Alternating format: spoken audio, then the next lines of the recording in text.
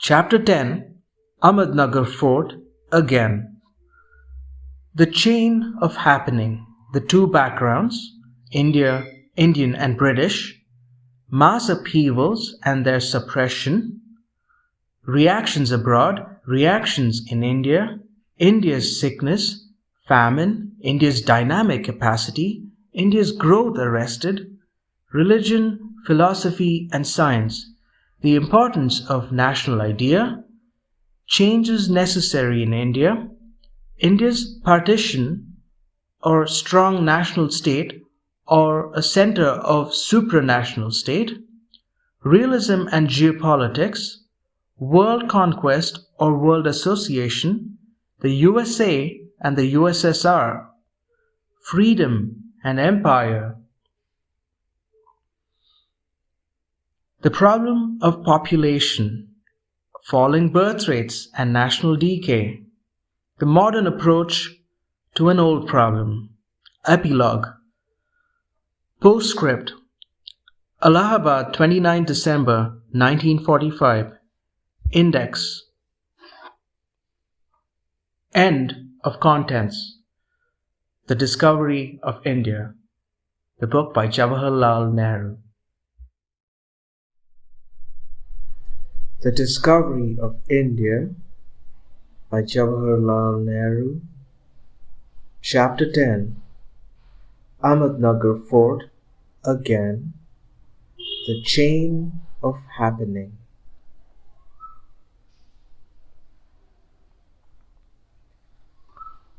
Ahmednagar Fort, August 13th, 1944.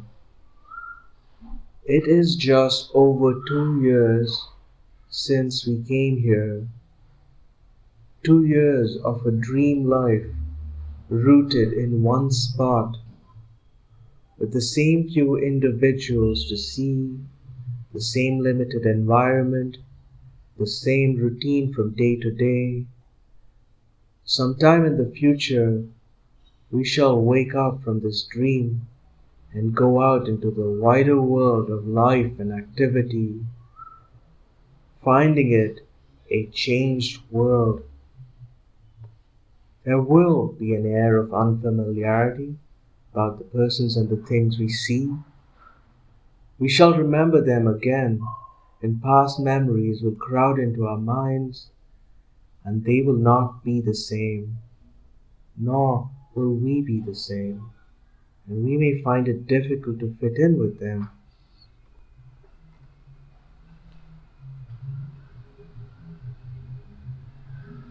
Sometimes we may wonder whether this renewed experience of everyday living is not itself a sleep and a dream from which we may suddenly wake up.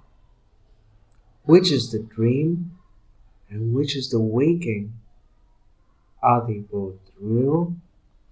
We experience and feel them in all their intensity. Or are they both unsubstantial and of the nature of fleeting dreams which pass, leaving vague memories behind? Prison and its attendant solitude and passivity lead to thought and an attempt to fill the vacuum of life, the memories of past living, of one's own life, and of the long chain of history of human activity. So, during the past 4 months, in the course of this writing, I have occupied my mind with India's past records and experiences, and out of the multitude of ideas that came to me, I have selected some and made a book out of them. Looking back at what I've written, it seems inadequate, disjointed, and lacking in unity, a mixture of many things, with the personal element dominant and giving its color even to what was intended to be an objective record and analysis. That personal element has pushed itself forward almost against my will, and often I checked it and held it back, but sometimes I loosened the reins and allowed it to flow on my pen and mirror, to some extent, my mind.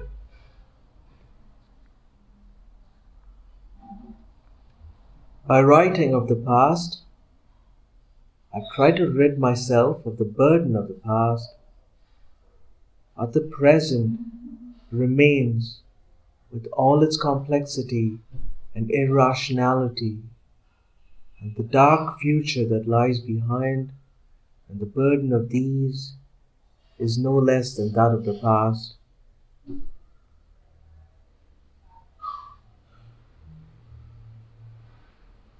The vagrant mind, finding no haven, still wanders about restlessly, bringing discomfort to its possessor as well as to others.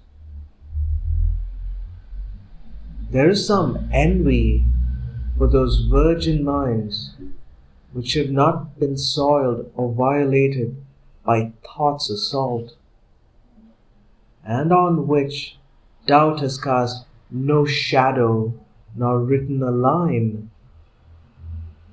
How easy a life for them, in spite of its occasional shock and pain. Events take place one after the other, and the uninterrupted and the unending stream of happenings goes on. We seek to understand a particular event by isolating it and looking at it by itself, as if it were the beginning and the end, the resultant of some cause immediately preceding it. Yet it has no beginning and is but a link in an unending chain, caused by all that has preceded it and resulting from the wills, urges, and desires of innumerable human beings coalescing and conflicting with each other and producing something different from that which any single individual intended to happen.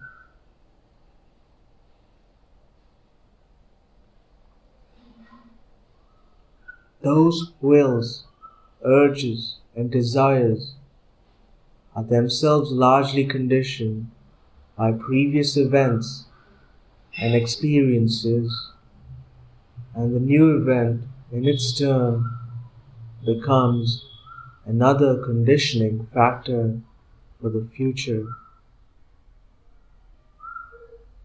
The man of destiny, the leader who influences the multitude, undoubtedly plays an important part in this process, and yet he himself is the product of past events and forces, and his influence is conditioned by them.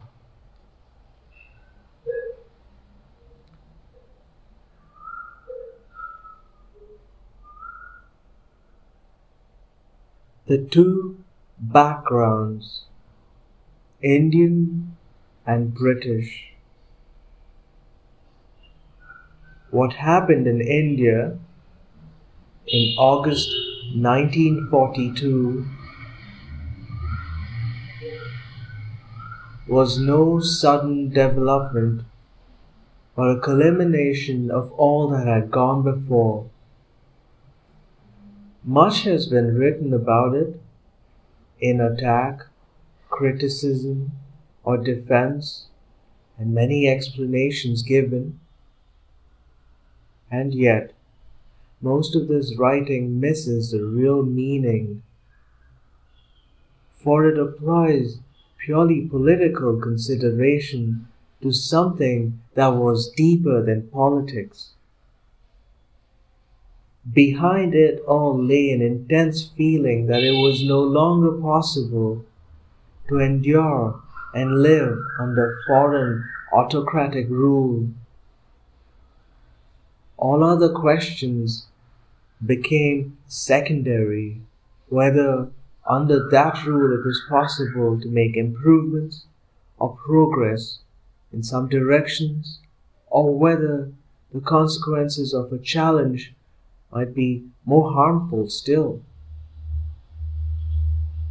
Only the overwhelming desire to be rid of it, to pay any price for the riddance remained. Only the feeling that whatever happened, this could not be endured. That feeling was no new sensation.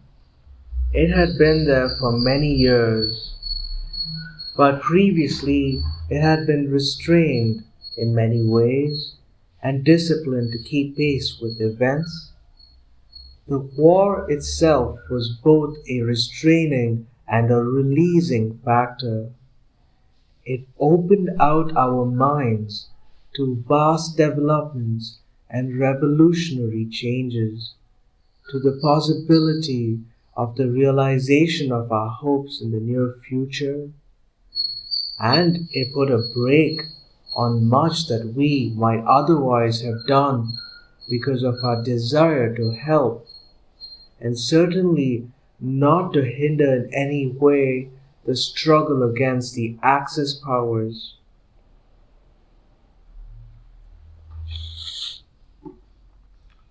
But as the war developed, it became even clearer that Western democracies were fighting not for a change, but for a perpetuation of the old order. Before the war, they had appeased fascism, not only because of the fear of its consequences, but also because of a certain ideological sympathy with it and an extreme dislike of some of the alternatives to it.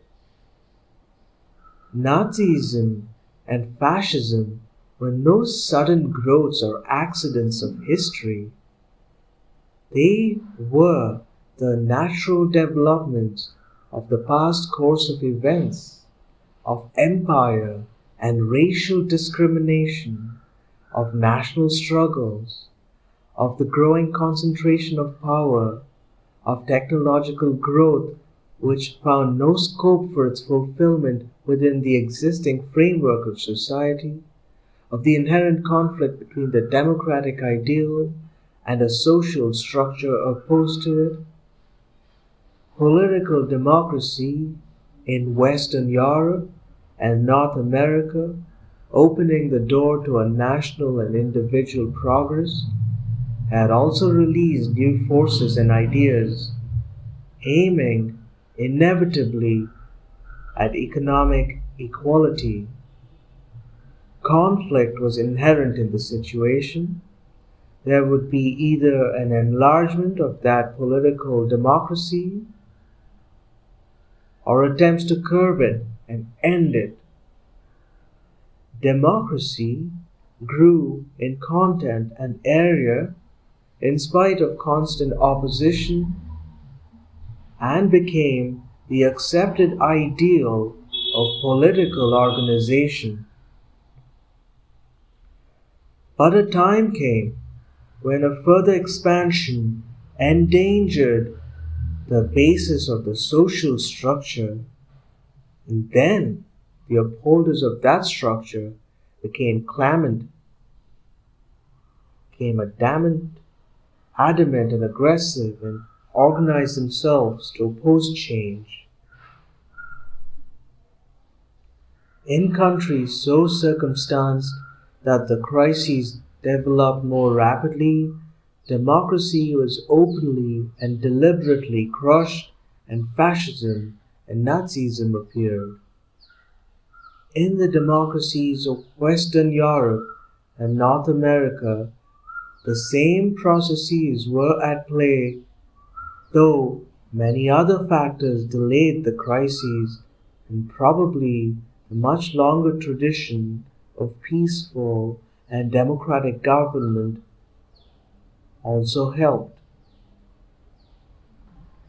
Behind some of these democracies lay empires where there was no democracy at all, and where the same kind of authoritarianism which is associated with fascism prevailed.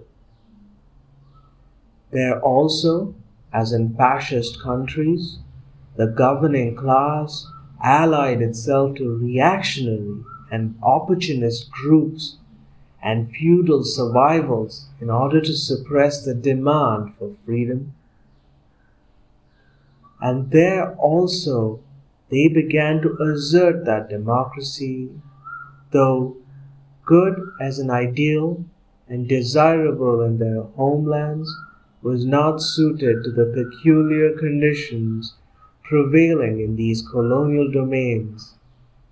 So it was a natural consequence for these Western democracies to feel some kind of ideological bond with fascism, and even when they disliked many of its more brutal and vulgar manifestations.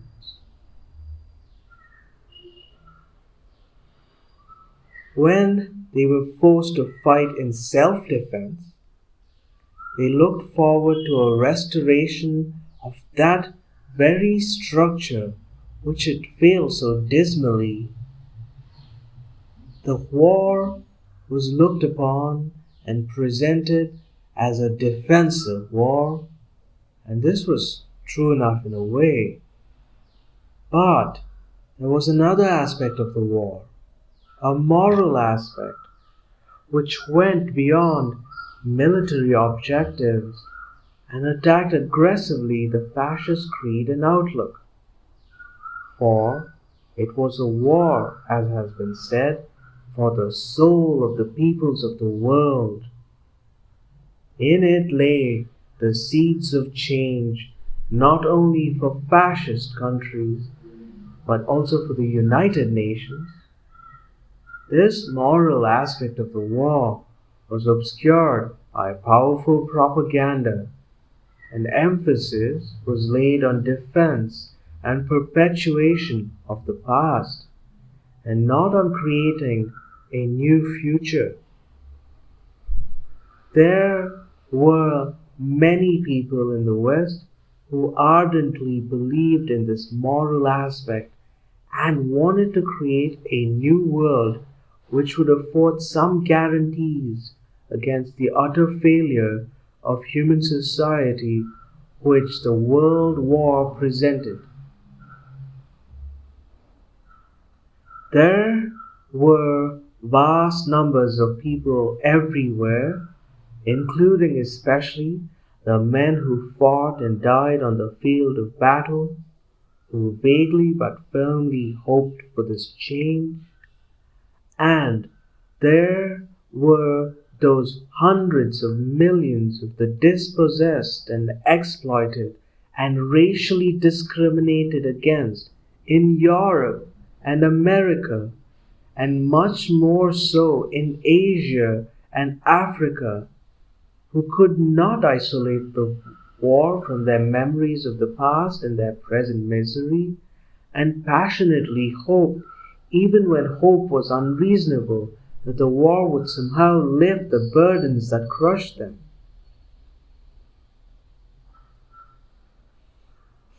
But the eyes of the leaders of the United Nations were turned elsewhere. They looked back to the past and not forward to the future. Sometimes they spoke eloquently of the future to appease the hunger of their people, but their policy had little to do with fine phrases. For Mr. Winston Churchill, It was a war of restoration and nothing more, a continuation with minor changes of both the social structure of England and the imperial structure of her empire. President Roosevelt spoke in terms of greater promise, but his policy had not been radically different. Still, many people all over the world looked to him with hope as a man of vision and high statesmanship. So, the future for India and the rest of the world, insofar as the British ruling class could help it, would be in line with the past, and the present had necessarily to conform to it. In the very present, the seeds of this future were being sown, and the Cripp's proposals, for all their seeming advance, created new and dangerous problems for us, which threatened to become insuperable barriers to freedom. To some extent, they have already had this result, the all-pervading autocracy and authoritarianism of the British government in India, and the widespread suppression of the most ordinary civil rights and liberties had reached their further limits during and under cover of the war. No one in the present generation had experienced the like of these. They were constant reminders of our enslaved condition and continuing humiliation. They were also a presage of the future, of the shape of things to come, for out of this present the future would grow. Anything seemed to be better than to submit to this degradation. How many people out of India's millions felt this way is impossible to say, but for most of the millions, all conscious feeling has been deadened by poverty and misery. Among the others were those who had been corrupted by office or privilege or vested interest, or whose minds had been diverted by special claims. Yet, the feeling was very widespread, varying in intensity and sometimes overlaid by other feelings. There were many gradations in it, from an intensity of belief and a desire to brave all hazards, which led inevitably to action, to a vague sympathy from a safe distance. Some, tragically inclined, felt suffocated and strangled at the lack of air to breathe in the oppressive atmosphere that surrounded them. Others, living on the ordinary trivial plane, had more capacity to adapt themselves to the conditions they disliked. The background of the British governing personnel in India was entirely different. Indeed, nothing is more striking than the vast gulf that separates the mind of the British and the Indians. And whoever might be right or wrong, this very fact demonstrates the utter incapacity of the British to function as a ruling class in India. For there must be some harmony, some common outlook between the rulers and the ruled, if there is to be any advance. Otherwise, there can only be conflict, actual or potential. The British in India have always represented the more conservative elements of Britain. Between them and the liberal tradition in England, there is little in common. The more years they spend in India, the more rigid they grow in outlook. And when they retire and go back to England, they become the experts who advise on Indian problems.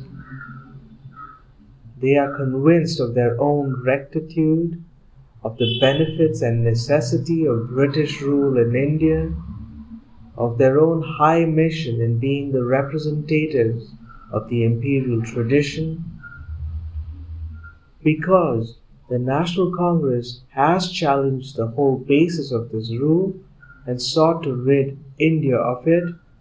It has become in their eyes public enemy number one. Sir Reginald Maxwell, the then Home Member of the Government of India, speaking in the Central Assembly in 1941, gave a revealing glimpse of his mind. He was defending himself against the charge that congressmen and socialists and communists detained without trial in prison were subjected to inhuman treatment,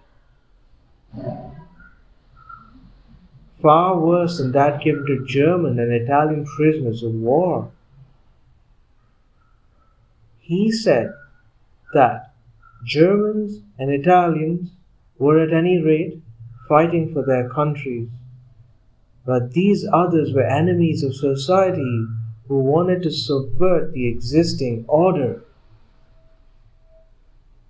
Evidently, it seemed to him preposterous that an Indian should want freedom for his country, or should want to change the economic structure of India. As between the two, his sympathies were obviously for the Germans and Italians. Though his own country was engaged in a bitter war against them. This was before Russia entered the war, and it was safe then to condemn every attempt to change the social order. Before World War II began, admiration for fascist regimes were frequently expressed. Had not Hitler himself said in Mein Kampf and subsequently that he wanted the British Empire to continue? The government of India was anxious to help in every way against the war with the Axis powers, but in his mind, that victory would be incomplete if it was not accompanied by another victory, the crushing of the nationalist movements in India as represented mainly by the Congress. The Cripps negotiations had perturbed it, and it rejoiced at their failure. The way was now open to deal the final blow at the Congress and all those who sided with it. The moment was favorable, for at no previous time there had been such concentration of unlimited power, both at the center and in the provinces, in the hands of the Viceroy and his principal subordinates. The war situation was a difficult one, and it was a feasible argument that no opposition or trouble could be tolerated. Liberal elements in England and America interested in India had been quietened by the Cripps affair and the propaganda that followed. In England, the ever-present feeling of self-righteousness in relation to India had grown. Indians, or many of them, it was felt there, were intransigent, troublesome persons, narrow in outlook, unable to appreciate dangers of the situation, and probably in sympathy with the Japanese. Mr. Gandhi's articles and statements, it was said, had proved how impossible he was, and the only way left open was to put an end to all this by crushing Gandhi and the Congress once for all.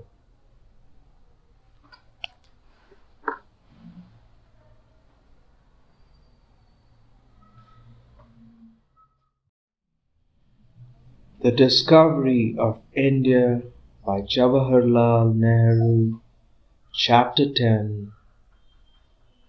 Mass Upheavals and Their Suppression.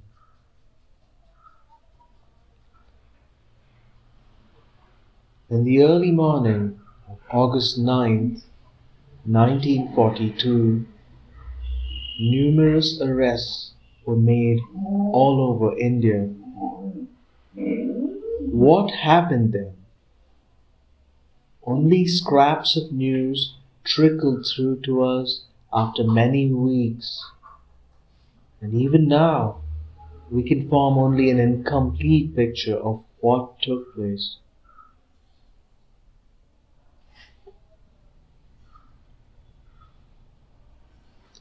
All the prominent leaders had been suddenly removed, and no one seemed to know what should be done. Protests, of course, there had to be, and there were spontaneous demonstrations.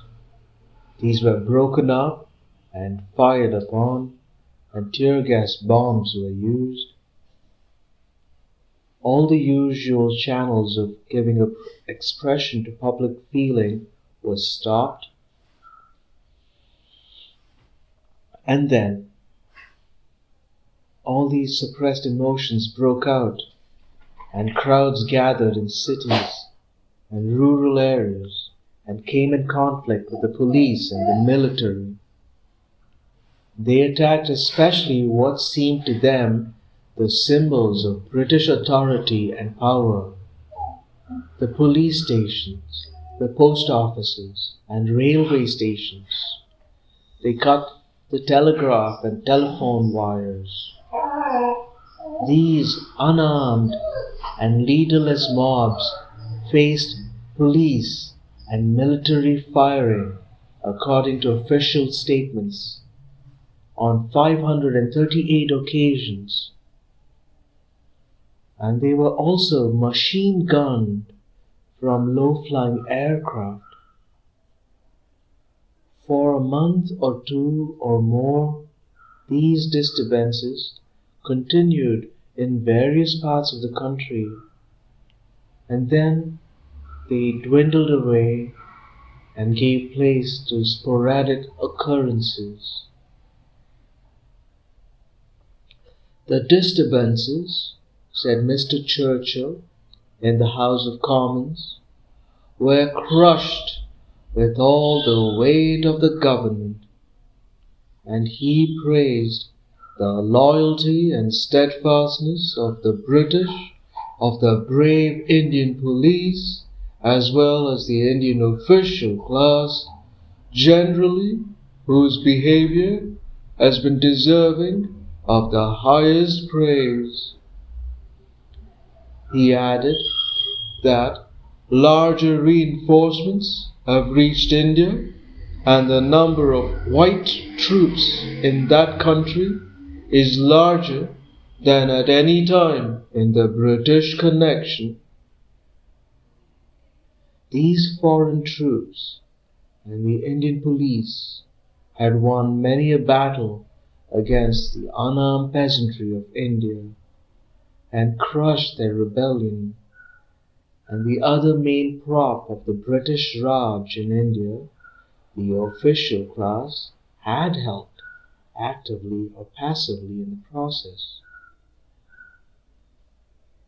The reaction in the country was extraordinarily widespread, both in towns and villages, in almost all the provinces, and in a large number of the Indian states. There were innumerable demonstrations in spite of official prohibition. There were hartals, closure of shops and markets, and a stoppage of business everywhere, varying in duration from a number of days to some weeks, and in a few cases to over a month. So also labor strikes, more organized and used to discipline group action. Industrial workers in many important centers spontaneously declared strikes and protest against government action in arresting national leaders.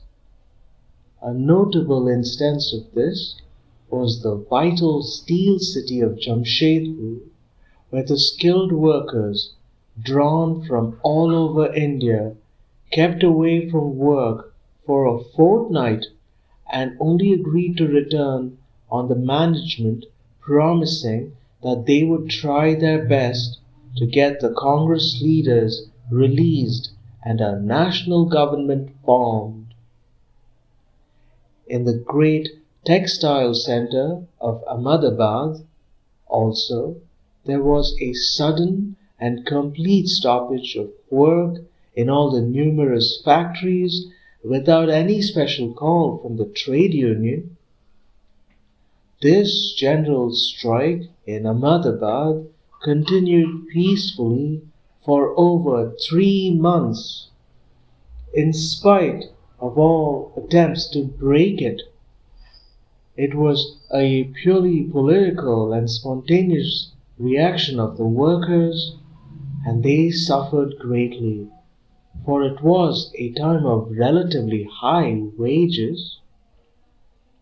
They received no financial help whatever from outside during this long period. At other centers, the strikes were of briefer duration, lasting sometimes only for a few days. Kanpur, another big textile center, had, so far as I know, no major strike, chiefly because the communist leadership there succeeded in averting it. In the railways also, which our government owned, there was no marked or general stoppage of work, except such as caused by the disturbances, and this latter was considerable. Among the provinces, the Punjab was probably the least affected, but there were many hartals, strikes even there. The northwest frontier province, almost exclusively Muslim in population, occupied a peculiar position. To begin with, there were no mass arrests or other provocative action there on part of the government, as in the other provinces. This may have been partly due to the fact that the frontier people were considered inflammable material, but also partly to the policy of government to show Muslims were keeping apart from the nationalist upheaval. But when the news of happenings in the rest of India reached the frontier province, there were numerous demonstrations and even aggressive challenges to British authority. There was firing on the demonstrators, and the usual methods of suppressing popular activities were adopted. Several thousands of people were arrested. Even the great Pathan leader, Badshah Khan, as Abdul Ghaffar Khan is popularly known, was seriously injured by police blows. This was extreme provocation, and yet, surprisingly enough, the excellent discipline which Abdul Ghaffar Khan had established among his people held, and there were no violent disturbances there of the kind that occurred in many parts of the country. The sudden, unorganized demonstrations and outbreaks on the part of the people, culminating in violent conflicts and destruction, and continued against overwhelming and powerfully armed forces, were a measure of the intensity of their feelings. Those feelings had been there even before the arrest of their leaders, but the arrest and the frequent firings that followed them roused the people to anger and to the only course that an enraged mob could follow. For a time, there seems to have been a sense of uncertainty as to what should be done. There was no direction, no program. There was no well-known person to lead them or tell them what to do, and yet they were too excited and angry to remain quiescent. As often happens in these circumstances, local leaders sprang up and were followed for the moment, but even the guidance they gave was little. It was essentially a spontaneous mass upheaval all over India. The younger generations, especially university students, played an important part in both the violent and peaceful activities of 1942. Many universities were closed. Some of the local leaders attempted even then to pursue peaceful methods of action and civil disobedience, but this was difficult in the prevailing atmosphere. The people forgot the lesson of non-violence which had been dinned into their ears for more than 20 years, and yet they were wholly unprepared mentally or otherwise for any effective violence. That very teaching of non-violent methods produced doubt and hesitation and came in the way of violent action. If the Congress, forgetful of its creed, had previously given even a hint of violent action, there is no doubt that the violence that actually took place would have increased 100-fold. But no such hint had been given, and indeed the last message of the Congress had again emphasized the importance of non-violence in action. Yet, perhaps, one fact had some effect on the public mind. If, as we had said, armed defense was legitimate and desirable against an enemy aggressor, why should that not apply to other forms of existing aggression? The prohibition of violent methods of attack and defense, once removed, had unintended results, and it was not easy for most people to draw fine distinctions. All over the world, extreme forms of violence were prevailing, and incessant propaganda encouraged them. It became then a question of expediency and of intensity of feeling. Then there were also people outside or in the Congress who never had any belief in non-violence and who were troubled and no scruples in regard to violent action.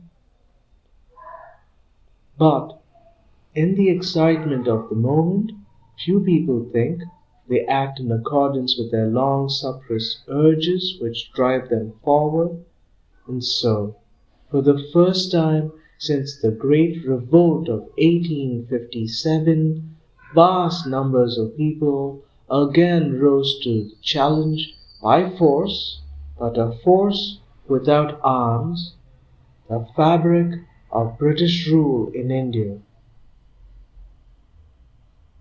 It was a foolish and inopportune challenge, for all the organized and armed force was on the other side, and in greater measure indeed than at any previous time in history. However great the numbers of the crowd, it cannot prevail in a contest of force against armed forces. It had to fail, unless those armed forces themselves changed their allegiance. But those crowds had not prepared for the contest or chosen the time for it. It came upon them unawares, and in their immediate reaction to it, however unthinking and misdirected it was, they showed their love of India's freedom and their hatred of foreign domination. Though the policy of non-violence went under, for the time being at least, the long training that the people had received under it had one important and desirable result. In spite of the passions aroused there, was very little, if any, racial feeling, and on the whole there was a deliberate attempt on the part of the people to avoid causing bodily injury to their opponents. There was a great deal of destruction of communications and governmental property, but even in the midst of this destruction, care was taken to avoid loss of life. This was not always possible or always attempted, especially in actual conflicts with the police or other armed forces. According to official reports, so far as I've been able to find them, about 100 persons were killed by the mobs in the course of disturbances all over India. This figure is very small, considering the extent and area of the disturbances and the conflicts with the police. One particular brutal and distressing case was the murder of 2 Canadian airmen by a mob somewhere in Bihar. But generally speaking, the absence of racial feeling was remarkable. Official estimates of the number of people killed and wounded by the police or military firing in the 1942 disturbances are 1,028 killed and 3,200 wounded. These figures are certainly gross underestimates, for it has been officially stated that such firing took place on at least 538 occasions, and besides this, people were frequently shot at by the police or the military from moving lorries. It is very difficult to arrive at even an approximately correct figure. Popular estimates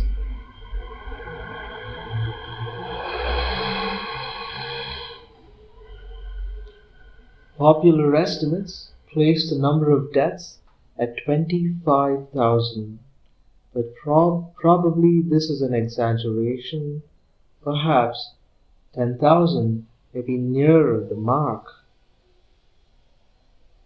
It was extraordinary how the British authority ceased to function over many areas, both rural and urban, and it took many days and sometimes weeks for a reconquest, as it was often termed. This happened particularly in Bihar, in the Midnapur district of Bengal, and in the southeastern districts of the United Provinces. It is noteworthy that in the district of Balia, in the United Provinces, which had to be reconquered, there have been no serious allegations of physical violence and injury to human beings caused by the crowds, so far as one can judge from the numerous subsequent trials by special tribunals. The ordinary police proved incapable of meeting the situation. Early in 1942, however, a new force called the Special Armed Constabulary (SAC) had been created, and this had been especially trained to deal with popular demonstrations and disturbances. This played an important part in curbing and suppressing the people, and often functioned after the manner of the Black and Tarts in Ireland. The Indian Army was not often used in this connection, except for certain groups and classes in it. The British soldiers were more often employed, and also the Gurkhas. Sometimes Indian soldiers as well as the special police were sent to distant parts of the country, where they functioned more or less as strangers, being unacquainted with the language. If the reaction of the crowd was natural, so also, in circumstances, was the reaction of the government. It had to crush both the impromptu frenzy of the mob and peaceful demonstrations of other people, and in the interest of its own self-preservation, attempt to destroy those whom it considered enemies. If it had had the capacity or desire to understand and appreciate what moved the people so powerfully, the crisis would not have arisen at all, and India's problem would have been nearer solution. The government had prepared carefully to crush once for all, as it thought, any challenge to its authority.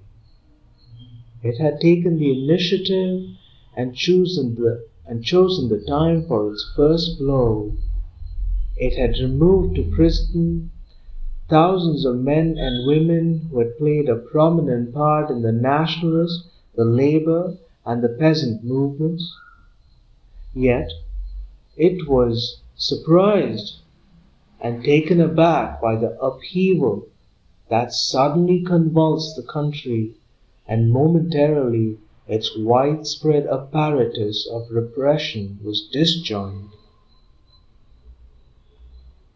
But it had enormous resources at its command, and it utilized them to crush both the violent and non-violent manifestations of the rebellion.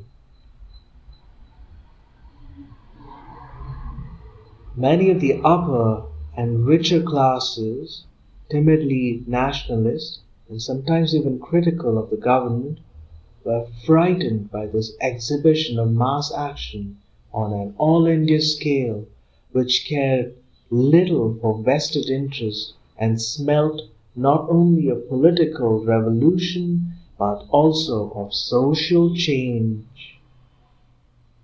As the success of the government in crushing the rebellion became apparent, the waverers and the opportunists lined up with it and began to curse all those who had dared to challenge authority. The external evidence of rebellion having been crushed, its very root had to be pulled out, and so the whole apparatus of the government was turned in this direction in order to enforce complete submission to British domination. Laws could be produced overnight by the Viceroy's decree or ordinance, but even formalities of these laws were reduced to a minimum.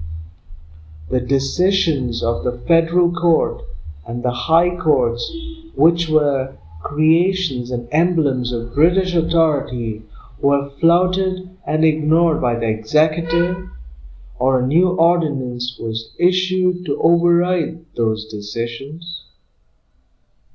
Special tribunals, which were subsequently held by the courts to be illegal were established, functioning without the trammels of the ordinary rules of procedure and evidence, and they sentenced thousands to long terms of imprisonment and maybe even to death, and many even to death.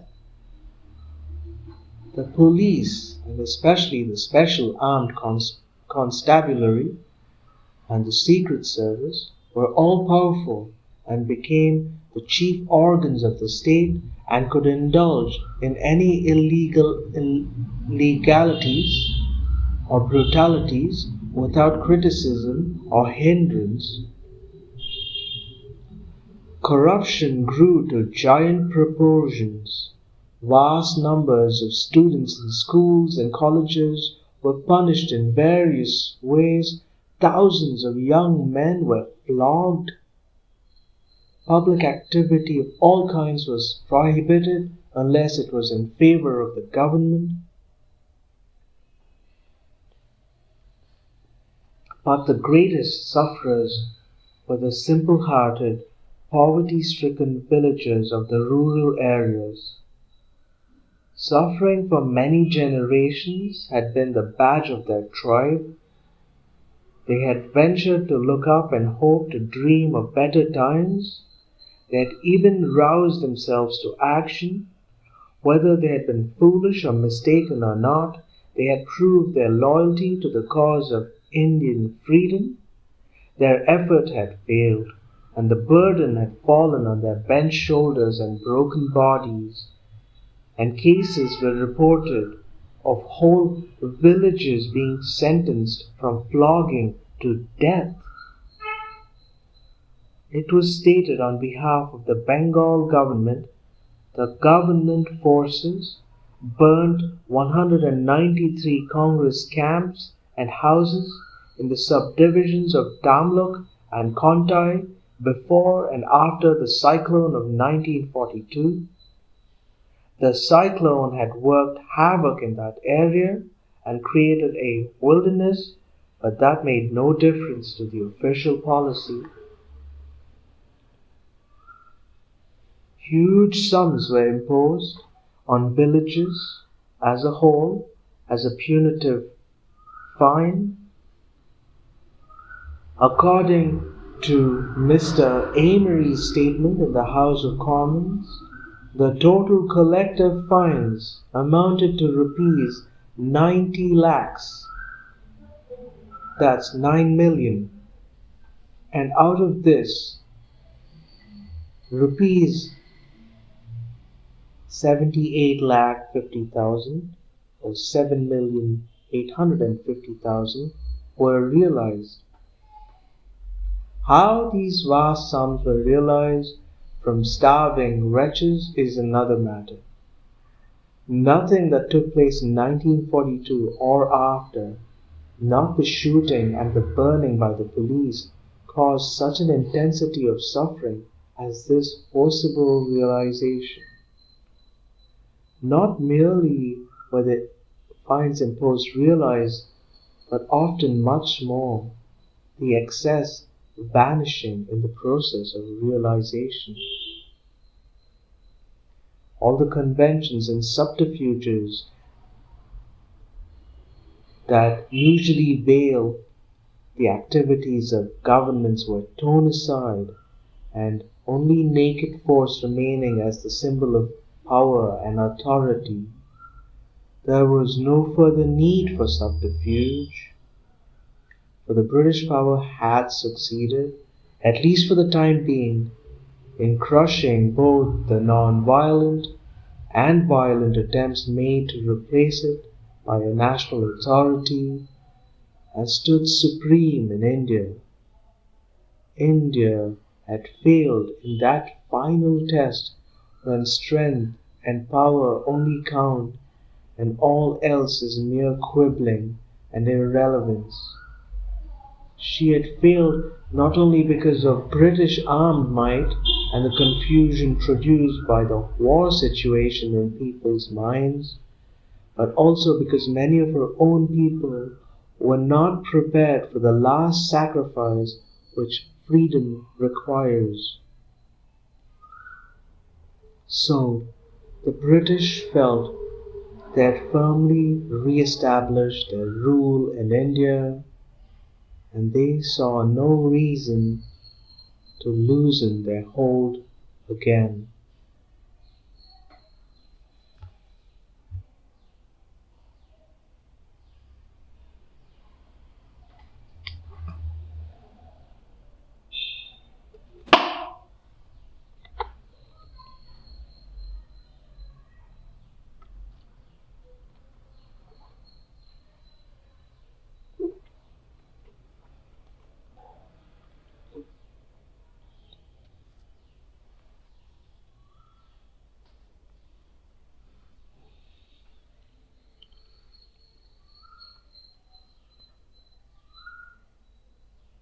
Reactions abroad.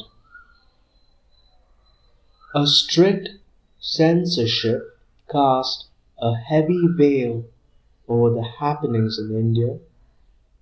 Even newspapers in India were not permitted to give publicity to much that was daily taking place, and messages to foreign countries were subject to an even stricter surveillance.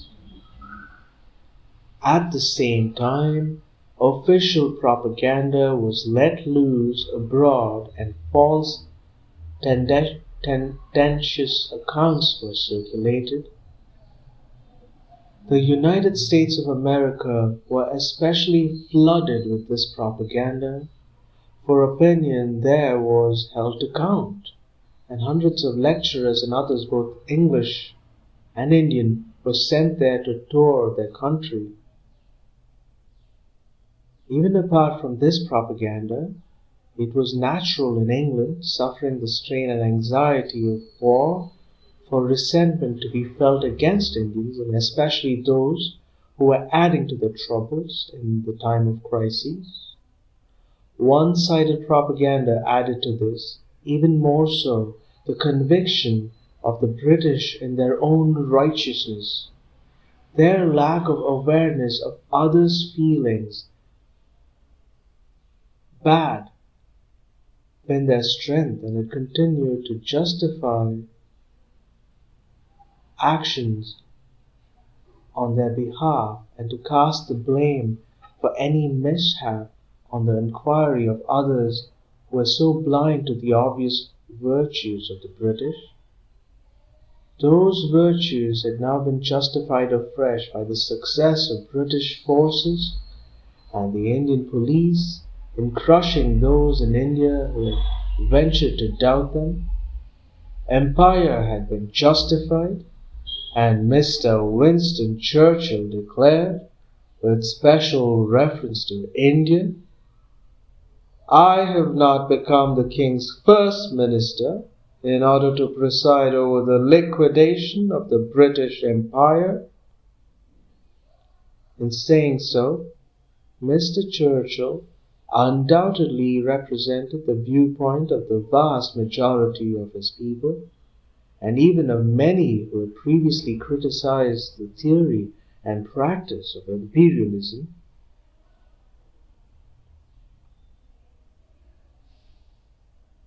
The leaders of the British Labour Party, anxious to demonstrate that they were behind no other group in their attachment to the imperial traditions, supported Mr. Churchill's statement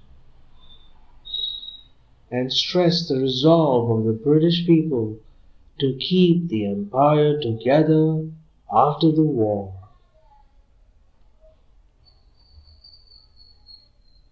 In America, opinion insofar as it was interested in the faraway problem of India was divided, for people there were not equally convinced of the virtues of the British ruling class, and they looked with some disapproval on other people's empires.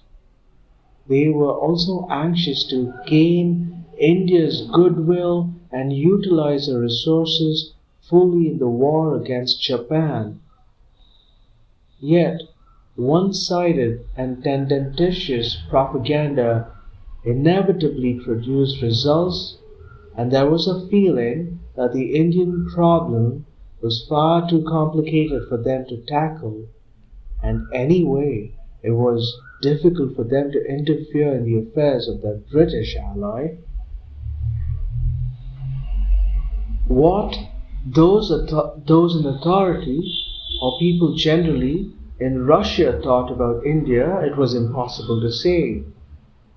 They were far too busy with their stupendous war effort and with driving the invader from their country to think of matters of no immediate concern to them. Yet, they were used to thinking far ahead, and they were not likely to ignore India, which touched their frontiers in Asia. What their future policy would be, no one could say, except that it would be realistic and principally concerned with adding to the political and economic strength of the USSR. They had carefully avoided all reference to India, but Stalin had declared in November 1942, on occasion of the 25th anniversary of the Soviet Revolution, that their general policy was abolition of racial exclusiveness, equality of nations, and integrity over their territories, liberation of the enslaved nations, and restoration of their sovereign rights, the right of every nation to arrange its affairs as it wishes, economic aid to nations that have suffered, and assistance to them in attaining their material welfare, restoration of democratic liberties, and the destruction of the Hitlerite regime.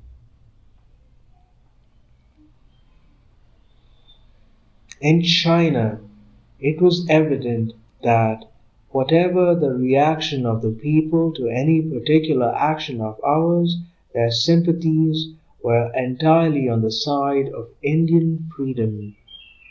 That sympathy had historical roots, but even more so, it was based on the realization that unless India was free, China's freedom might be endangered.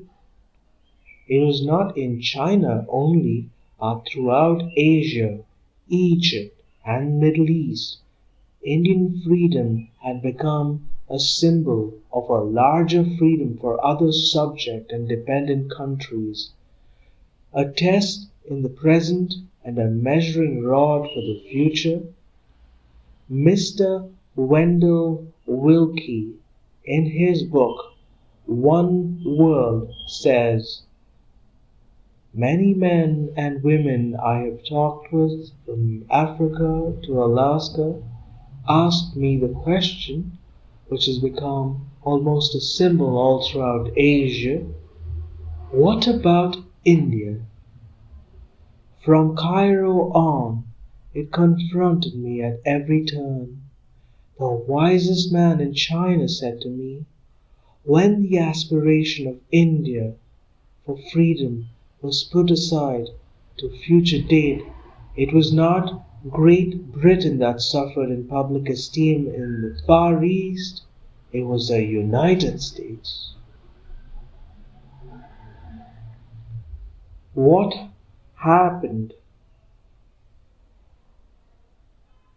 The wisest man in China said to me, when the aspiration of India for freedom was put aside to some future date, it was not Great Britain that suffered in public esteem in the Far East, it was the United States. What had happened in India had compelled the world to look at India for a while, even in the midst of war crises, and to think of the basic problems of the East, and that stirred the mind and heart of every country of Asia.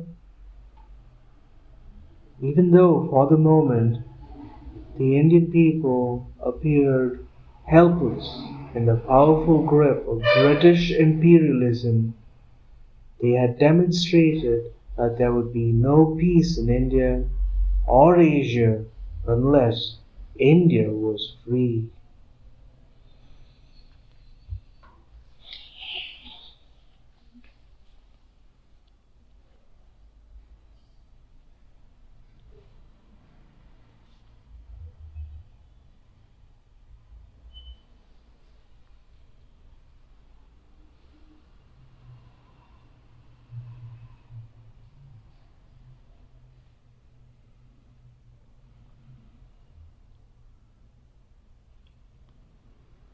Reactions in India. Foreign rule over a civilized community suffers from many disadvantages, and many ills follow in its train.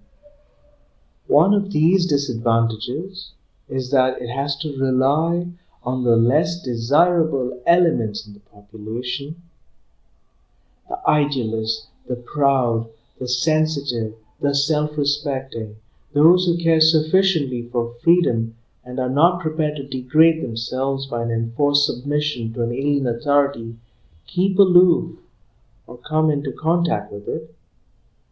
The proportion of careerists and opportunists in its ranks is much higher than it would normally be in a free country. Even in an independent country with an autocratic form of government, many sensitive people are unable to cooperate in governmental activities. There are few opportunities for the release of new talent. An alien government, which must necessarily be authoritarian, suffers from all these disadvantages and adds to them, for it has always to function in an atmosphere of hostility and suppression. Fear becomes the dominant motive of both the government and the people, and the most important services are the police and the secret service. When there is actual conflict between the government and the people, this tendency to rely on and encourage the undesirable elements in the population becomes even more strongly marked. Many conscientious people, of course, through the force of circumstances, have to continue functioning in the governmental structure, whether they like it or not. But those who come to the top and play the most important roles are chosen for their anti-nationalism, their subservience, their capacity to crush and humiliate their own countrymen. The highest merit is opposition, often the result of personal rivalries and disappointments to the sentiments and feelings of the great majority of the people. In this turgid and unwholesome atmosphere, no idealism or noble sentiment has any place, and the prizes held out are high positions and big salaries. The incompetence of or worse failings of the supporters of government have to be tolerated, for the measure of everything is the active support given to that government in crushing its opponents. This leads to government cohabitating with strange groups and very odd persons. Corruption, cruelty, callousness, and a complete disregard for the public welfare flourish and poison the air. While much that government does is bitterly resented, far greater resentment is caused by those Indian supporters of it who became more royalist than the king. The average Indian has a feeling of disgust and nausea at this behavior, and to him such people are compared to the men of Vichy or the puppet regimes set up by the German and Japanese governments. This feeling is not confined to congressmen, but extends to members of the Muslim League and other organizations, and is expressed even by the most moderate of our politicians. The war afforded a sufficient excuse and was a cover for intense anti-national activities of the government and novel forms of propaganda. Mushroom labor groups were financed to build up labor morale, and newspapers containing scurrilous attacks on Gandhi and the Congress were started and subsidized, in spite of the paper shortage which came in the way of other newspapers functioning. Official advertisements, supposed to be connected with the war effort, were also utilized for this purpose. Information centers were opened in foreign courts to carry on continuous propaganda on behalf of the government of India. Crowds of undistinguished and often unknown individuals were sent on officially organized deputations, especially to the USA. Despite the protest of the Central Assembly to act as propaganda agents and the stools of British governments, persons holding independent views or critical of government policy had no chance of going abroad. They could neither get a passport nor transport facilities. All these and many other devices had been employed by the government during the last 2 years to create a semblance of what it considers public tranquility. Political and public life becomes dormant, as indeed it must in a country more or less under military occupation and rule, but this forcible suppression and symptoms can only cause an aggravation of the disease, and India is very sick. Prominent Indian conservatives, who have always tried to cooperate with the government, have been filled with anxiety at this volcano, which has been temporarily sealed at its mouth, and they have stated that they have never known such bitterness against the British government. I do not know and cannot tell, till I come into contact with many people, how they have changed during these 2 years, and what feelings stir in their hearts, but I have little doubt that their recent experiences have changed them in many ways. I have looked into my own mind from time to time and examined its almost involuntary reaction to events. I had always looked forward in the past to a visit to England because I have many friends there and old memories draw me. But now I found there was no such desire, and the idea was distasteful. I wanted to keep as far away from England as possible, and I had no wish even to discuss India's problems with Englishmen. And then I remembered some friends and softened a little, and I told myself how wrong it was to judge a whole people in this way. I thought also of the terrible experiences that the English people had gone through in this war, of the continuous strain in which they had lived, of the loss of so many of their loved ones. All this helped to tone down my feelings, but that basic reaction remained.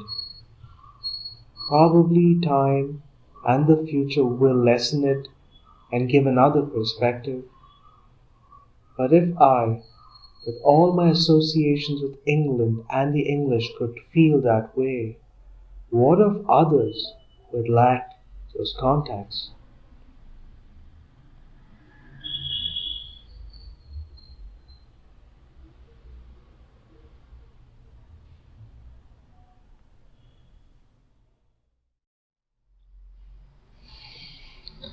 The Discovery of India by Jawaharlal Nehru. Chapter 10. India's Sickness. Famine.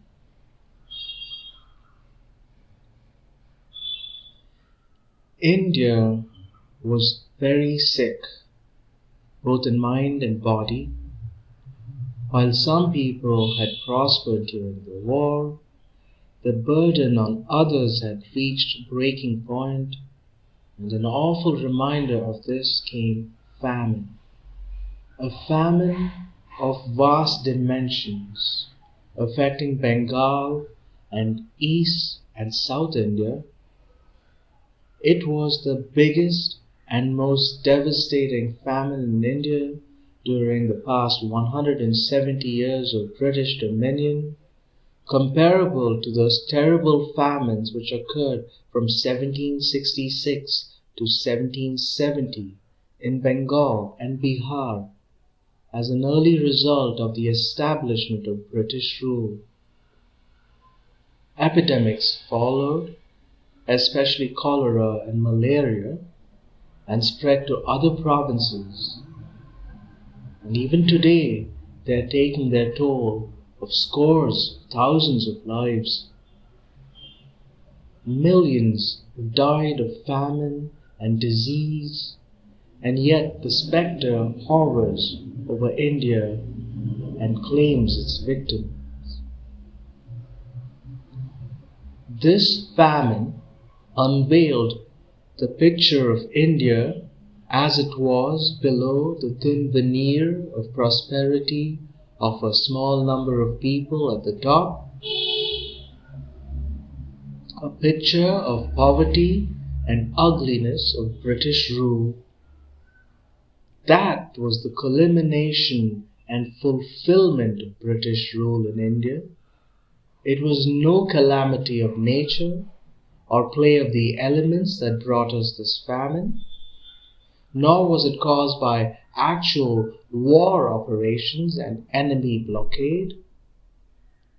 Every competent observer is agreed that it was a man-made famine which could have been foreseen and avoided. Everyone is agreed that there was amazing indifference, incompetence, and complacency shown by all the authorities concerned.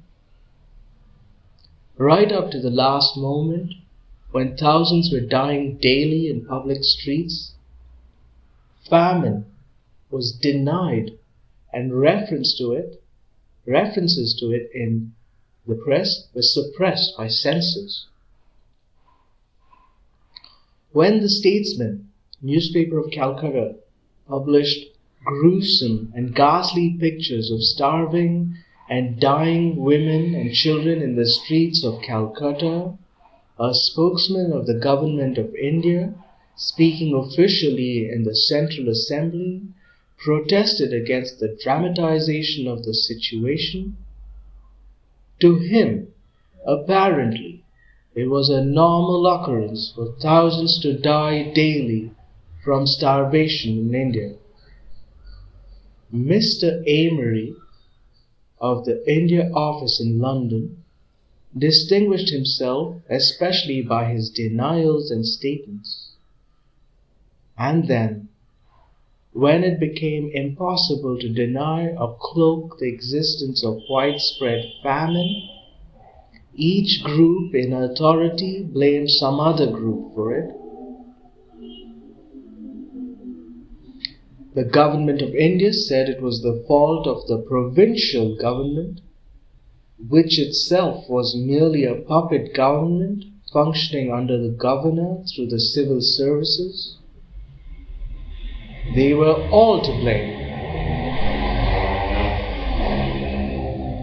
But most of all, inevitably, the authoritarian government which the Viceroy represented in his person, which could do what it chose anywhere in India, in any democratic or semi-democratic country, such a calamity would have swept away governments concerned with it. Not so in India, where everything continued as before.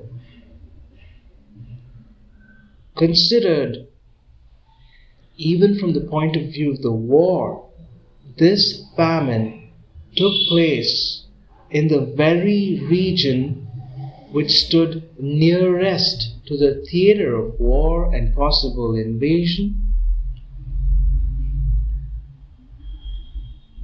a widespread famine and collapse of the economic structure would inevitably injure the capacity for defense and even more so for offense.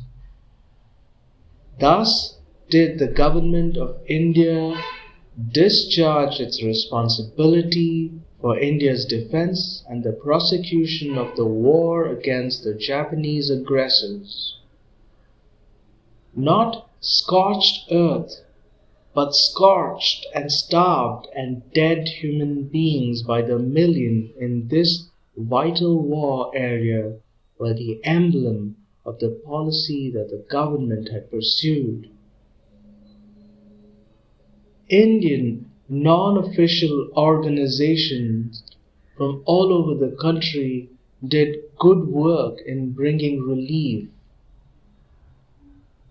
and so did efficient humanitarians, the Quakers of England.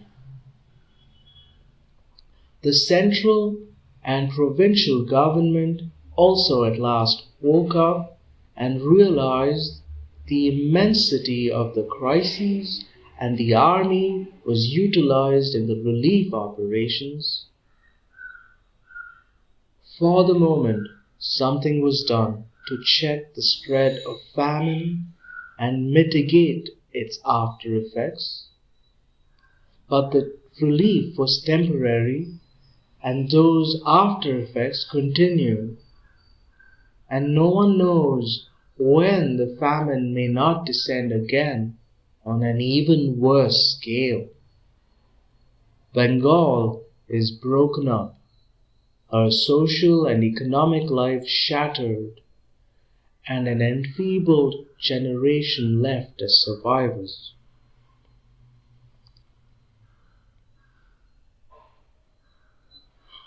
While all this was happening, and the streets of Calcutta were strewn with corpses, the social life of the upper 10,000 of Calcutta underwent no change.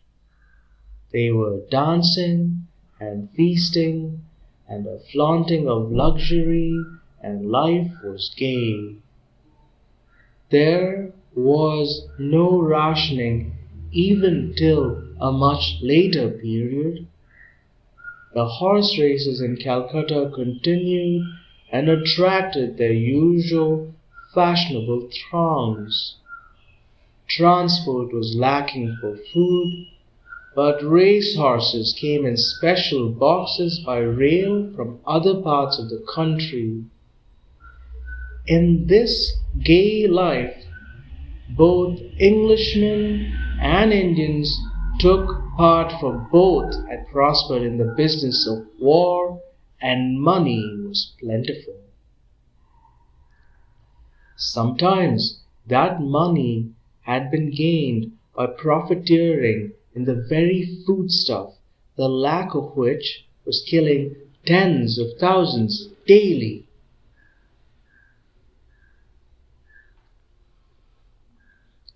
India, it is often said, is a land of contrasts, of some very rich and many very poor, of modernism and medievalism, of rulers and ruled, of the British and Indians.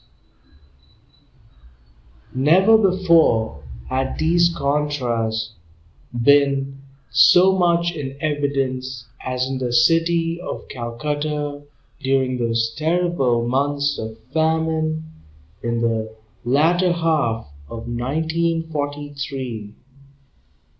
The two worlds, normally living apart, almost ignorant of each other, were suddenly brought physically together and existed side by side. The contrast was startling, and even more startling was the fact that many people did not realize the horror and the astonishing incongruity of it, and continued to function in their old grooves. What they felt, one cannot say. One can only judge them by their actions. For most Englishmen, this was perhaps easier, for they had to live their life apart, and caste-bound as they were, they could not vary their old routine, even if some individuals felt the urge to do so. But those Indians who functioned in this way showed the wide gulf that separated them from their own people, which no considerations, even of decency and humanity, could bridge. The famine, like very great crises, brought out both the good qualities and the failings of the Indian people. Large numbers of them, including the most vital elements, were in prison, unable to help in any way.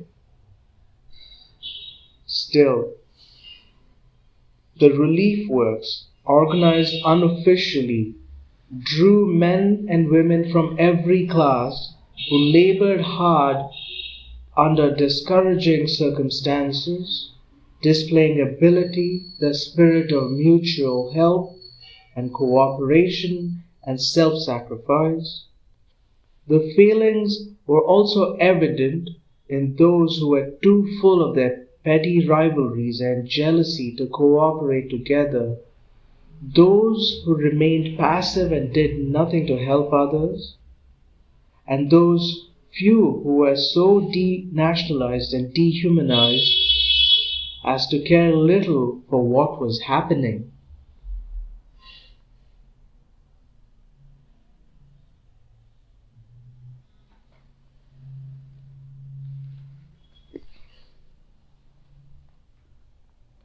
The famine was a direct result of war conditions and the carelessness and complete lack of foresight of those in authority. The indifference of the authorities to the problem of the country's food passes comprehension, and every intelligent man who gave thought to the matter knew that some such crisis was approaching. The famine could have been avoided given proper handling of the food situation in the early years of the war. In every other country affected by the war, full attention was paid to the vital aspect of war economy even before the war started. In India, the government of India started a food department 3¼ years after the war began in Europe, and over a year after the Japanese war started, and yet it was common knowledge that Japanese occupation of Burma vitally affected Bengal's food supply. The government of India had no policy at all in regard to food till the middle of 1943, when the famine was already beginning its disastrous career. It is most extraordinary how inefficient the government always is in every matter other than the suppression of those who challenge its administration. Or perhaps it is more correct to say that, constituted as it is, its mind is completely occupied in its primary task of ensuring its own continuance. Only an actual crisis forces it to think of other matters. That crisis again is accentuated by the ever-present crisis of want of confidence in the government's abilities and bona fides.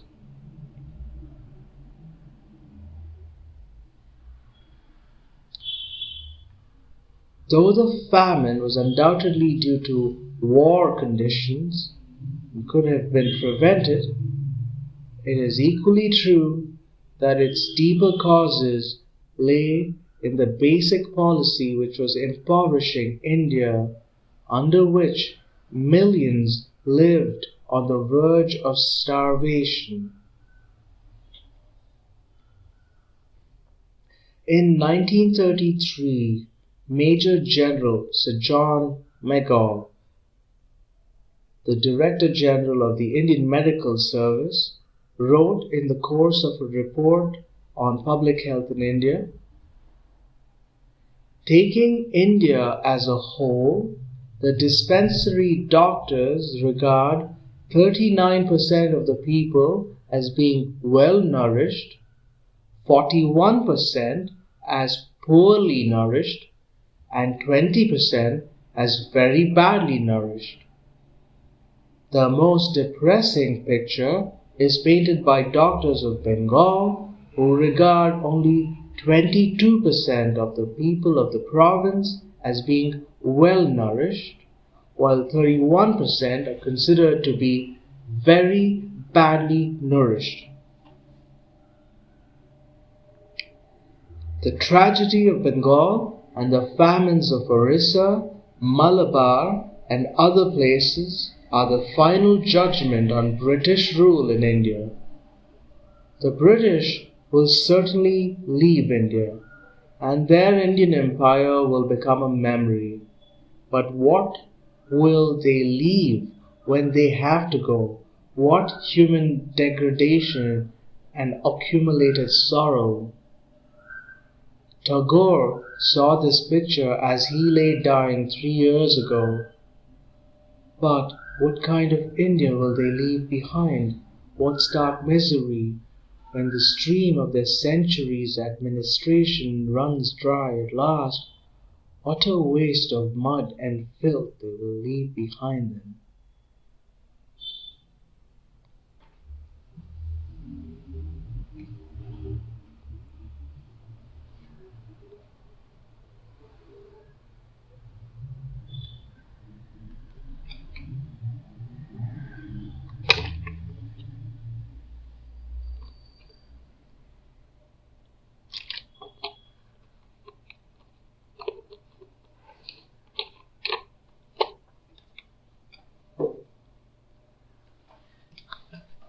India's dynamic capacity. The stream of life goes on in spite of famine and war, full of its inherent contradictions, and finding sustenance even in those contradictions and disasters that follow in their train. Nature renews itself and covers yesterday's battlefields with flowers and green grass, and the blood that was shed feeds the soil and gives strength and color to new life. Human beings, with their unique quality of possessing memory, live in their storied and remembered past and seldom catch up to the present in the world that knew it every day. And that present slips into the past before we're hardly aware of it. Today, child of yesterday, yields place to its own offsprings tomorrow.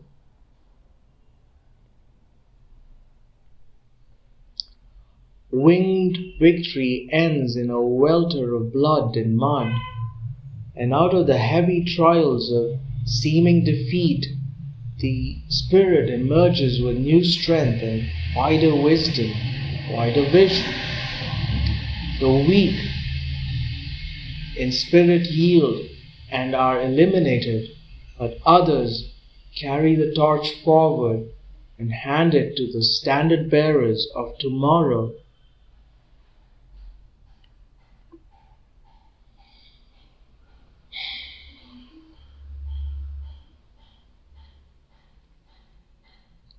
The famine in India brought some realization of the terrible urgency of India's problems, of the overwhelming disaster that hung over the country. What people in India felt about it, I do not know, but some of them, as it is their way, cast the blame on India and her people.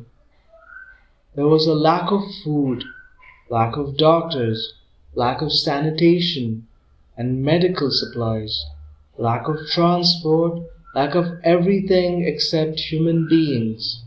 For the population had grown and seemed to be growing.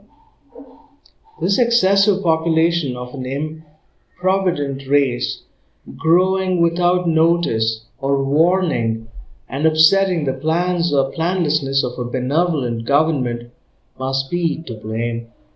And so, economic problems suddenly assumed a new importance, and we were told that the politics and political problems had to be put aside, is as if politics has any meaning at all unless it can solve the major problems of the day.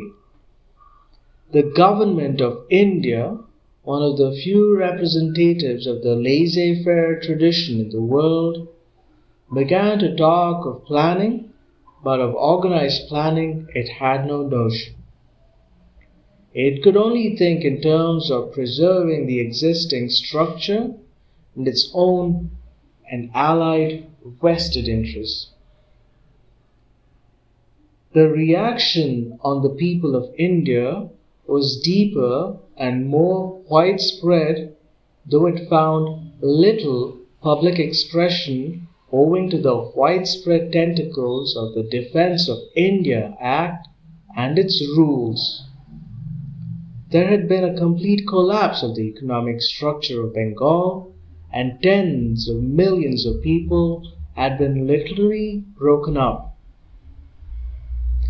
Bengal was an extreme example of what was happening in many parts of India, and it seemed that there could be no going back to the old economy. Even the industrialists who had prospered so much during the war were shaken up and compelled to look beyond their narrow sphere. They were realists in their own way, rather afraid of idealism of some of the politicians, but the realism itself led them to far-reaching conclusions.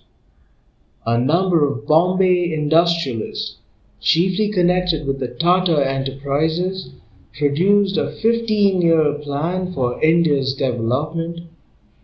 That plan is still not complete. There are many lacunae in it. Inevitably, it is conditioned by the ways of thinking of big industry and tries to avoid revolutionary changes as far as possible. Yet, the very pressure of events in India has forced them to think in a big way and to go out of the many of their accustomed grooves of thought. Revolutionary changes are inherent in the plan, and though the authors may themselves not like some of them, some of these authors of the plans were members of the National Planning Committee, and they have taken advantage of a part of its work. This plan will undoubtedly have to be varied, added to, and worked out in many ways, but coming from conservative quarters, it is a welcome and encouraging sign of the way India must go. It is based on a free India, on the political and economic unity of India. The conservative banker's view of money is not allowed to dominate the scene, and it is emphasized that the real capital of the country consists of its resources in material and manpower.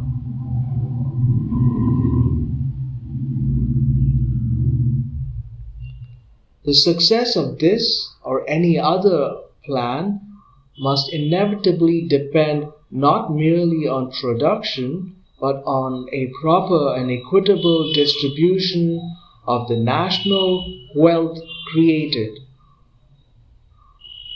Also, agrarian reform is a fundamental prerequisite.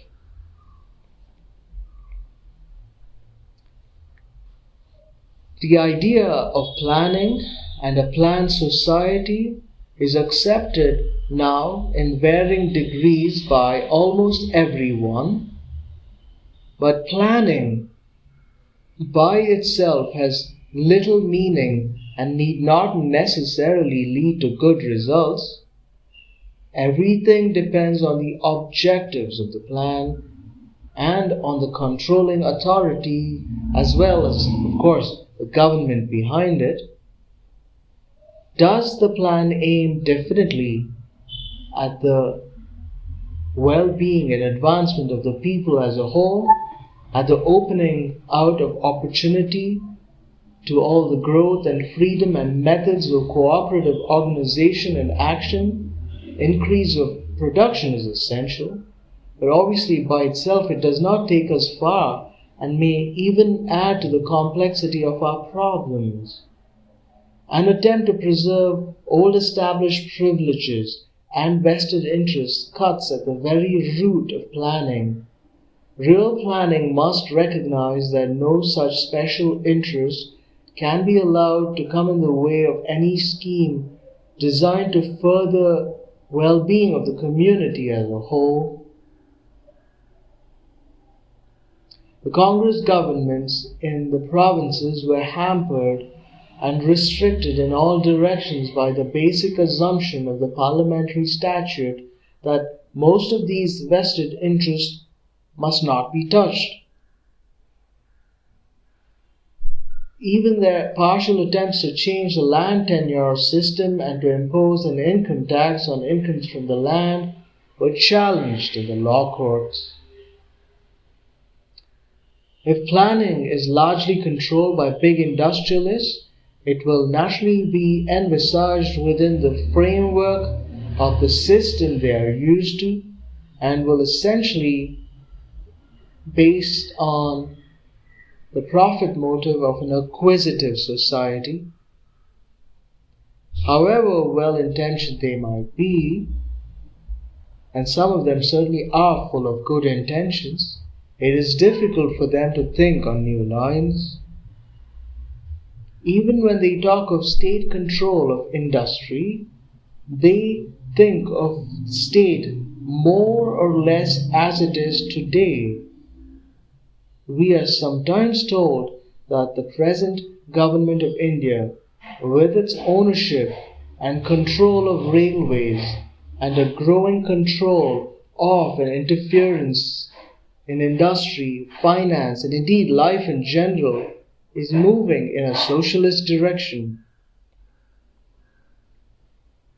But this is something utterly different from the democratic state control, apart from being essentially foreign control, though there is a limitation of certain capitalist function.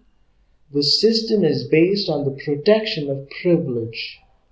The old authoritarian colonial system ignored economic problems except insofar as certain special interests were concerned. Finding itself unable to meet the necessities of the new situation by its old laissez-faire methods, and yet bent on preserving its authoritarian character, it goes inevitably in a fascist direction.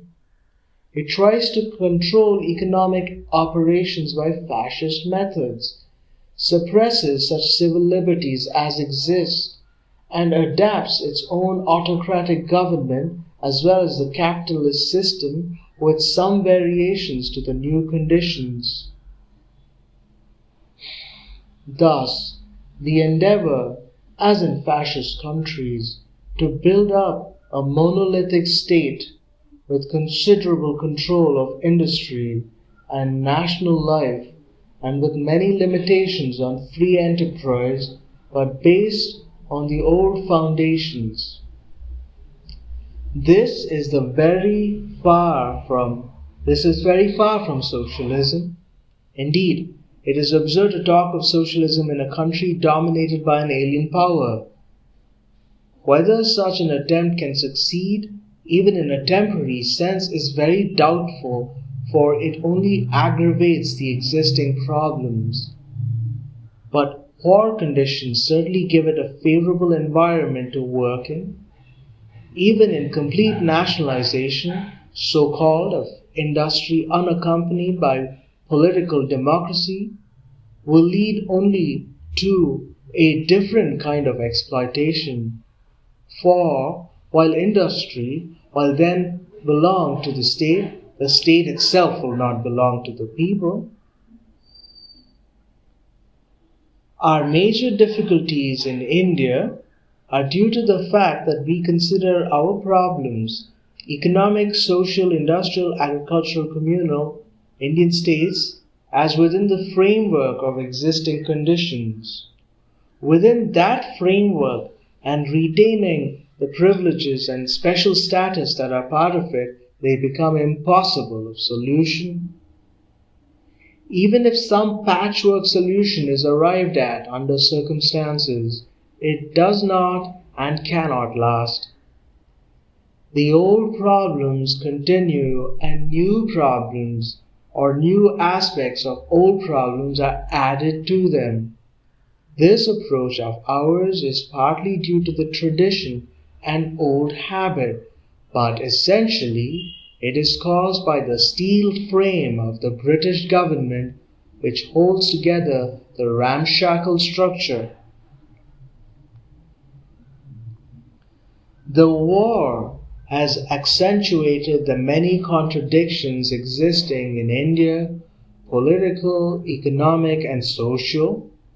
Politically, there is a great deal of talk of Indian freedom and independence, and yet her people have probably at no time in their long history been subjected to such authoritarian rule and intensive widespread repression as exists today. And out of this today, tomorrow will necessarily grow. Economically, British domination is also paramount, and yet the expansive tendency of Indian economy is continually straining at the leash. There is famine and widespread misery, and on the other hand, there is an accumulation of capital. Poverty and riches go side by side, decay and building up, disruption and unity, dead thought and new. Behind all the distressing features, there is an inner vitality which cannot be suppressed.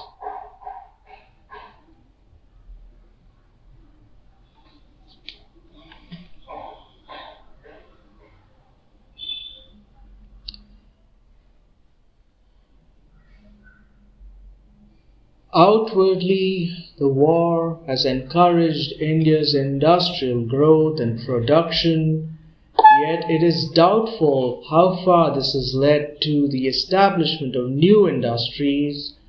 The apparent stability of the index of India's industrial activity during war times indicates that no fundamental advance has been made.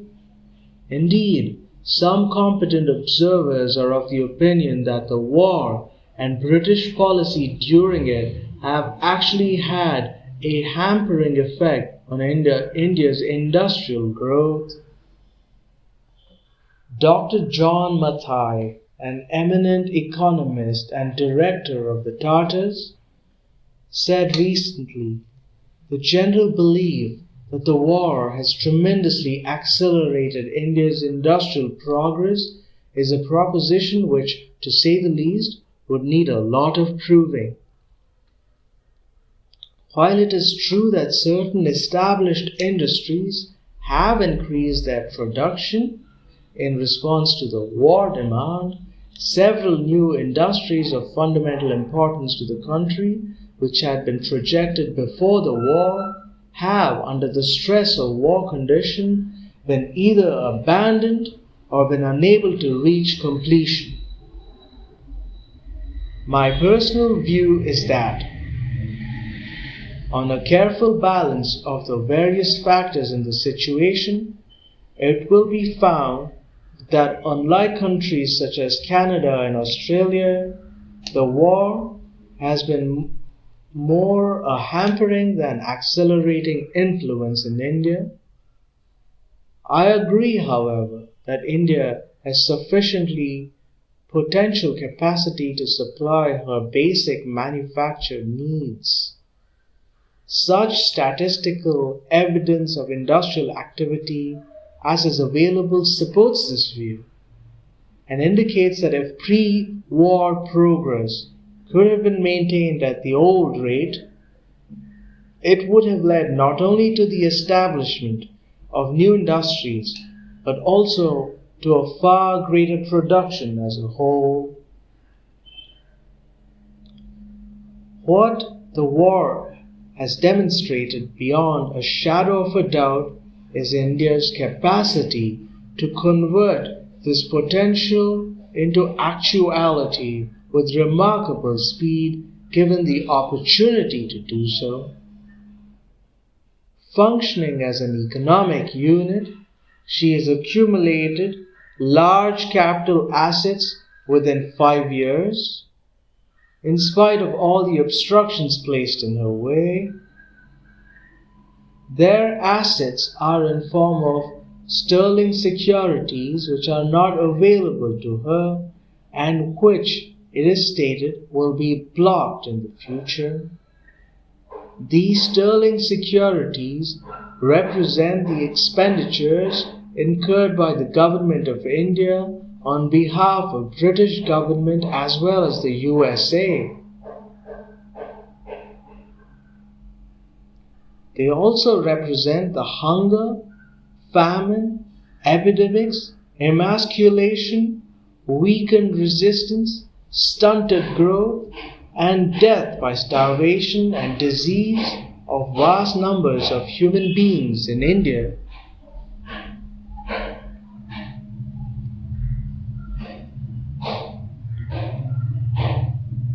Because of the accumulation of capital assets, India has paid off her big debt to England and has become a creditor country. Owing to gross negligence and mismanagement, tremendous suffering has been caused to the people of India. But the very fact remains that India can accumulate these huge sums in a short period of time. The actual expenditure on war incurred by India in 5 years greatly exceeds the total British investments in India during 100 years. This fact brings into proper perspective how little progress made in India has been during the past century of the British administration. Railways, irrigation works, and the like of which we hear so much. It also demonstrates the enormous capacity of India to advance with rapidity on all fronts. If this striking effort can be made under discouraging conditions and a growth of foreign government which disapproves of industrial growth in India, it is obvious that planned development under free national governments would completely change the face of India within a few years.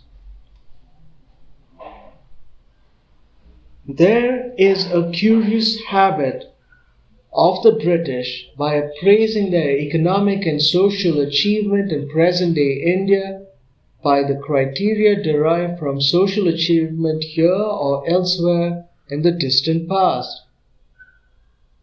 They compare with evident satisfaction to themselves what they have done in India during their regime with changes made some 100 years ago, some hundreds of years ago.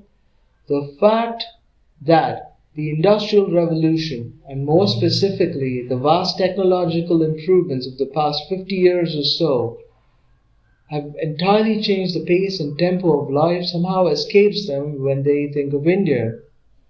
They forget also that India was not a barren, sterile, and a barbarous country when they came here, but a highly evolved and cultured nation which had temporarily become static and backward in technical achievements. What values and standards are we to apply in making such comparisons? The Japanese made Manchukuo within 8 years, highly industrialized for their own purposes. More coal was being produced there than in India after many generations of British effort. Their material record in Korea compares well with other colonial empires. And yet, behind these records, there is slavery, cruelty, humiliation, exploitation, and the attempt to destroy the soul of a people. The Nazis and the Japanese have created new records in the inhuman suppression of subject people and races. We are often reminded of this and told that the British have not treated us quite so badly. Is that to be the new measure and the standard of comparison and judgment? There is a great deal of pessimism in India today and a sense of frustration, and both can be understood for future events. For events have dealt harshly with our people, and the future is not promising. But there is also below the surface a stirring and a pushing signs of new life and vitality, and unknown forces are at work. Leaders function at the top, but they are driven in a particular direction by anonymous and unthinking will of an awakening people who seem to be outgrowing their past.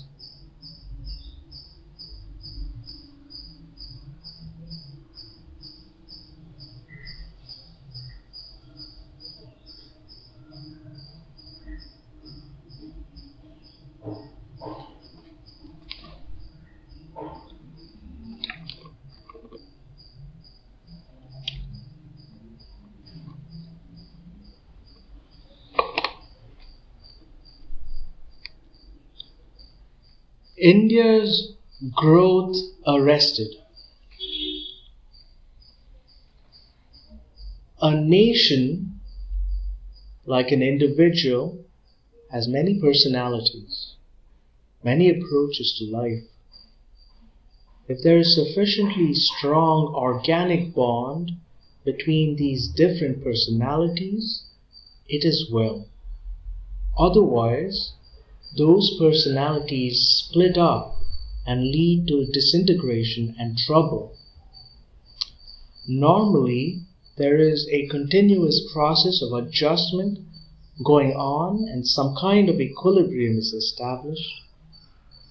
If normal development is arrested, and sometimes if there is some rapid change which is not easily assimilated, then conflict arises between those different personalities.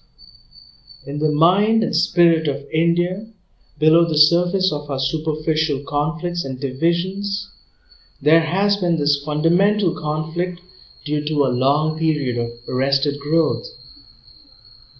A society, if it is to be both stable and progressive, must have a certain more or less fixed foundation of principles as well as a dynamic outlook. Both appear to be necessary. Without the dynamic outlook, there is stagnation and decay. Without some fixed basis of principle, there is likely to be disintegration and destruction. In India, from the earliest days, there was a search for those basic principles, for the unchanging, the universal, the absolute. Yet, the dynamic outlook was also present, and an appreciation of life and the changing world. On these two foundations, a stable and progressive society was built up, though the stress was always more on stability and security and the survival of the race. In later years, the dynamic aspect began to fade away, and in the name of eternal principles, the social structure was made rigid and unchanging. It was, as a matter of fact, not wholly rigid, and it did change gradually and continuously, but the ideology behind it and the general framework continued unchanged. The group idea, as represented by more or less autonomous castes, the joint family, and the communal self-governing life of the village, were the main pillars of this system. And all these survived for so long because, in spite of their failings, they fulfilled some essential needs of human nature and society. They gave security, stability to each group, and a sense of group freedom. Castes survived because it continued to represent the general power relationships of society, and class privileges were maintained not only because of the prevailing ideology, but also because they were supported by vigor, intelligence and ability, as well as a capacity for self-sacrifice. That ideology was not based on a conflict of rights, but on the individual's obligations to the others and a satisfactory performance of his duties, on cooperation within the group and between different groups, and essentially on the idea of promoting peace rather than war.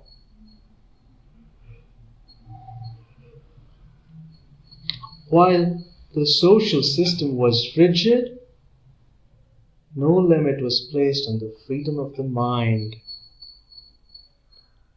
Indian civilization achieved much that it was aiming at, but in that very achievement, life began to fade away, for it is too dynamic to exist for long in a rigid, unchanging environment.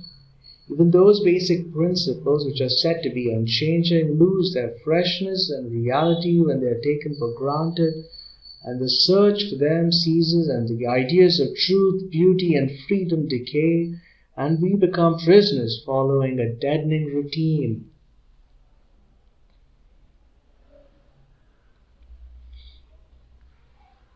The very thing India lacked, the modern West possessed, and possessed to excess. It had the dynamic outlook. It was engrossed in the changing world, caring little for ultimate principles, the unchanging, the universal. It paid little attention to the duties and obligations and emphasized rights. It was active, aggressive, acquisitive, seeking power and domination, living in the present and ignoring the future consequences of its actions. Because it was dynamic, it was progressive and full of life. But that life was a fervid one, and the temperature kept on rising progressively. If Indian civilization went to seed because it became static, self-absorbed, and inclined to narcissism, the civilization of modern West, with all its great and manifold achievements, does not appear to have been a conspicuous success, or to have thus far solved the basic problems of life. Conflict is inherent in it, and periodically it indulges in self-destruction on a colossal scale. It seems to lack something to give it stability, some basic principle to give meaning to life, though what these are, I cannot say. Yet, because it is dynamic and full of life and curiosity, India, as well as China, must learn from the West, for the modern West has much to teach, and the spirit of the age is represented by the West.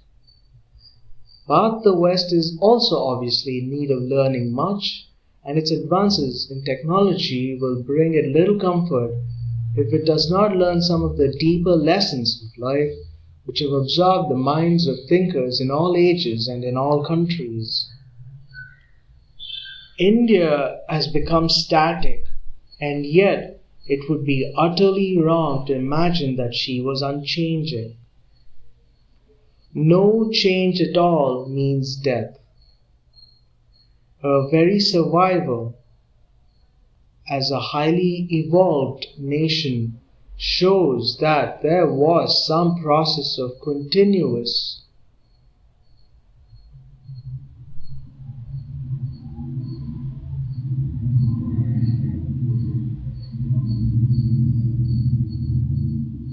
adaptation going on. When the British came to India, though technologically somewhat backward, she was still among the advanced commercial nations of the world.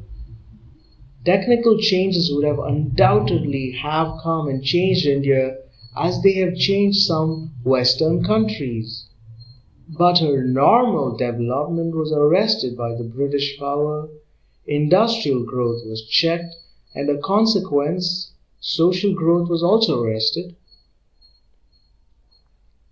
The normal power relationships of society could not adjust themselves and find an equilibrium, as all power was concentrated in the alien authority which based itself on force and encouraged groups and classes which had ceased to have any real significance. Indian life thus progressively became more artificial, for many of the individuals and groups who seemed to play an important role in it had no vital functions left and were there only because of the importance given to them by the alien power. They had long ago finished their role in history and would have been pushed aside by new forces if they had not been given foreign protection. They became straw-stuffed symbols of protégés of foreign authority, thereby cutting themselves still further away from the living currents of the nation. Normally, they would have been weeded out or diverted to some appropriate function by revolution or democratic process. But so long as foreign authoritarian rule continued, no such development could take place, and so India was cluttered up with these emblems of the past, and real changes that were taking place were hidden behind an artificial facade. No true social balances or power relationships within the society could develop or become evident, and unreal problems assumed an undue importance. Most of our problems today are due to this arrested growth and the prevention by British authority of normal adjustments taking place. The problem of the Indian princess is always capable of solution if the external factor is removed. The minority problem is utterly unlike any minority problem elsewhere. Indeed, it is not a minority problem at all.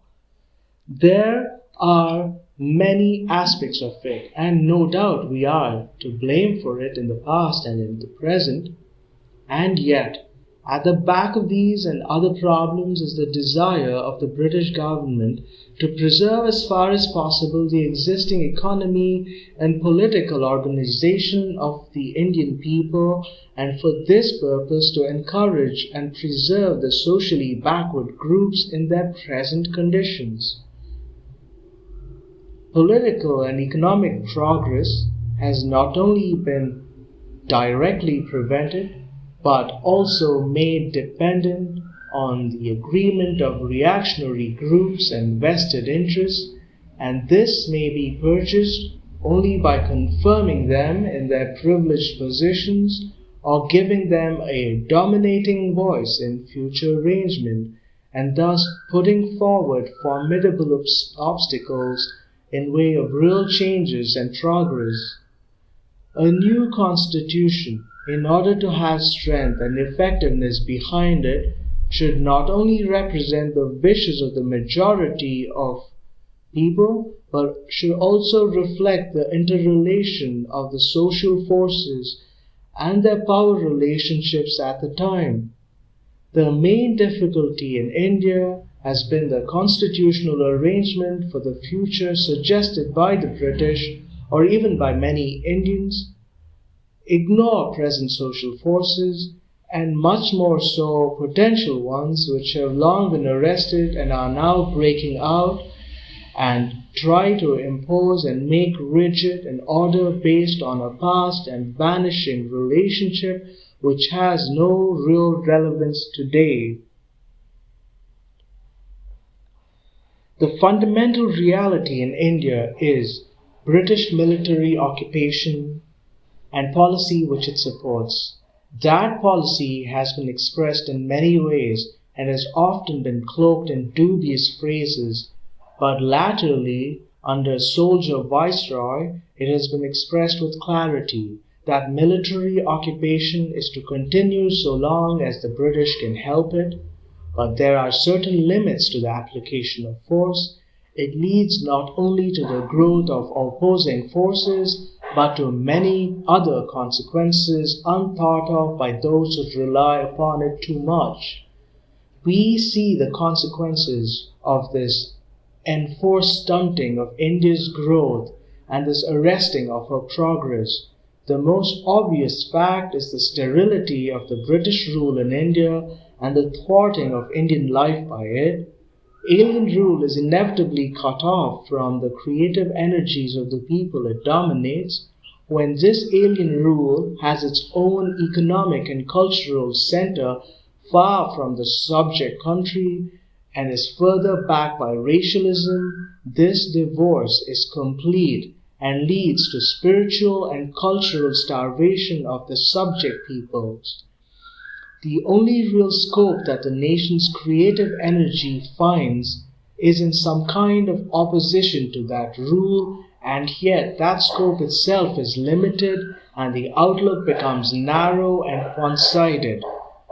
That opposition represents the conscious or unconscious effort of the living and growing forces to break through the shell that confines them, and is thus a progressive and inevitable tendency.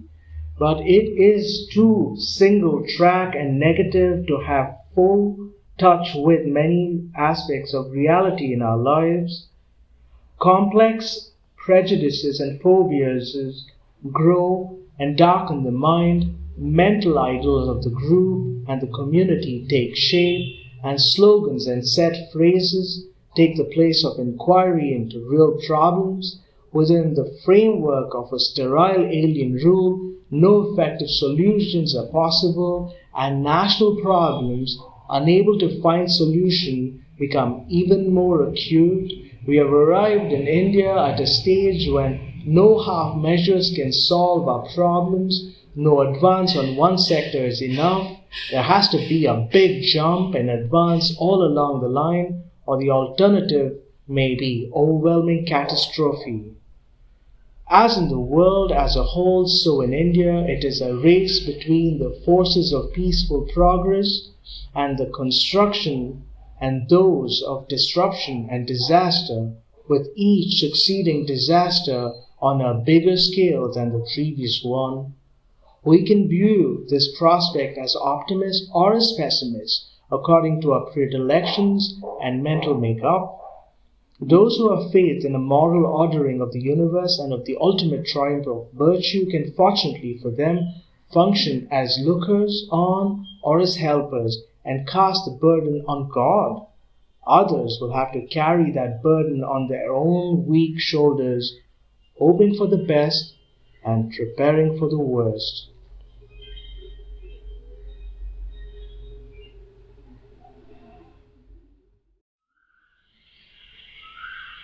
The Discovery of India by Jawaharlal Nehru, Chapter 10. Religion, Philosophy, and Science.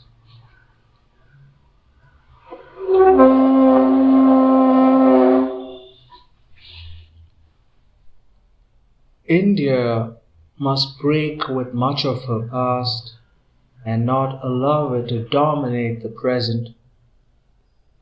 Our lives are encumbered with the dead wood of this past, and all that is dead and has served its purpose has to go. But that does not mean a break with or a forgetting of the vital and life-giving in the past. We can never forget the ideals that have moved our race, the dreams of the Indian people through the ages, the wisdom of the ancients, the buoyant energy and love of life and nature of our forefathers, their spirit of curiosity and mental adventure, the daring of their thought, their splendid achievements in literature, art, and culture, their love of truth and beauty and freedom, the basic values that they set up, their understanding of life's mysterious ways, their toleration of others, other ways than theirs, their capacity to absorb other people's, and their cultural accomplishments, to synthesize them and develop a varied and mixed culture.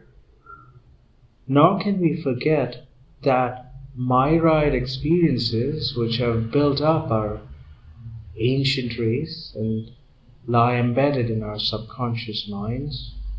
We'll never forget them or cease to take pride in that noble heritage of ours.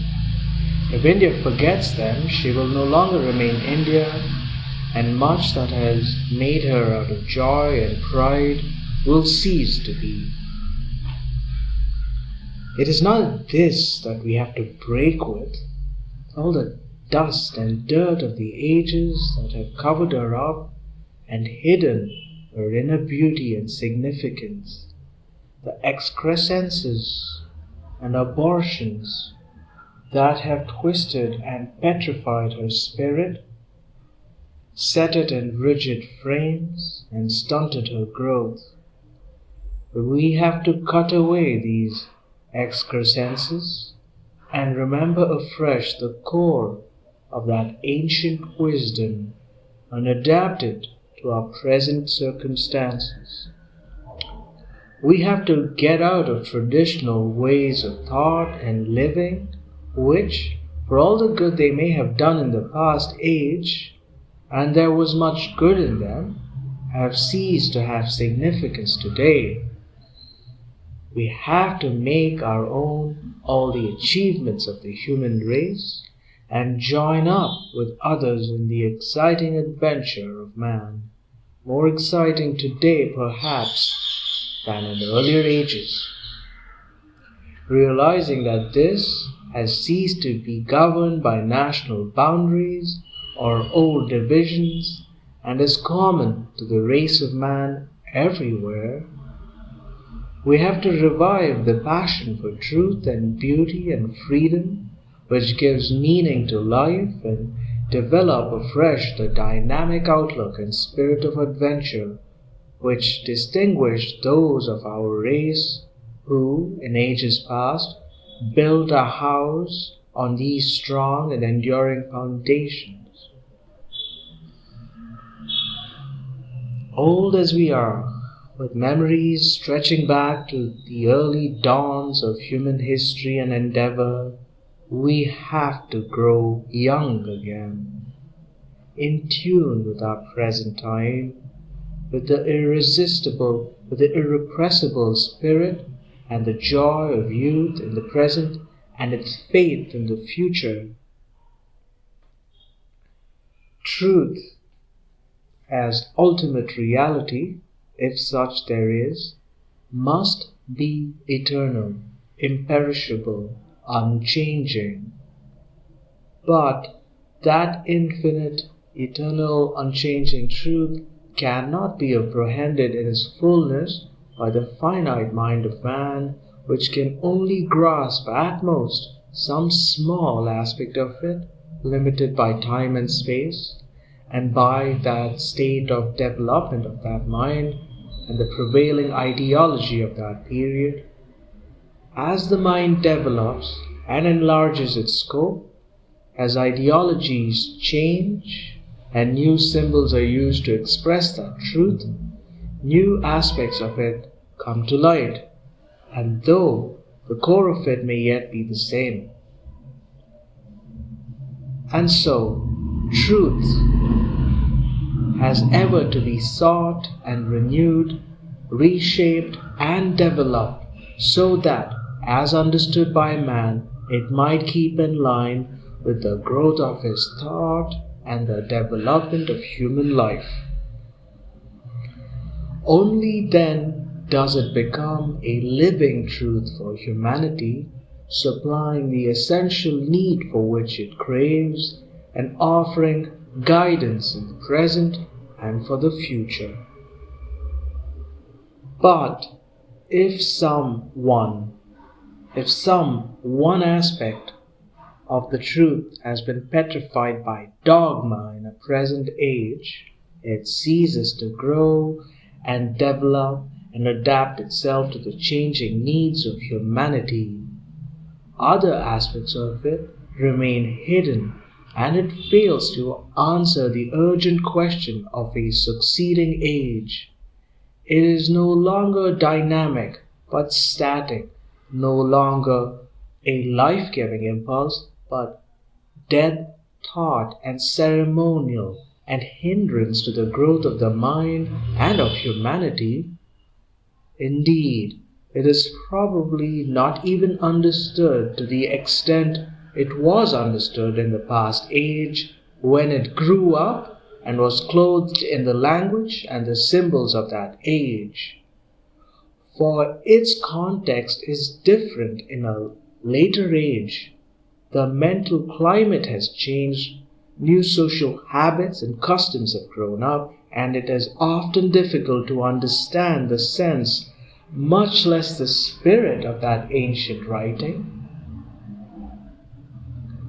Moreover, as Aurobindo Ghosh has pointed out, every truth, however true in itself, yet taken apart from others, which at once limit and complete it, becomes a snare to bind the intellect and a misleading dogma.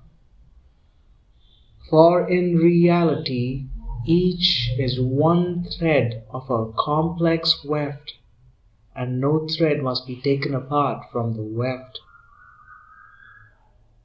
Religions have helped greatly in the development of humanity. They have laid down values and standards and have pointed out principles for the guidance of human life. But with all the good they have done, they have also tried to imprison truth in set forms and dogmas, and encourage ceremonials and practices which soon lose all their original meaning and become mere routine. While impressing upon man the awe and mystery of the unknown that surrounds him on all sides, they have discouraged him from trying to understand not only the unknown, but what might come in the way of social effort.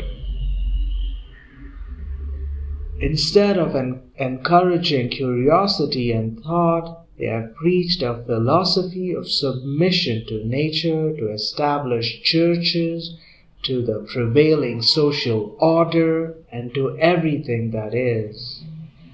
The belief in a supernatural agency which ordains everything has led to a certain irresponsibility on the social plane, and emotion and sentimentality have taken the place of reasoned thought and inquiry.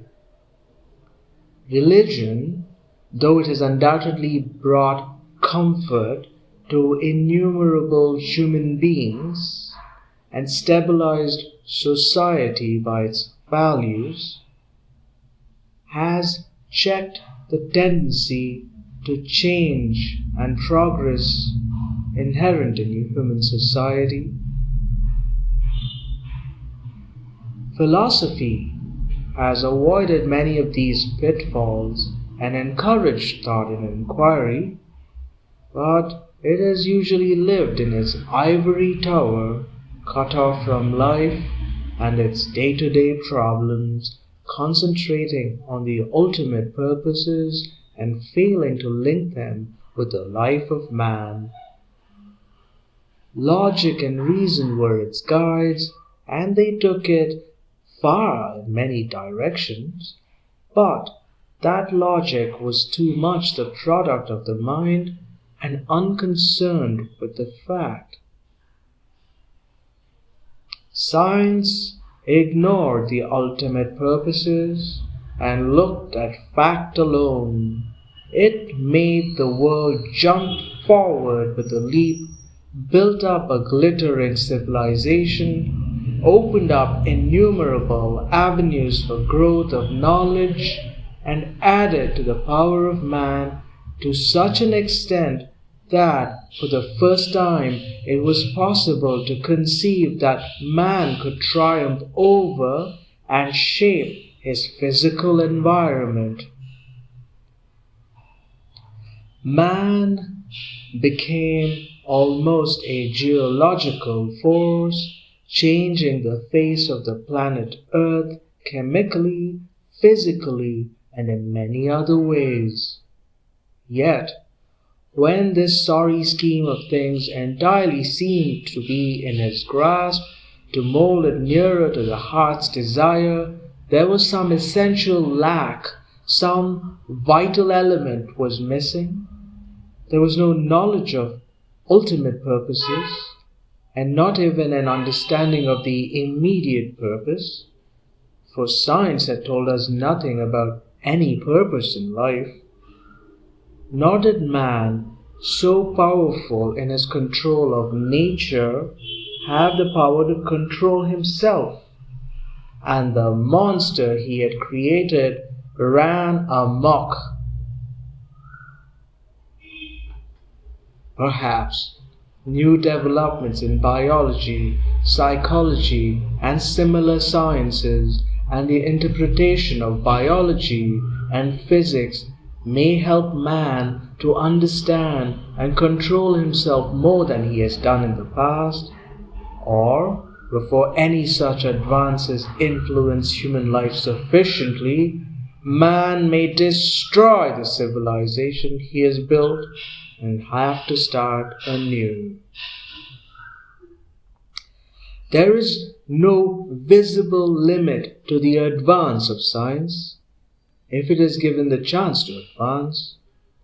Yet, it may be that the scientific method of observation is not always applicable to all the varieties of human experience and cannot cross the uncharted ocean that surrounds us. With the help of philosophy, it may go a little further and venture even on these high seas. And when both science and philosophy fail us, we shall have to rely on such other powers of apprehension as we may possess, for there appears to be a definite stopping place beyond which reason, as the mind is at present constituted, cannot go. La dernière démarche de la raison, says Pascal, c'est de connaître qu'il y a une infinité de choses qui la surpassent. Elle est bien faible si elle ne va jusque-là. Realizing these limitations of reason and scientific method, we have still to hold on to them with all our strength, for without the firm basis and background, we can have no grip on any kind of truth or reality. It is better to understand a part of truth and apply it to our lives than to understand nothing at all and flounder helplessly in a vain attempt to pierce the mystery of existence. The applications of science are inevitable and unavoidable for all countries and peoples today, but something more than its application is necessary. It is the scientific approach, the adventurous and yet critical temper of science, the search for truth and new knowledge, the refusal to accept anything without testing and trivial, the capacity to change previous conclusion in the face of new evidence, the reliance on observed fact and not on a preconceived theory, the hard discipline of the mind, all this is necessary not merely for the application of science, but for life itself and the solution of its many problems. Too many scientists today who swear by science forget all about it outside their particular spheres. The scientific approach and temper are, or should be, a way of life, a process of thinking, a method of acting and associating with our fellow men. That is a large order, and undoubtedly very few of us, if any at all, can function in this way, even with partial success. But this criticism applies in equal or even greater measure to all the injunctions which philosophy and religion have laid upon us. The scientific temper points out the way along which man should travel. It is the temper of a free man. We live in a scientific age, so we are told, but there is little evidence of this temper in the people anywhere, or even in their leaders. Science deals with the domain of positive knowledge, but the temper which it should produce goes beyond that domain. The ultimate purposes of man may be said to be to gain knowledge, to realize truth, to appreciate goodness and beauty.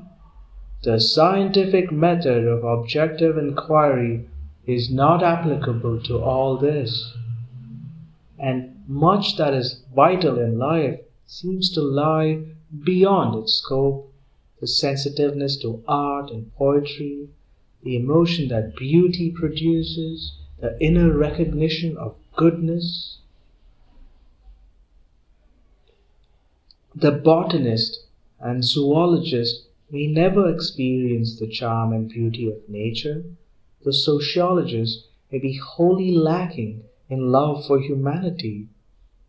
But even when we go to the regions beyond the reach of the scientific method and visit the mountaintops where philosophy dwells and high emotions fill us, or gaze at the immensity beyond, that approach and temper are still necessary.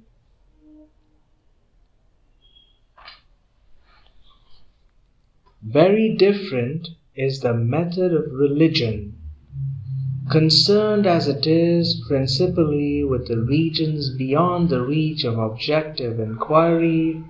It relies on emotion and intuition, and then it applies this method to everything in life, even to those things which are capable of intellectual inquiry and observation. Organized religion, allying itself to theology, and often more concerned with its vested interest than with things of the spirit, encourages a temper which is the very opposite to that of science. It produces narrowness and intolerance, credulity and superstition, emotionalism and irrationalism.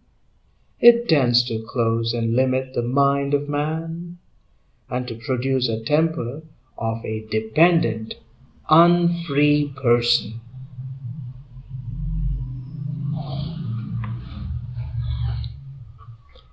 Even if God did not exist, it would be necessary to invent him.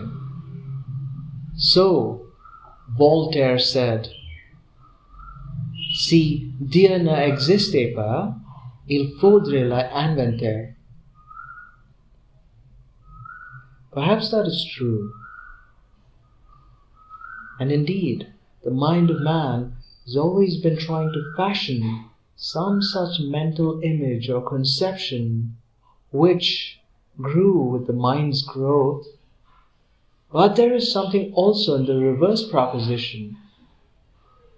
Even if God exists, it may be desirable not to look up to him or to rely upon him. Too much dependence on supernatural factors may lead, and has often led, to a loss of self-reliance in man and to a blunting of his capacity and creative ability. And yet, some faith seems necessary in things of the spirit which are beyond the scope of our physical world, some reliance on moral, spiritual, and idealistic conception, or else we have no anchorage, no objectives or purpose in life. Whether we believe in God or not, it is impossible not to believe in something. Whether we call it a creative life-giving force or vital energy inherent in matter, which gives it its capacity for self-movement and change and growth, or by some other name, something that is as real, though elusive, as life is real when contrasted with death. Whether we are conscious of it or not, most of us worship at the invisible altar of some unknown God and offer sacrifices to it, some ideal, personal, national, or international, some distant objective that draws on, though reason itself may find little substance in it, some vague conception of a perfect man and a better world. Perfection may be impossible of attainment, but the demon in us, some vital force, urges us on, and we tread the path from generation to generation. As knowledge advances, the domain of religion, in the narrow sense of the word, shrinks. The more we understand life and nature, the less we look for supernatural causes. Whatever we can understand and control ceases to be a mystery. the processes of agriculture, the food we eat, the clothes we wear, our social relations, were all at one time under the dominion of religion and its high priests. Gradually, they have passed out of its control and become subjects for scientific study. Yet, much of this is still powerfully affected by religious beliefs and the superstitions that accompany them. The final mysteries still remain far beyond the reach of the human mind and are likely to continue to remain so. But so many of life's mysteries are capable of and await solution that an obsession with that final mystery seems hardly necessary or justified. Life still offers not only the loveliness of the world, but also the exciting adventure of fresh and never-ceasing discoveries of new panoramas opening out and new ways of living, adding to its fullness and ever making it richer and more complete. It is therefore with the temper and approach of science, allied to philosophy, and with the reverence for all that lies beyond, that we must face life. Thus, we may develop an integral vision of life which embraces in its wide scope the past and the present with all their heights and depths, and look with serenity towards the future. The depths are there and cannot be ignored, and always by the side of the loveliness that surrounds us is the misery of the world. Man's journey through life is an odd mixture of joy and sorrow. Thus only can he learn in advance. The travail of the soul is a tragic and lonely business. External events and their consequences affect us powerfully, and yet the greatest shocks come to our minds through inner fears and conflicts. While we advance on the external plane, as we must if we are to survive, we have also to win peace with ourselves and between ourselves and our environment, a peace which brings satisfaction not only to our physical and material needs, but also to those inner imaginative urges and adventurous spirits that have distinguished man ever since he started on his troubled journey in the realms of thought and action. Whether that journey has any ultimate purpose or not, we do not know.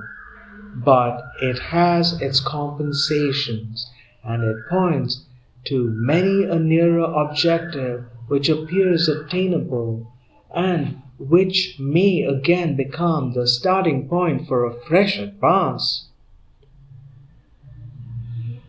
Science has dominated the Western world, and everyone there pays tribute to it. Yet,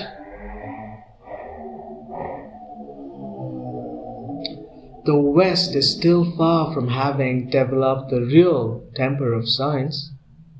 It has still to bring the spirit and flesh into creative harmony.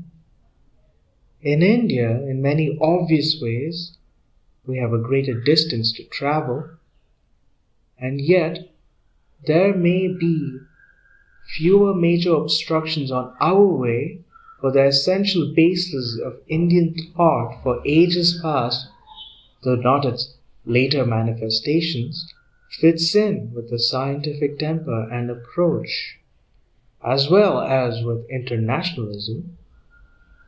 It is based on a fearless search for truth, on the solidarity of man, even on the divinity of everything living, and on the free and cooperative development of the individual and the species, ever to greater freedom and higher stages of human growth.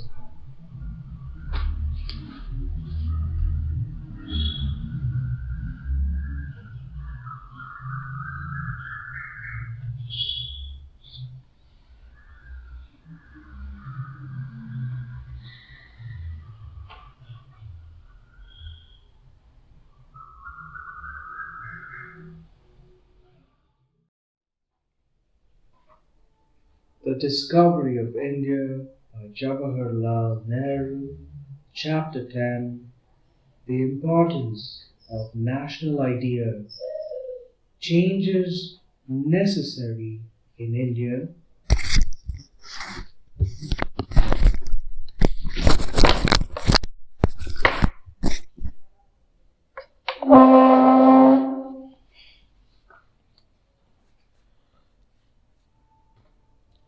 A blind reverence for the past is bad.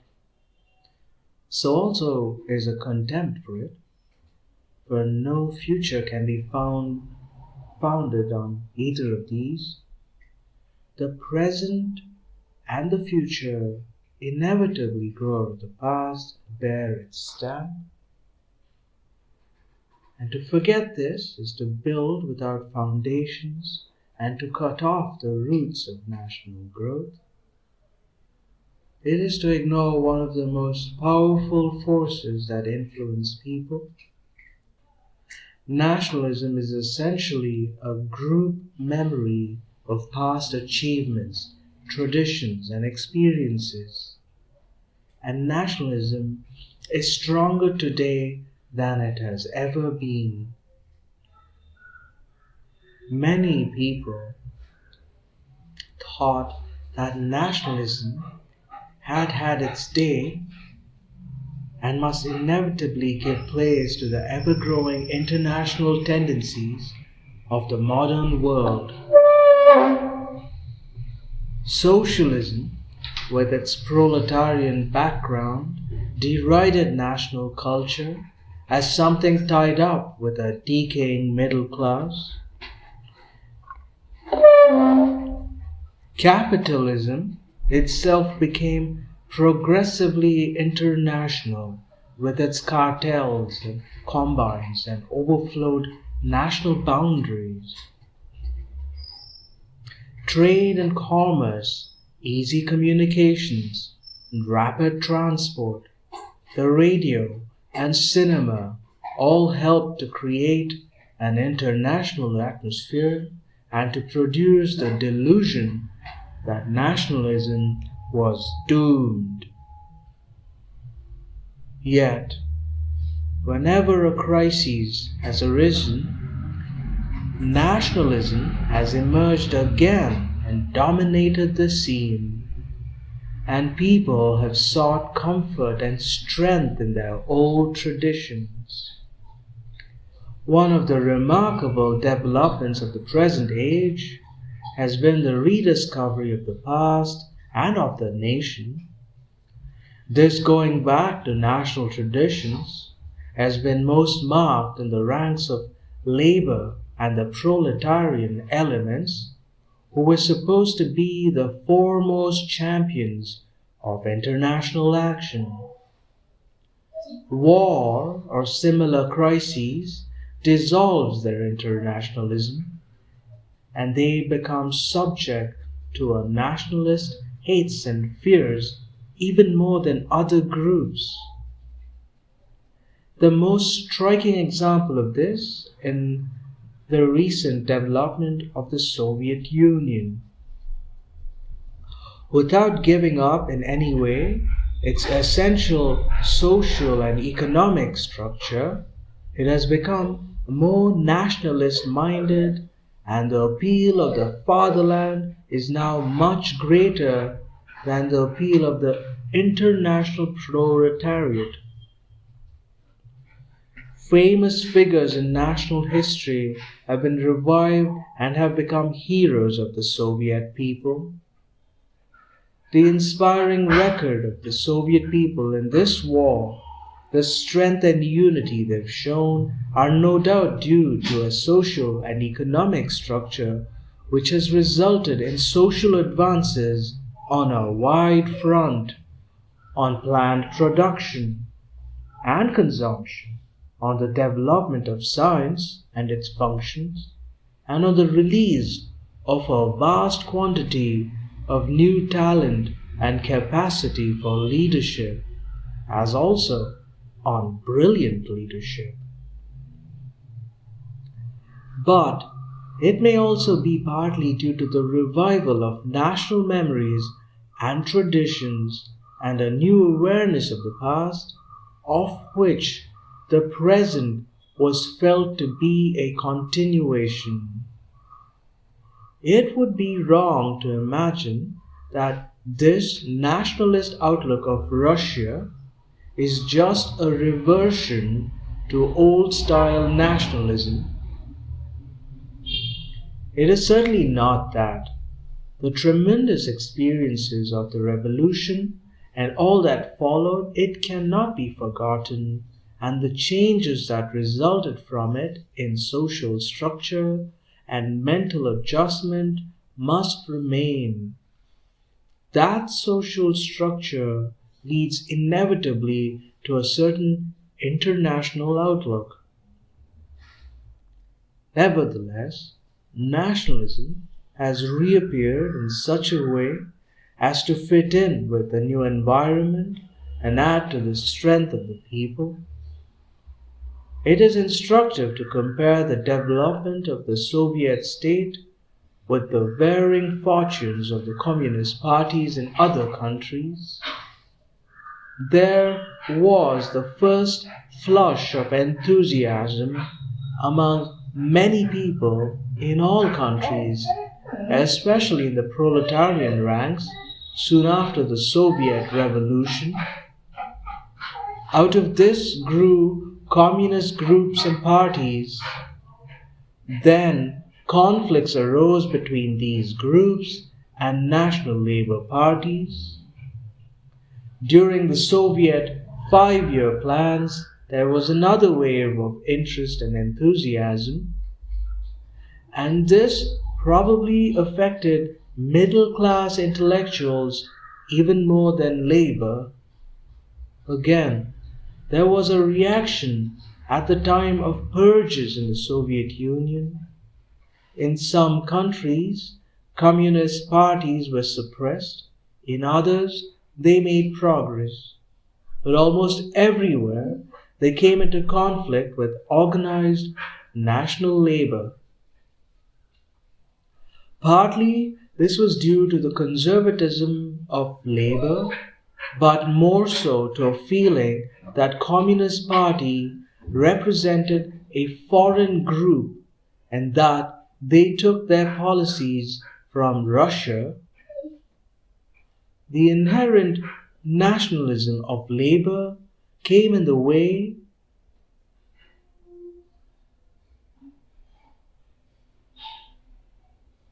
of its accepting the cooperation of the Communist Party, even when many were favorably inclined towards communism.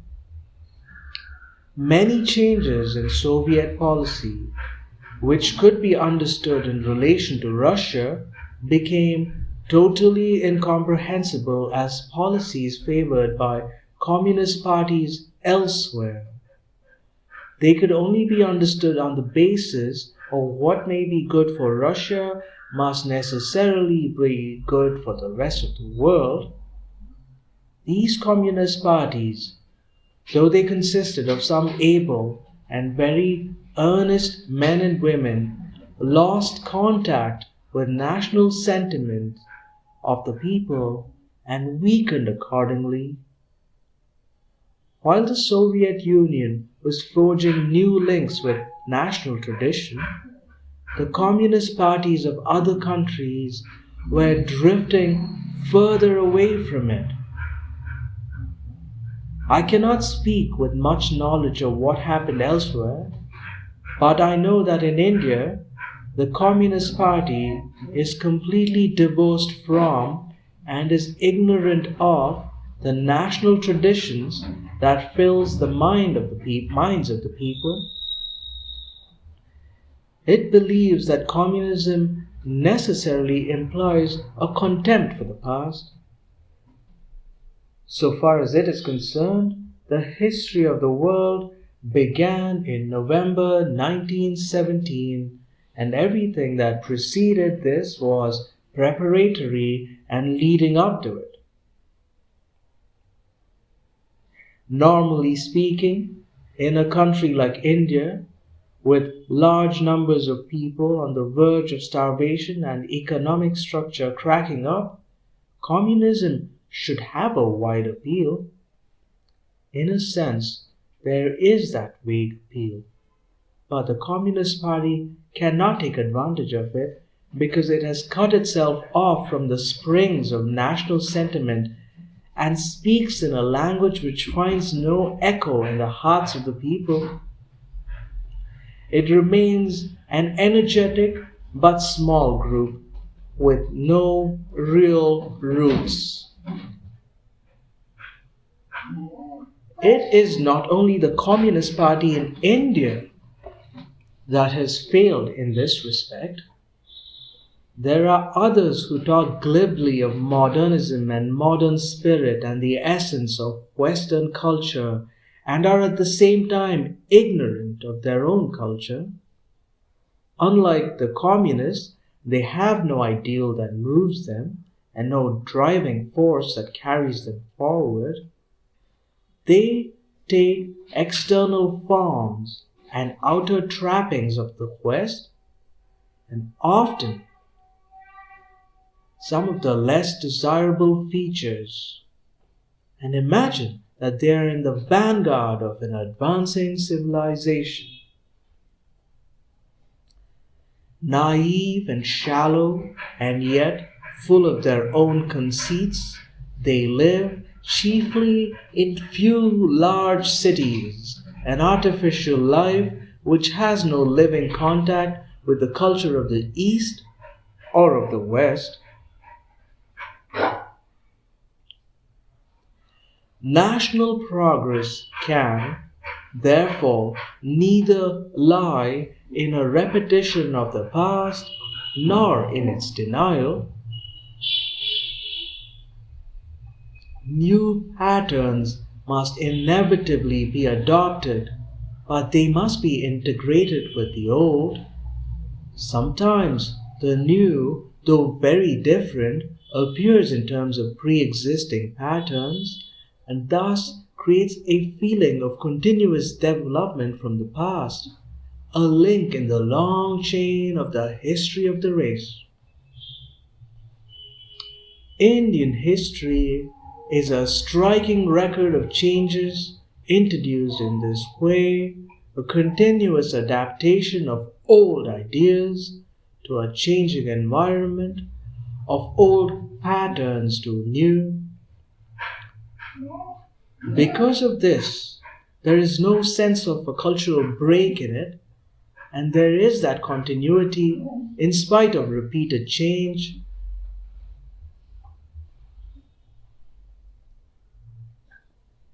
From the far distant days of Mohenjo-daro to our own age, there was a reverence for the past and for traditional forms, but there was also a freedom and flexibility of the mind and tolerance of the spirit. So, while forms often remained, the inner content continued to change in no other way that society could have survived for thousands of years. Only a living and growing mind could overcome the rigidity of traditional forms. Only those forms could give it continuity and stability. Yet, this balance may become precarious and one aspect may overshadow and to some extent suppress the other, in India there was an extraordinary freedom of the mind allied to certain rigid social forms. These forms ultimately influenced the freedom of the mind and made it in practice, if not in theory, more rigid and limited. In Western Europe, there was no such freedom of the mind. There was also much less rigidity in social forms.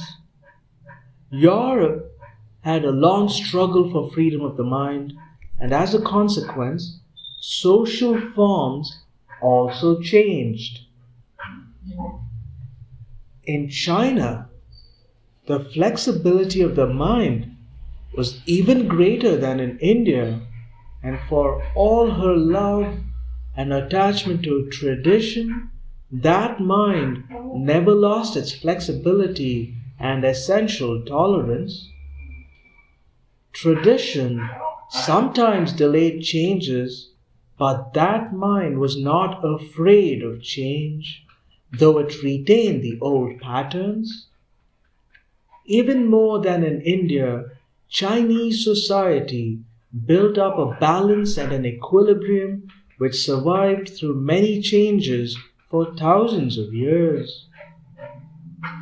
Perhaps one of the greatest advantages that China has had over other countries is her entire freedom from dogma, from the narrow and limited religious outlook, and her reliance on reason and common sense. No other country has based its culture less on religion and more on morality and ethics and a deep understanding of the variety of human life. In India, because of the recognized freedom of the mind, however so limited in practice, new ideas are not shut out. They are considered and can be accepted far more than in countries which have a more rigid and dogmatic outlook in life. The essential ideals of Indian culture are broad-based and can be adapted to almost any environment. The bitter conflict between science and religion, which shook up Europe in the 19th century, would have no reality in India, nor would change based on the application of science bring any conflict with those ideals.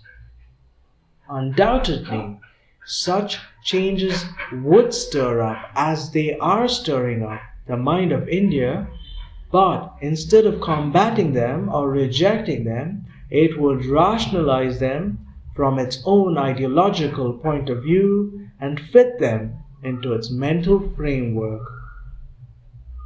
It is probable that in this process, many vital changes may be introduced in the old outlook, but they will not be superimposed from outside and will seem rather to grow naturally from the cultural background of the people. This is more difficult today than it might have been because of the long period of arrested growth, an urgent necessity for big and qualitative changes. Conflict, however, there will be, but much of that superstructure that has grown up around those basic ideals and which exist and stifle us today, that superstructure will inevitably have to go, because much of it is bad in itself and is contrary to the spirit of the age. Those who seek to retain it do an ill service to the basic ideals of Indian culture, for they mix up the good and the bad and thus endanger the former. it is no easy matter to separate the two or draw a hard and fast line between them, and here opinions will differ widely, but it is not necessary to draw any such theoretical and logical line. The logic of changing life and the march of events will gradually draw that line for us. Every kind of development, technological or philosophical, necessitates contact with life itself, with social needs, with the living movements of the world. Lack of this contact leads to stagnation and loss of vitality and creativeness, but if we maintain these contacts and are receptive to them, we shall adapt ourselves to the curve of life without losing the essential characteristics which we have valued. Our approach to knowledge in the past was a synthetic one, but limited to India. That limitation continued, and the synthetic approach gave place gradually to a more analytical one. We have now to lay greater stress on the synthetic aspect and make the whole world our field of study. This emphasis on synthesis is indeed necessary for every nation and individual if they are to grow out of the narrow grooves of thought and action in which most people have lived for so long.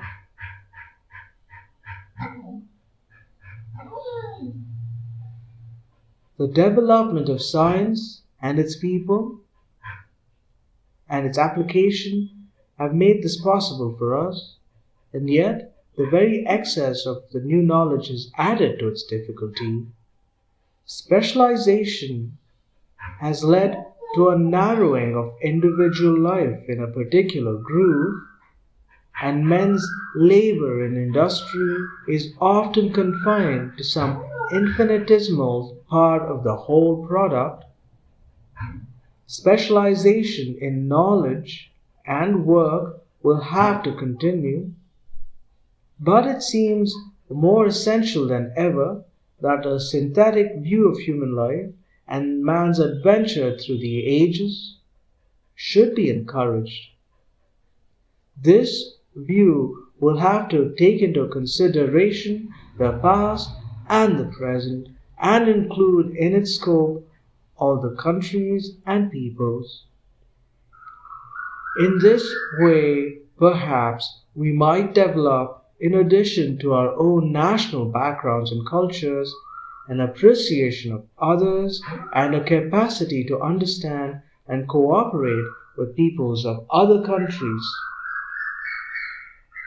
Thus also, we might succeed to some extent in building up integrated personalities instead of the lopsided individuals of today. We might become, in Plato's words, spectators of all time and all being, drawing sustenance from the rich treasures that humanity has accumulated, adding to them and applying them in building for the future.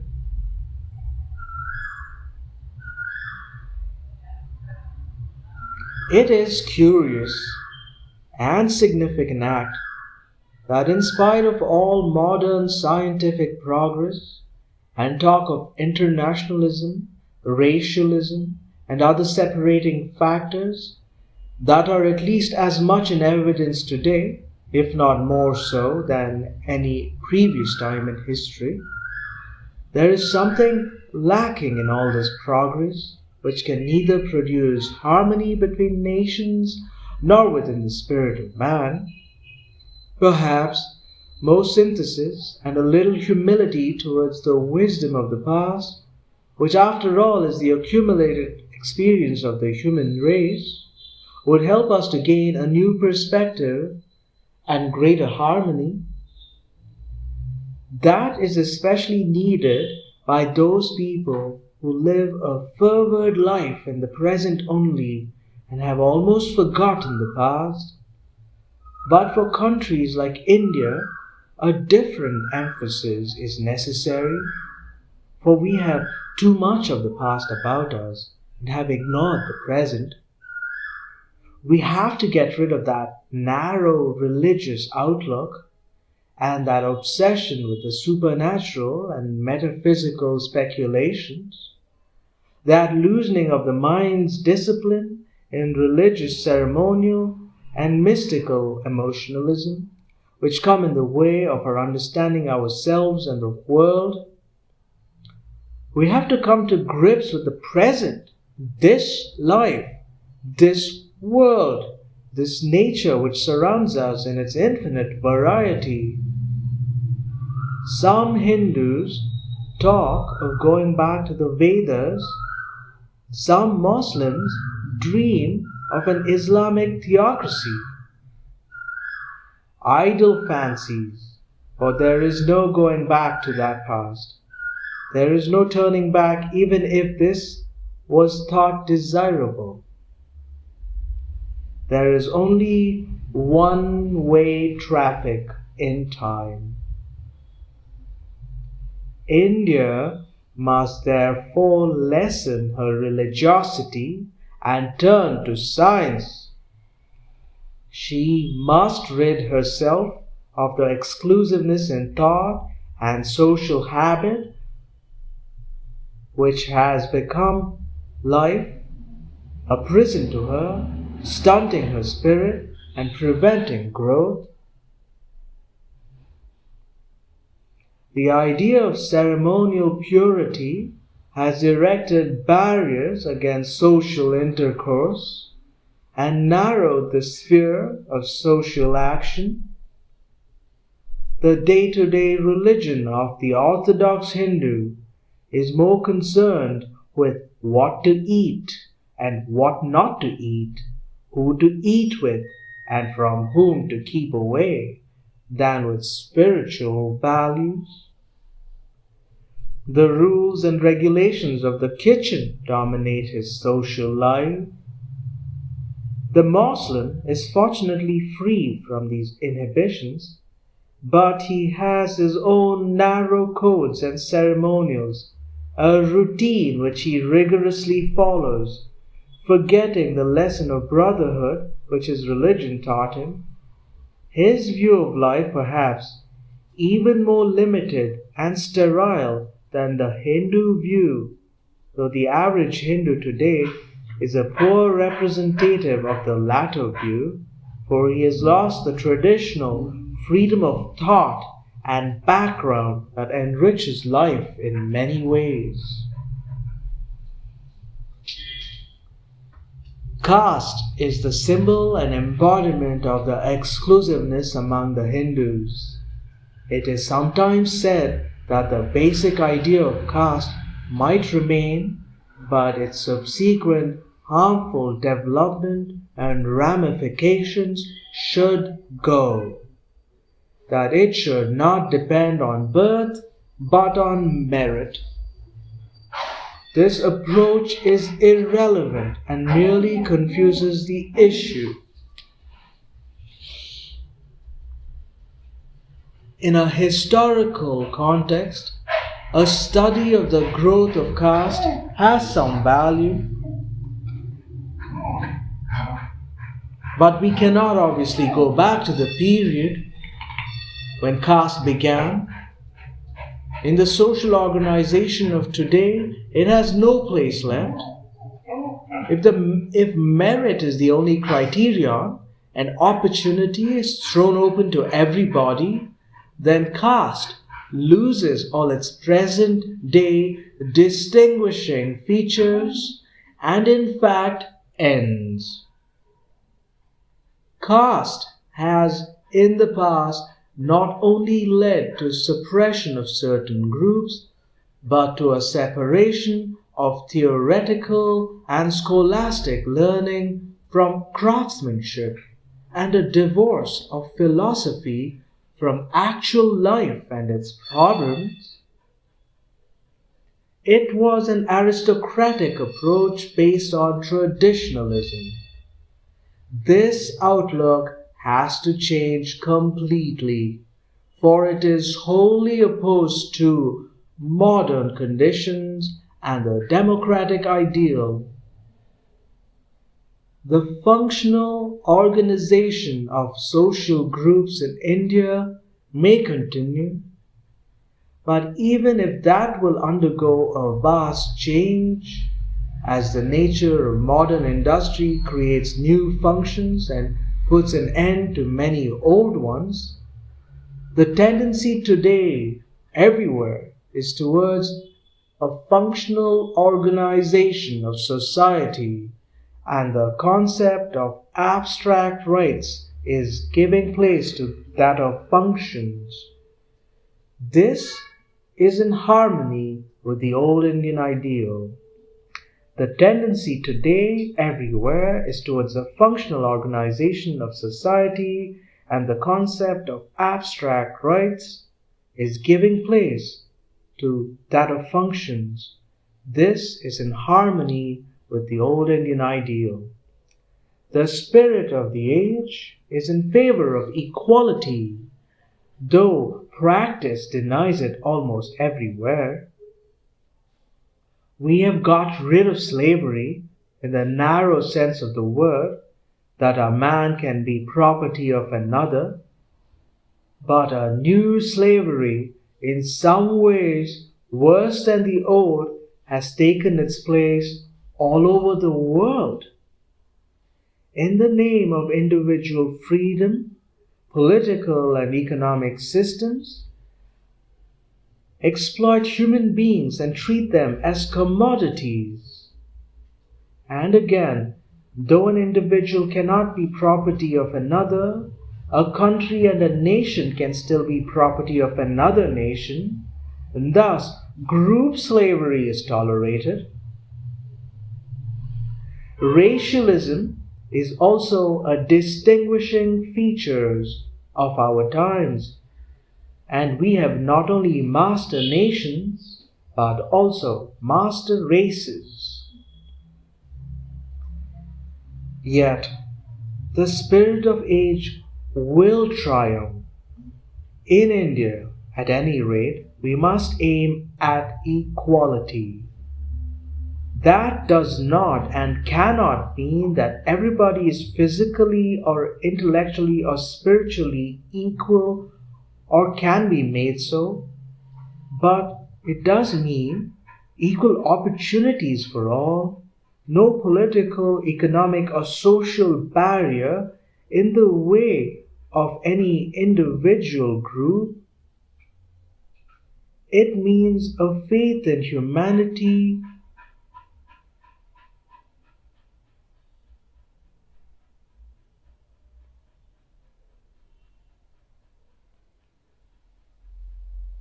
and a belief that there is no race or group that cannot advance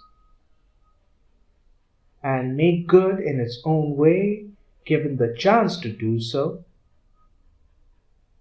It means a faith in humanity and a belief that there is no race or group that cannot advance and make good in its own way, given the chance to do so.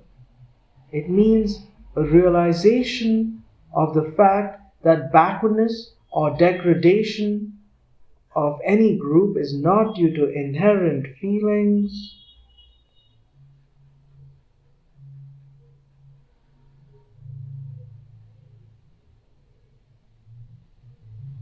but principally due to lack of opportunities and long suppression by other groups.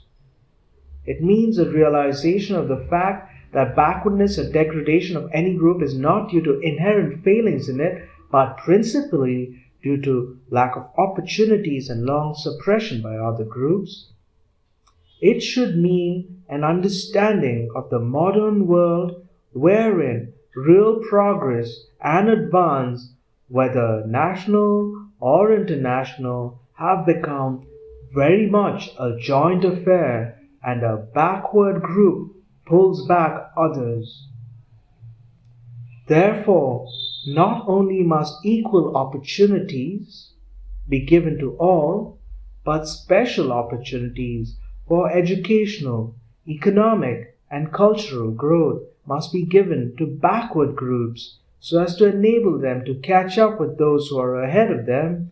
Any such attempt to open the doors of opportunities to all in India will release enormous energy and ability and transform the country in amazing speed. If the spirit of the age demands equality, it must necessarily also demand an economic system that fits in with it and encourages it. The present colonial system in India is the very antithesis of it. Absolutism is not only based on inequality, but must perpetuate it in every sphere of life. It suppresses the creative and regenerative forces of a nation, bottles up talent and capacity, and discourages the spirit of responsibility. Those who have to suffer under it lose their sense of dignity and self-reliance. The problems of India, complicated as they seem, are essentially due to an attempt to advance while preserving the political and economic structure more or less intact. Political advance is made subject to the preservation of the structure and existing vested interests. The two are incompatible.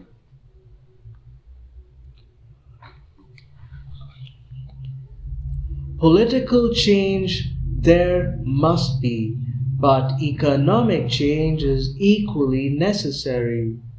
That change will have to be in the direction of a democratically planned collectivism. The choice, says R. H. Tawney, is not between competition and monopoly, but between monopoly which is irresponsible and private, and a monopoly which is responsible and public. Public monopolies are growing even in capitalist states, and they will continue to grow. The conflict between the idea underlying them and private monopoly will continue till the latter is liquidated. A democratic collectivism need not mean an abolition of private property, but it will mean the public ownership of the basic and major industries. It will mean the cooperative or collective control of the land. In India, especially, it will be necessary to have, in addition to the big industries, cooperatively controlled small and village industries. Such a system of democratic collectivism will need careful and continuous planning and adaptation to the changing needs of the people. The aim should be the expansion of the productive capacity of the nation in every possible way, at the same time absorbing all the labor power of the nation in some activity or other and preventing unemployment. As far as possible, there should be freedom to choose one's occupation. An equalization of income will not result from all this, but there will be far more equitable sharing and a progressive tendency towards equalization. In any event, the vast differences that exist today will disappear completely, and a class distinction, which are essentially based on differences in income, will begin to fade out. Such a change would mean an upsetting of the present acquisitive society based primarily on the profit motive? The profit motive may still continue to some extent, but it will not be the dominating urge, nor will it have the same scope as it has today. It would be absurd to say that profit motive does not appeal to the average Indian, but it is nevertheless true that there is no such admiration for it in India as there is in the West. The possessor of money may be envied, but he is not particularly respected or admired. Respect and admiration still go to the man or woman who is considered good and wise, and especially to those who sacrifice themselves of what they possess for the public good. The Indian outlook, even of the masses, has never approved of the spirit of acquisitiveness. Collectivism involves communal undertakings and cooperative effort. This again is fully in harmony with old Indian social conceptions, which were all based on the idea of the group. The decay of the group system under British rule, especially of the self-governing village, has caused deep injury to the Indian masses, even more psychological than economic. Nothing positive came in its place, and they lost their spirit of independence, their sense of responsibility, and their capacity to cooperate together for a common purpose. The village, which used to be an organic and vital unit, became progressively a derelict area, just a collection of mud huts and odd individuals.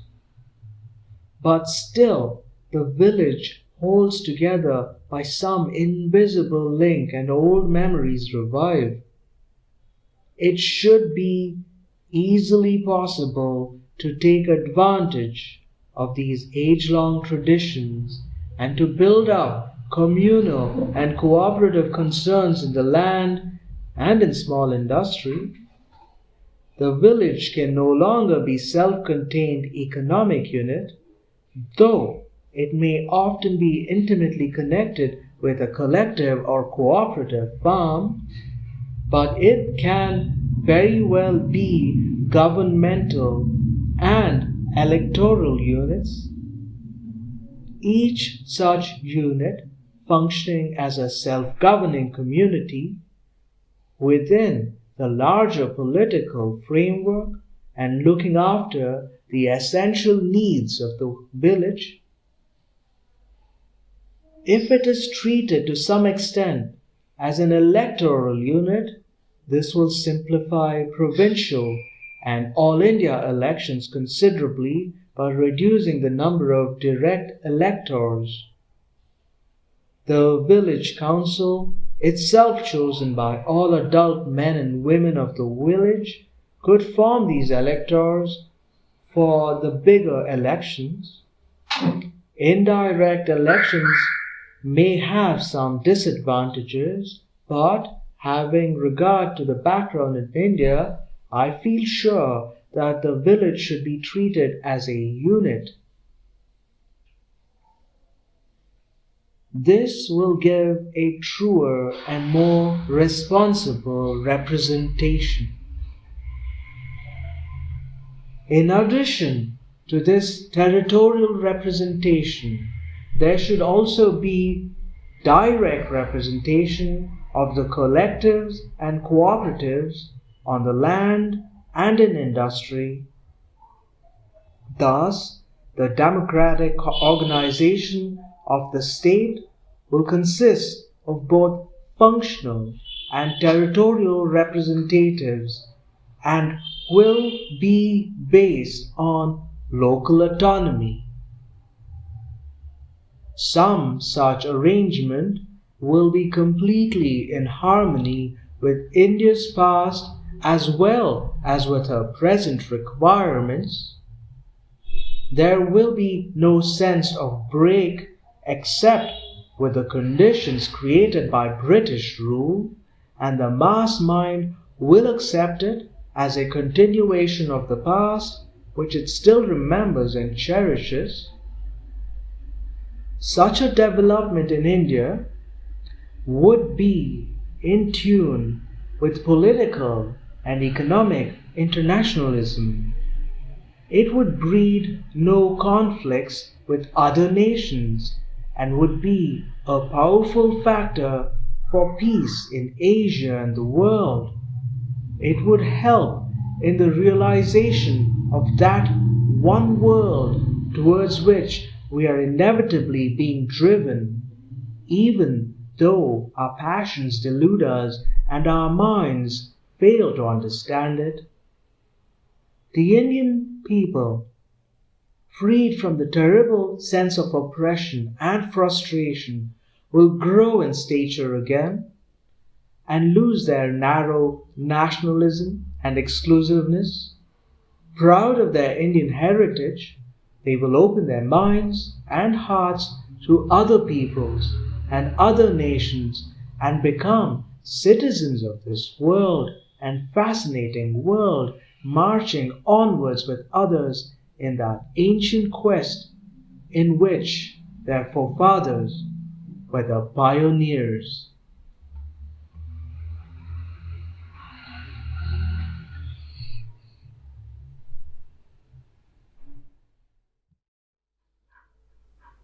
The Discovery of India by Jawaharlal Nehru. Chapter 10.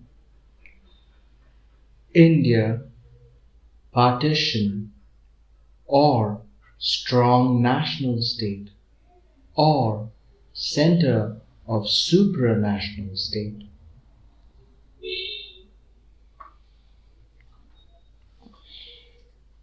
It is difficult to discover just balance between one's hopes and fears, or to prevent one's wishes coloring the thinking of one's mind. It is difficult to discover a just balance between one's hopes and fears, or to prevent one's wishes coloring the thinking of one's mind. Our desires seek out supporting reasons and tend to ignore facts and arguments that do not fit in with them. I try to reach that balance so that I may be able to judge correctly and find out the true basis for action, and yet I know how far I am from success and how I cannot get rid of the multitude of thoughts and feelings which have gone to build me up and to fence me in with their invisible bars.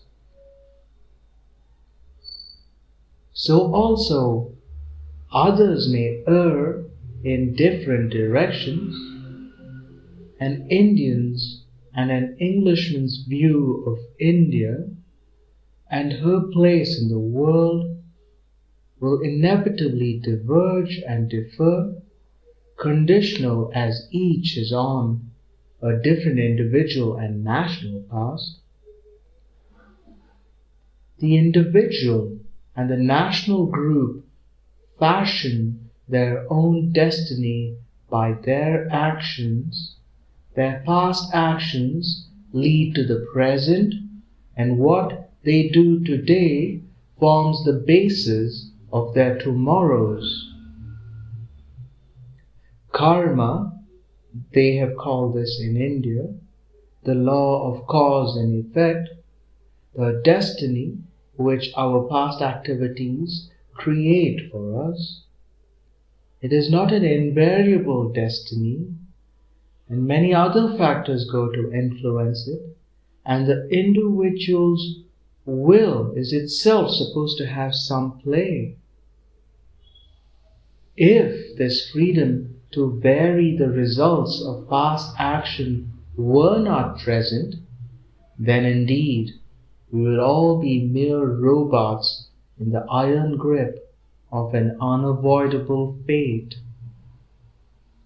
Yet, that past karma is a powerful factor in shaping the individual and the nation, and nationalism itself is a shadow of it, with all its good and bad memories of the past.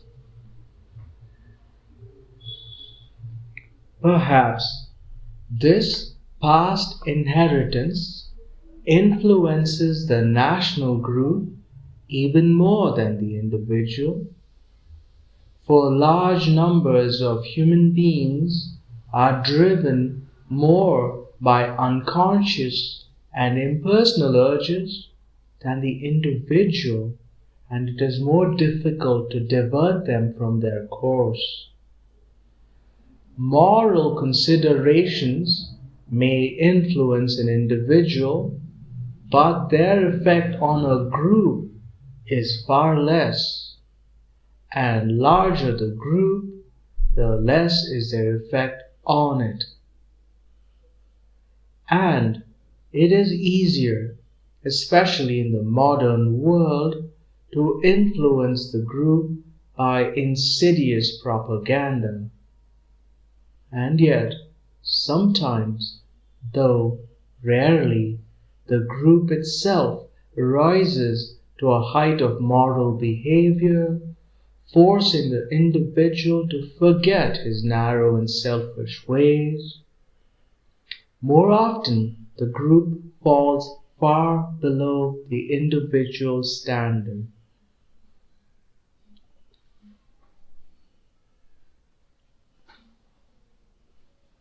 War produces both these reactions, but the dominant tendency is a release from moral responsibility and the collapse of the standards that civilizations has so laboriously built up. Successful war and aggression lead to a justification and continuance of this policy.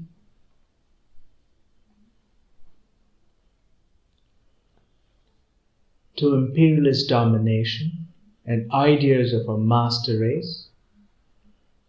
Defeat results in frustration and the nursing of feelings of revenge. Neither event, hatred and the habit of violence grow. There is ruthlessness and brutality and a refusal even to try to understand the other's viewpoint, and thus the future is conditioned. More wars and conflict follow with all their attendant consequences. The last 200 years of enforced relationship between India and England have built up this karma, this destiny for both of them, and it continues to govern their relations to each other.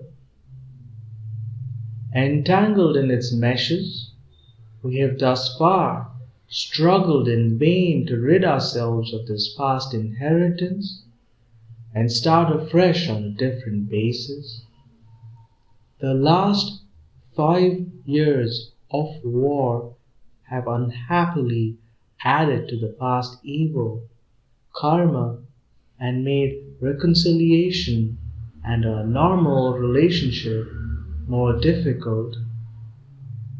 That record of 200 years, like all else, is a mixture of good and evil. To the Englishman, the good outweighs the evil. To the Indian, the evil is so overwhelming that it darkens the whole period.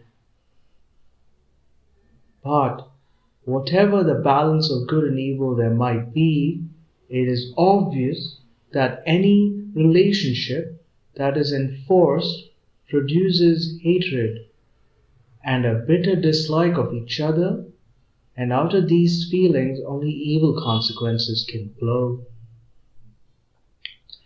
A revolutionary change, both political and economic, is not only needed in India, but would appear to be inevitable.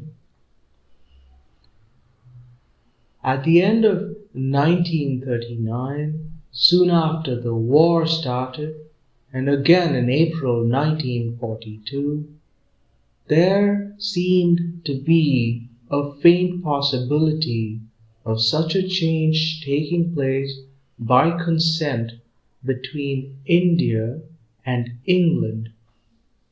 But those possibilities and opportunities passed because every basic change was feared. But the change will come. Has the stage of consent passed?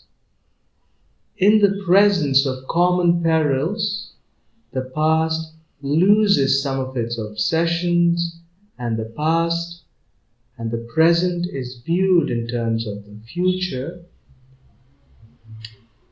Now the past has returned and has been grievously added to. The receptive mood has changed and become hard and bitter. Some settlement will come sooner or later, after more conflict or without it, but it is far less likely to be real, sincere, and cooperative.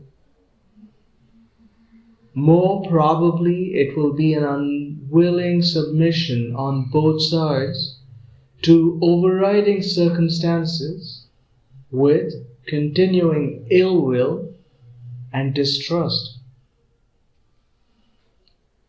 No attempted solution which assumes, even in principle, the retention of India as part of the British Empire has the slightest chance of acceptance, of adoption. No solution which retains feudal relics in India can possibly last. Life is cheap in India, and when this is so, life is empty and ugly and shoddy, and all the horrid brood of poverty envelope it. There is an enervating atmosphere in India due to many causes, imposed or inherent, but essentially the resultant of poverty and want. We have a terribly low standard of living and a very high rate of dying. Industrially developed and rich countries have a way of looking at undeveloped and poor countries just as a rich man looks on the poor and unfortunate. The rich man, out of his abundant resources and opportunities, develops high standards and fastidious tastes and blames the poor for their habits and lack of culture. Having denied them the opportunity to better themselves, he makes their poverty and its attendant evil justifications for a further denial. India is not a poor country. She is abundantly supplied with everything that makes a country rich. Yet, her people are very poor. She has a noble heritage of culture forms, and her culture potential is very great. But many developments and the accessories of culture are lacking. This lack is due to many causes and largely to deliberate deprivation. When this is so, the vital energy of the people must overcome the obstacles in the way and fill the lack. That is happening in India today. Nothing can be clearer than the fact that India has the resources as well as the intelligence, skill, and capacity to advance rapidly. She has accumulated cultural and spiritual experiences of ages behind her. She can progress both in scientific theory and the application of science and become a great industrial nation. Her scientific record is already noteworthy. In spite of the many limitations she suffers from and the lack of opportunity for her young men and women to do scientific work, that record is not great considering the size and possibilities of the country, but it is significant of what will happen when the energies of the nation are released and the opportunities are provided. Only two factors may come in the way: international developments and external pressures on India, and lack of common objective within the country. Ultimately, it is the latter alone that will count. If India is split up into two or more parts and can no longer function as a political and economic unit, her progress will be seriously affected. There will be the direct weakening effect, but much worse will be the inner psychological conflict between those who wish to reunite her and those who oppose this. New vested interests will be created which will resist change and progress. A new evil karma will pursue us in the future. One wrong step leads to another. So it has been in the past, and so it may be in the future. And yet, wrong steps have to be taken sometimes, lest some worse peril befall us. That is the great paradox of politics, and no man can say with surety whether present wrongdoing is better and safer in the end than the possibility of an imagined peril. Unity is always better than disunity, but an enforced unity is a sham and dangerous affair, full of explosive possibilities. Unity must be of the mind and heart, a sense of belonging together and of facing together who attack it.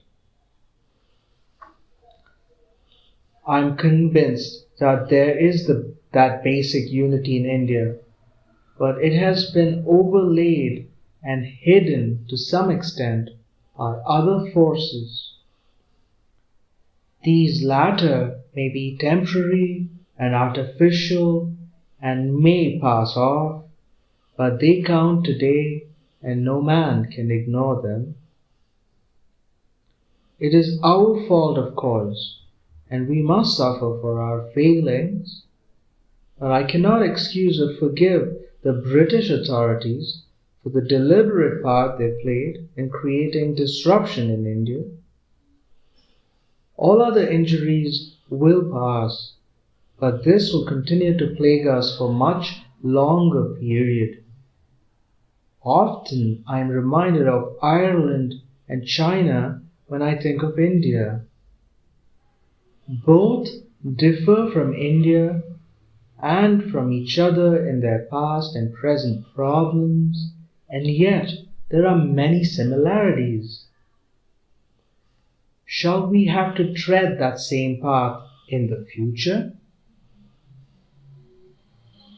Jim Fallon, in his jail journey, tells us the effect of jail on human character, and everyone who has spent a long time in prison knows how true his statement is. The jail acts as a magnifying glass on human character. Every tiny weakness is brought out, emphasized, wakened, until presently there is no more of the convict with the weakness, but only a weakness wearing convict clothes. Some such effect is produced on national character by foreign rule. That is not the only effect, for noble qualities also develop, and strength is gradually built up through resistance. But foreign authority encourages the former and tries to suppress the latter. Just as we have convict wardens in prison, whose chief qualification is to spy on their fellow convicts, so in a subject country there is no lack of puppets and sycophants who put on the livery of authority and act on its behalf. There are others also who do not consciously line up in this way, but who are nevertheless influenced by the policies and intrigues of the dominant power. To accept the principle of a division of India, or rather the principle that there should be no enforced unity, may lead to a calm and dispassionate consideration of its consequences, and thus to a realization that unity is in the interest of all. Yet, obviously, there is the danger that once this wrong step is taken, other like ones may follow in its train. The attempt to solve one problem in the wrong way may well create new problems. If India is to be divided into two or more parts, then the amalgamation of major Indian states into India becomes more difficult, for those states will find an additional reason which they might not otherwise for keeping aloof and holding on to their authoritarian regimes.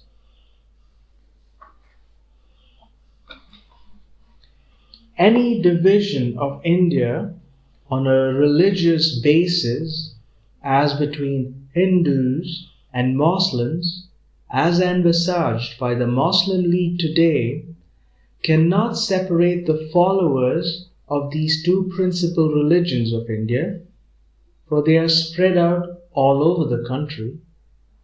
Even if the areas in which each group is in majority are separated, huge minorities belong to the other group remain in each area. Thus, instead of solving the minority problem, we create several in place of one. Other religious groups, like the Sikhs, are split up unfairly against their will and placed in two different states. In giving freedom to separate to one group, other groups, though in a minority, are denied that freedom and compelled to isolate themselves from the rest of India against their emphatic and deeply felt wishes? If it is said that the majority religious must prevail in each area, so far as the question of separation is concerned, there is no particular reason why majority views should not decide the question for the whole of India, or that each tiny area should not decide its independent status for itself and thus create a vast number of small states, an incredible and a fantastic development. Even so, it cannot be done with any logic, for religious groups are intermingled and overlap in population all over the country.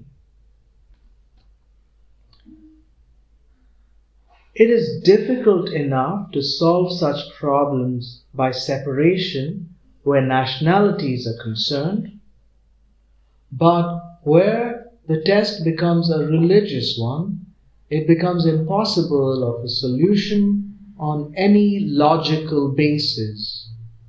It is a reversion to some medieval conception which cannot be fitted into the modern world.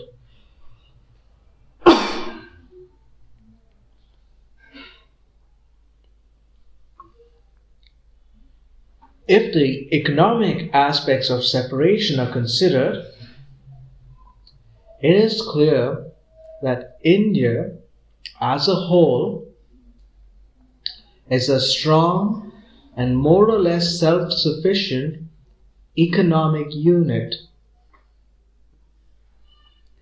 Any division will naturally weaken her, and one part will have to depend on the other. If the division is made so as to separate the predominantly Hindu and Muslim areas, the former will comprise far the greater part of the mineral resources and industrial areas. The Hindu areas will not be so hard hit from this point of view. The Muslim areas, on the other hand, will be the economically backward and often deficit areas which cannot exist without a great deal of outside assistance. Thus, the odd fact emerges that those who today demand separation will be the greatest sufferers from it. Because of a partial realization of this fact, it is now stated on their behalf that separation should take place in such a way as to give them an economically balanced region. Whether this is possible under any circumstances, I do not know, but I rather doubt it. In any event, any such attempt means forcibly attaching other large areas with a predominantly Hindu and Sikh population to the separated area. That would be a curious way of giving effect to the principle of self-determination. I am reminded of the story of the man who killed his father and mother and then threw himself on the mercy of the court as an orphan.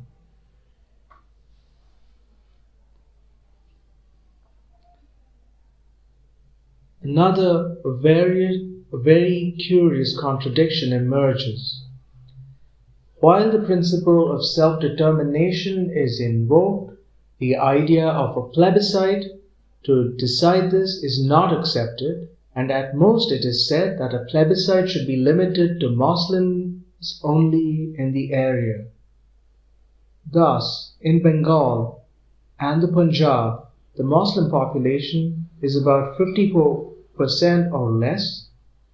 It is suggested that if there is to be voting only, this 54% should vote and decide the fate of the remaining 46% or more who will have no say in the matter. This might result in 28% deciding the fate of the remaining 72%. It is difficult to understand how any reasonable person can advance these propositions or expect them to be agreed to. I do not know, and nobody can know till an actual vote takes place on this issue, how many Muslims in the areas concerned would vote for partition. I imagine that a large number of them, possibly even a majority, would vote against it. Many Muslim organizations are opposed to it. Every non-Muslim, whether he is a Hindu or Sikh or Christian or Parsi, is opposed to it. Essentially, this sentiment in favor of partition has grown in areas where Muslims are in a small minority, areas which in any event would remain undetached from the rest of India.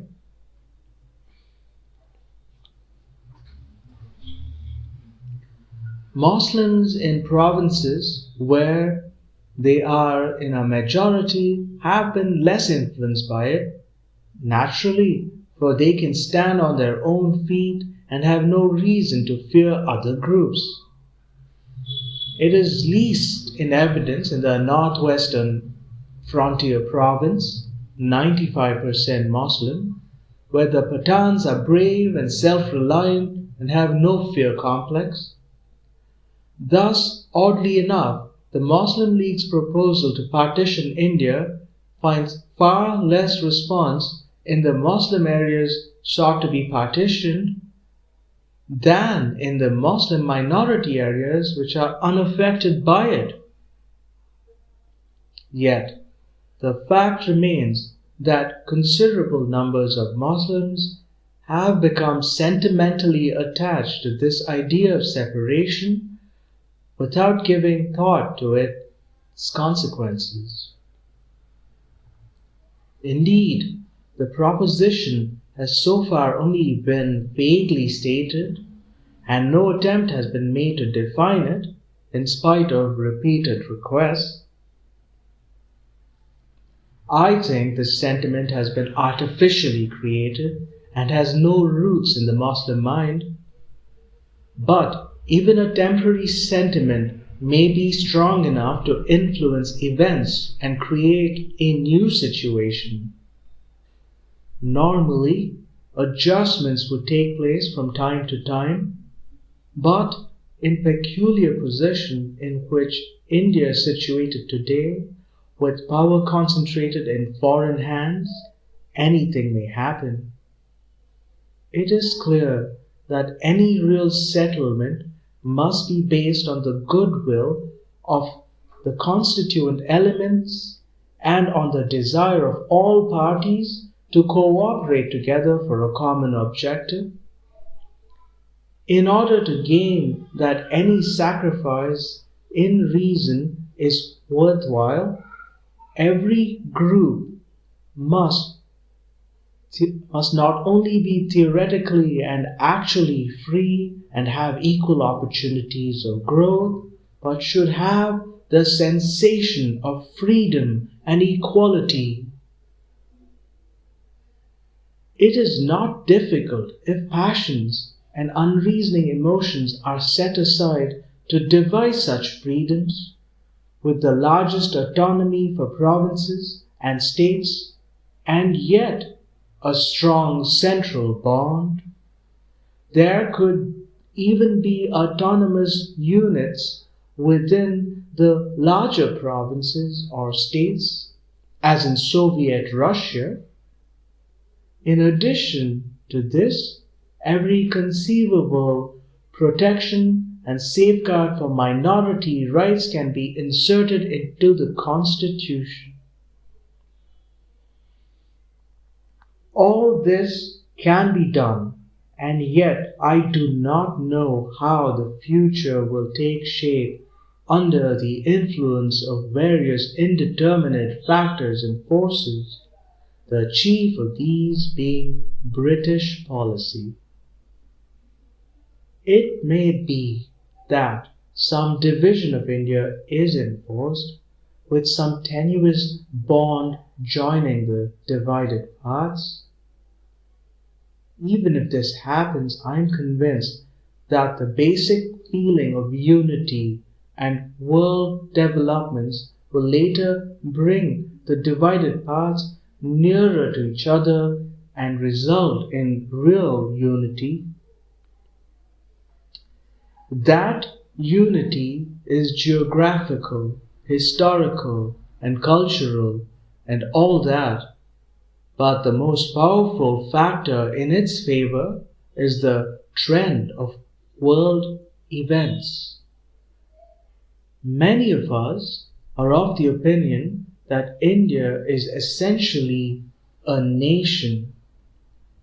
But Mr. Jinnah has advanced a two-nation theory and has lately added to it and to political phraseology by describing some religious groups as sub-nations, whatever that these might be. His thoughts identifies a nation with religion.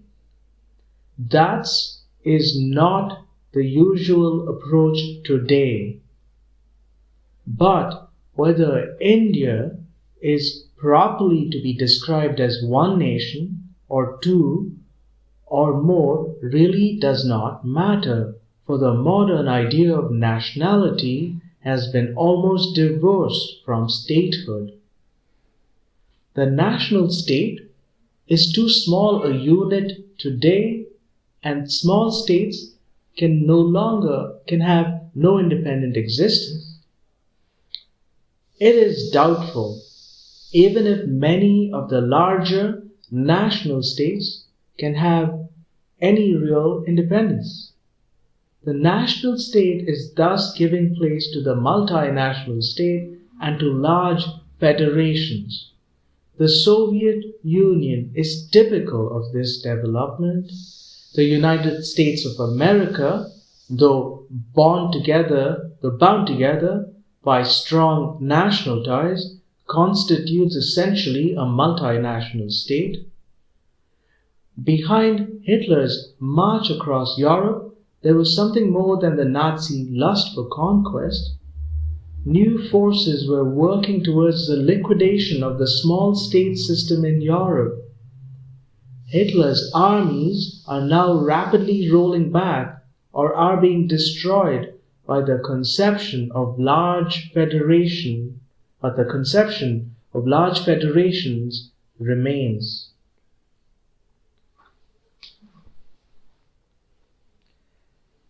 Mr. H.G. Wells has been telling the world with all the fire of an old prophet that humanity is at the end of an age of fragmentation in the management of its affairs, fragmentation politically among separate sovereign states and economically among unrestricted business organizations competing for profit. An age of fragmentation in the management of its affairs, fragmentation politically among separate sovereign states, and economically among unrestricted business organizations competing for profit. He tells us that it is the system of nationalist individualism, an uncoordinated enterprise that is the world's disease. We shall have to put an end to the national state and devise collectivism which neither degrades nor enslaves. The prophets are ignored, sometimes even stoned by their generations. And so Mr. Wells's warnings and those of many others are voices in the wilderness so far as those in authority are concerned. Nevertheless, they point to the inevitable trends. These trends can be hastened or delayed, or if those who have the power are so blind, they even have to wait another and greater disaster before they actually take shape.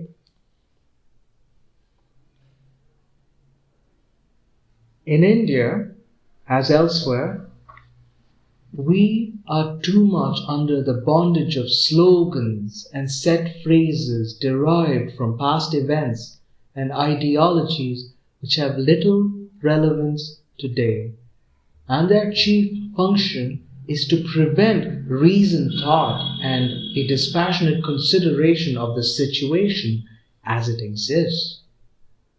There is also the tendency towards abstraction and vague ideals, which arouse emotional responses and are often good in their way, but which are also led to a woolliness of the mind and unreality. In recent years, a great deal has been written and said on the future of India, and especially on the partition or unity of India, and yet the astonishing fact remains that those who propose Pakistan or partition have consistently refused to define what they mean or to consider the implications of such a division.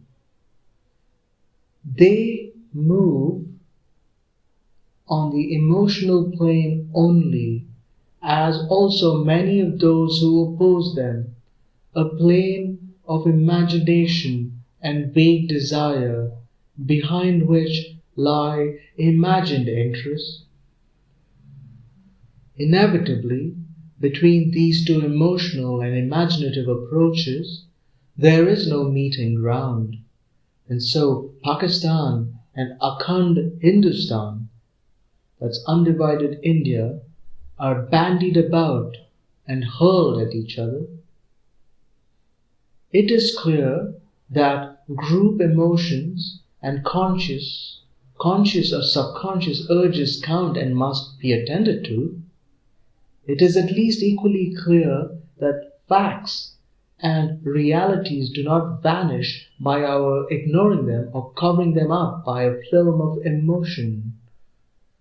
They have a way of emerging at the awkward moments and in unexpected ways. And decisions taken primarily on the basis of emotions, or when emotions are the dominating considerations, are likely to be wrong and to lead to dangerous developments. It is obvious that whatever may be the future of India, and even if there is a regular partition, the different parts of India will have to cooperate with each other in 100 different ways. Even independent nations have to cooperate with each other. Much more so must Indian provinces or such parts as emerge from a partition, for these stand in an intimate relationship to each other and must hang together or deteriorate, disintegrate, and lose their freedom. Thus, the very practical question is, what are the essential common bonds which must bind and cement various parts of India if she is to progress and remain free, and which are equally necessary even for the autonomy and cultural growth of those parts? Defense is an obvious and outstanding consideration, and behind that defense lie the industries feeding it, transport and communication, and some measure at least of economic planning. Customs, currency, and exchange also, and the maintenance of the whole of India as an internally free trade area, for any internal tariff barriers would be fatal barriers to growth, and so on. There are many other matters which would be inevitably, both from the point of view of the whole and the parts, have to be jointly and centrally directed. There is no getting away from it, whether we are in favor of Pakistan or not. unless we are blind to everything except a momentary passion. The vast growth of air services today has led to the demand for their internationalization or to some form of international control. Whether various countries are wise enough to accept this is doubtful, but it is quite certain that air developments can only take place in India on an all-India basis. It is inconceivable for a partitioned India to make progress in regard to them in each part separately. This applies also to many activities which already tend to outgrow even national boundaries. India is big enough as a whole to give them scope for development, but not so partitioned India. Thus, we arrive at the inevitable and ineluctable conclusion that whether Pakistan comes or not, a number of important and basic functions of the state must be exercised on an all-India basis if India is to survive as a free state and progress. The alternative is stagnation, decay, and disintegration, leading to the loss of political and economic freedom, both for India as a whole and its various separated parts. As has been said by an eminent authority, the inexorable logic of the age presents the country with radically different alternatives: union plus independence or disunion plus dependence. What form the union is to take, and whether it is called union or by some other name, is not so important. The names have their own significance and psychological value. The essential fact is that a number of varied activities can only be conducted effectively on a joint all-India basis. Probably, many of these activities will soon be under the control of international bodies. The world shrinks and its problems overlap. It takes less than 3 days now to go right across the world by air from any one place to another, and tomorrow, with the development of stratosphere navigation, it may take even less time. India must become a great world center of air travel. India will also be linked by rail to Western Asia and Europe on one side, and to Burma and China on the other. Not far from India, across the Himalayas in the north, lies in Soviet Asia one of the highly developed industrial areas with an enormous potential. India will be affected by this and will react in many ways.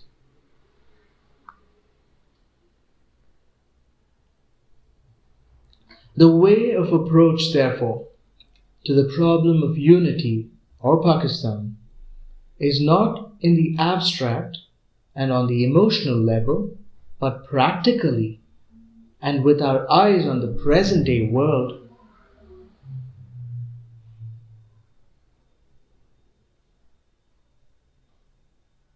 That approach leads us to certain obvious conclusions that a binding cement in regard to certain important functions and matters is essential for the whole of India. Apart from them, there may be and should be the fullest freedom to the constituent units and an intermediate sphere where there is both joint and separate functioning. There may be differences of opinion as to where one sphere ends and the other begins, but such differences, when considered on a practical basis, are generally fairly easy of adjustment.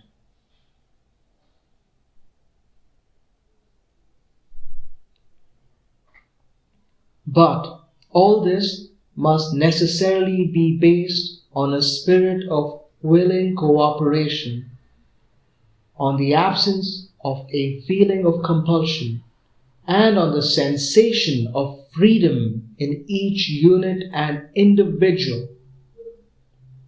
Old vested interests have to go. It is equally important that no new ones are created. Certain proposals based on metaphysical conception of groups and forgetting the individual who comprise them make one individual politically equal to 2 or 3 others and thus create new vested interest. Any such arrangements can only lead to grave dissatisfaction and instability. The right of any well-constituted area to secede from Indian Federation or Union has often been put forward, and the argument of USSR advanced in support of it. That argument has little application, for conditions there are wholly different and the right has little practical value. In the emotional atmosphere in India today, it may be desirable to agree to this for the future in order to give it the sense of freedom from compulsion which is so necessary. The Congress has in effect agreed to it, but even the exercise of that right involves a preconsideration of all those common problems to which references has been made. Also, there is a grave danger in a possibility of partition and division to begin with, for such an attempt might well scotch the very beginnings of freedom and the formation of a free national state. Insuperable problems will arise and confuse all the real issues. Disintegration will be in the air, and all manner of groups, who are otherwise agreeable to a joint and unified existence, will claim separate states for themselves or special privileges which are encroachments on others. The problem of the Indian states will become far more difficult of the solution, and the state system as it is today will give a new lease of life. The social and economic problems will be far harder to tackle. Indeed, it is difficult to conceive of any free state emerging from such a turmoil, and if something does emerge, it will be a pitiful caricature, full of contradictions and insoluble problems.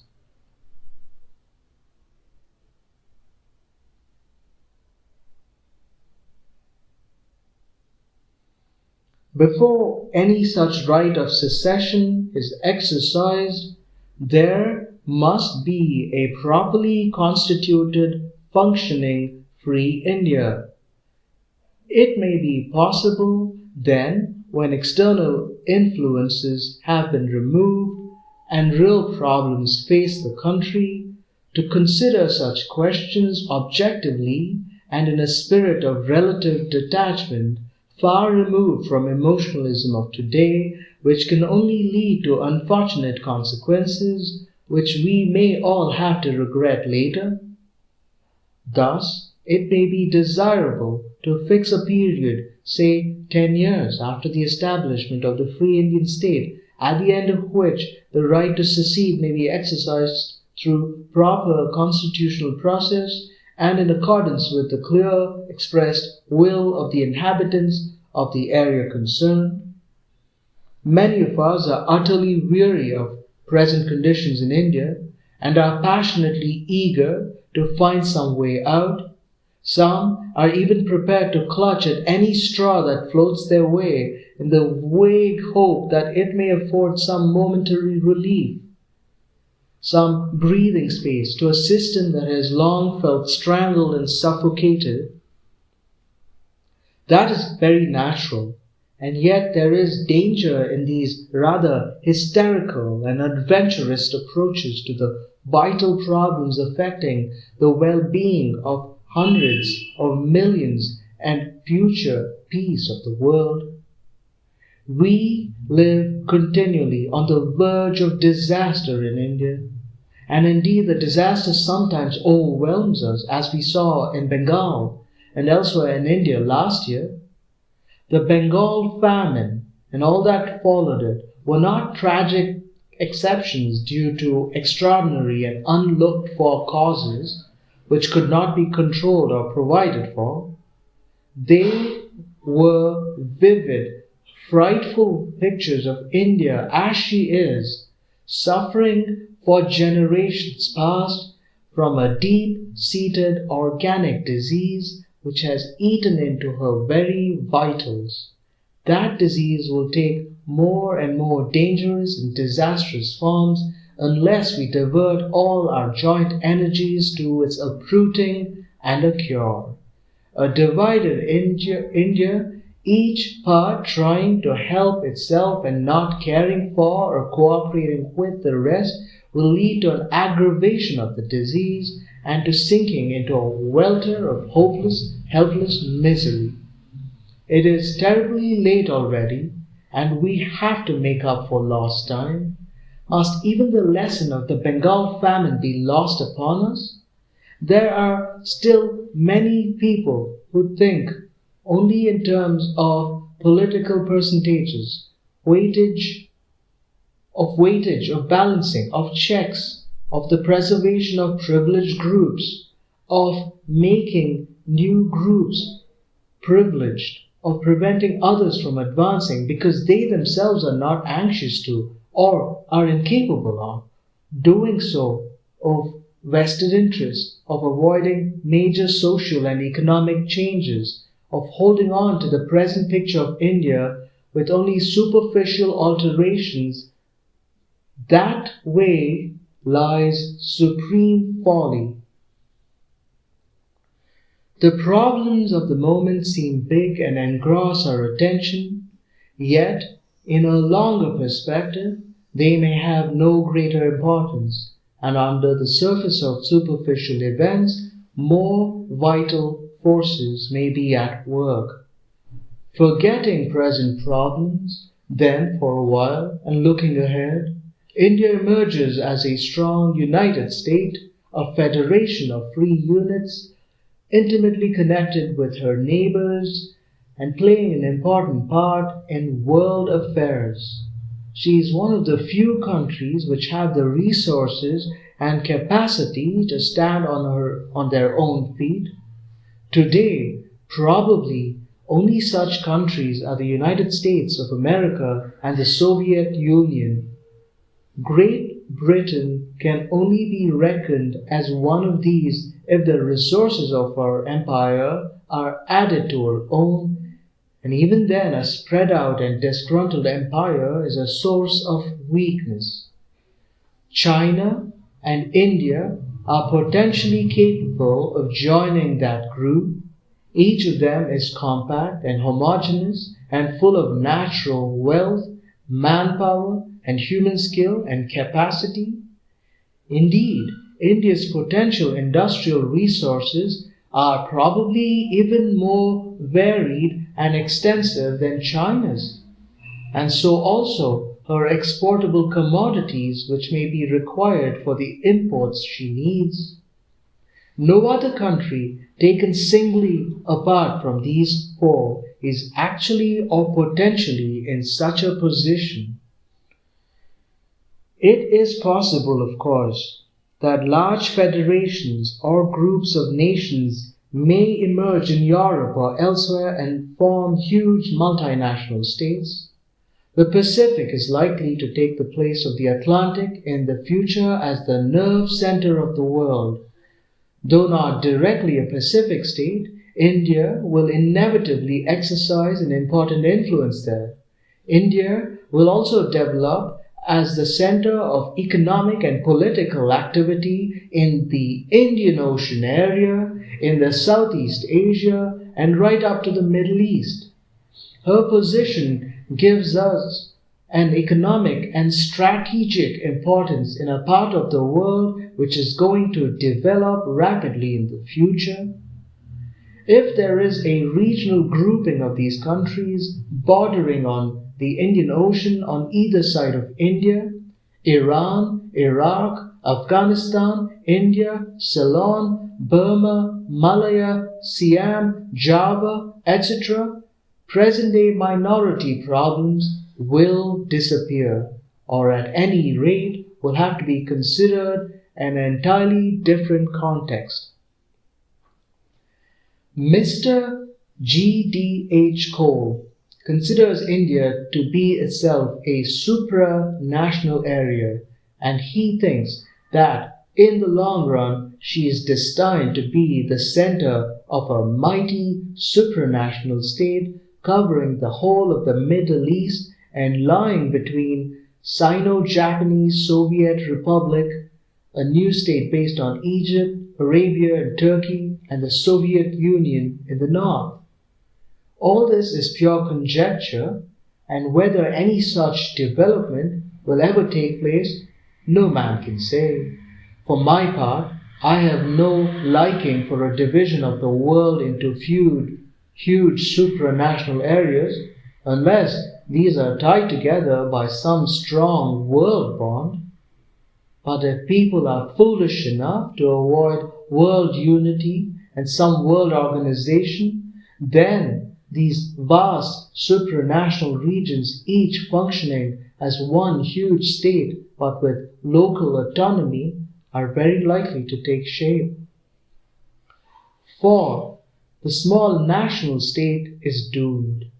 It may survive as a culturally autonomous area, but as an independent political unit, whatever happens, it will be well for the world if India can make her influence felt. For that influence will always be in favor of peace and cooperation and against aggression.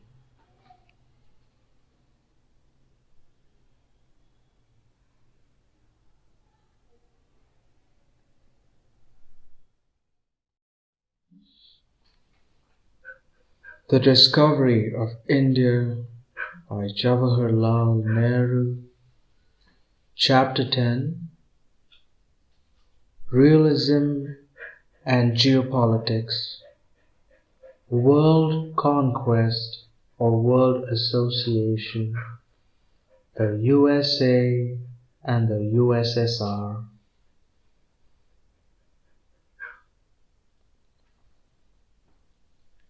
The war has entered on its final stage in Europe, and the Nazi power collapses before the advancing armies in the East and the West. Paris, that lovely, gracious city, so tied up with freedom struggle, is itself free again.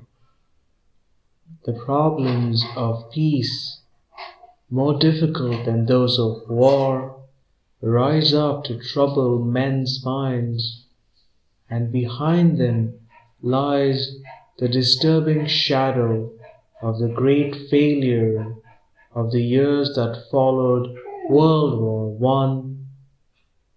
Never again, it is said.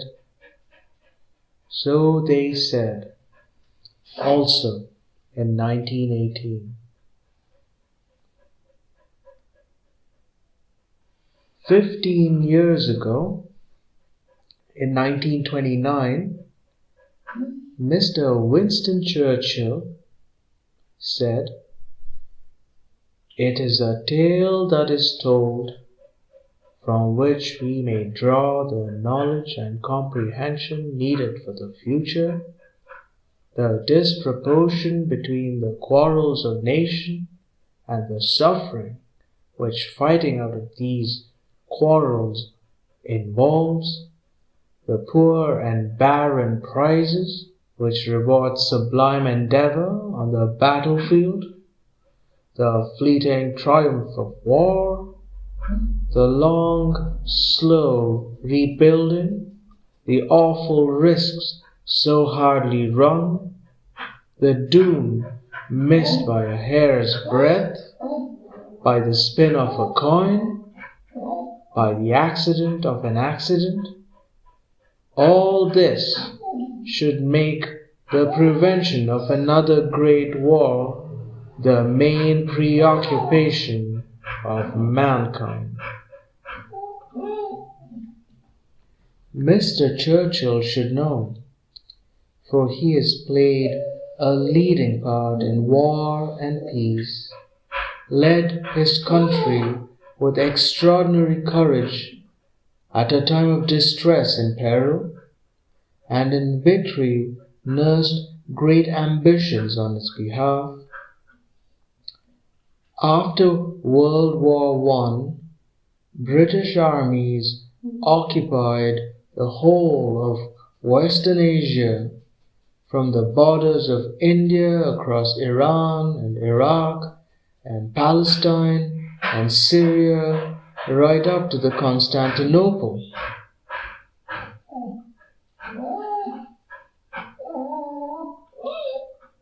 Mr. Churchill saw then a vision of a new Middle Eastern empire for Britain, but fate decided otherwise.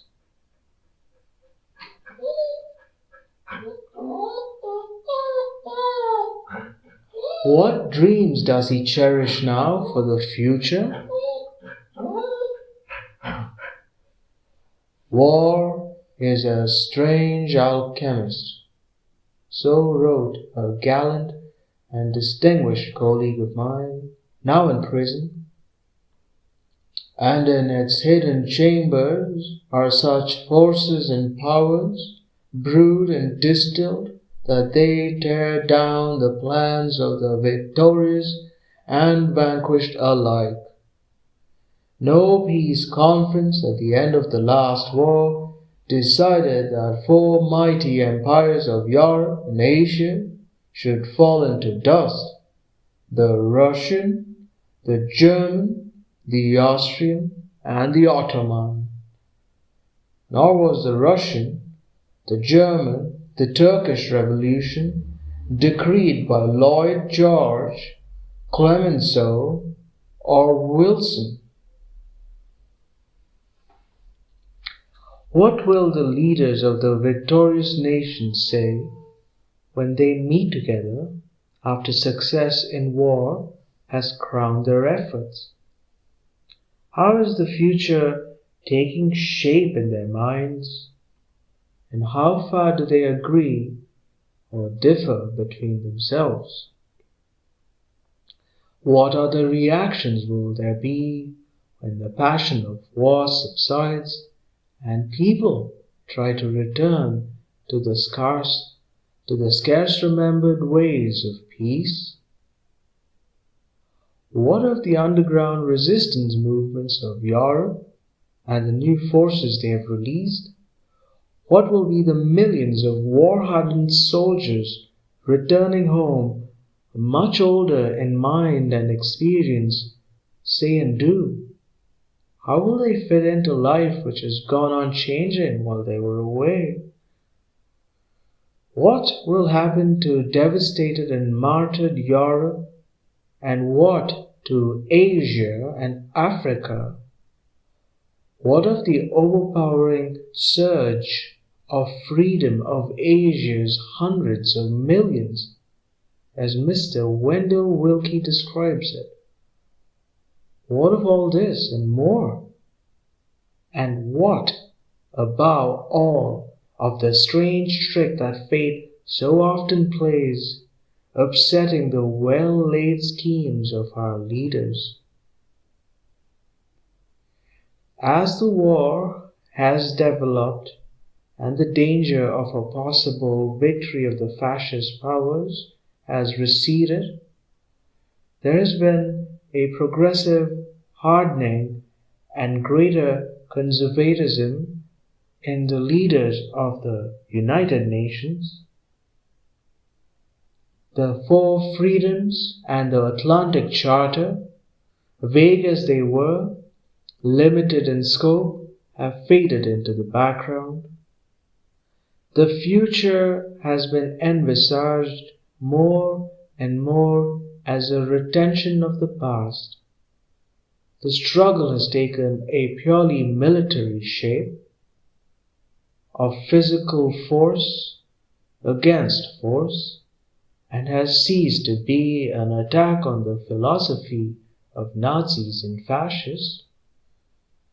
General Franco and petty or prospective authoritarian rulers in Europe have been encouraged. Mr. Churchill still glories in the conception of empire. George Bernard Shaw recently declared, "There is no power in the world more completely imbued with the idea of its dominance than the British Empire, for even the word empire sticks in Mr. Churchill's throat every time he tries to utter it."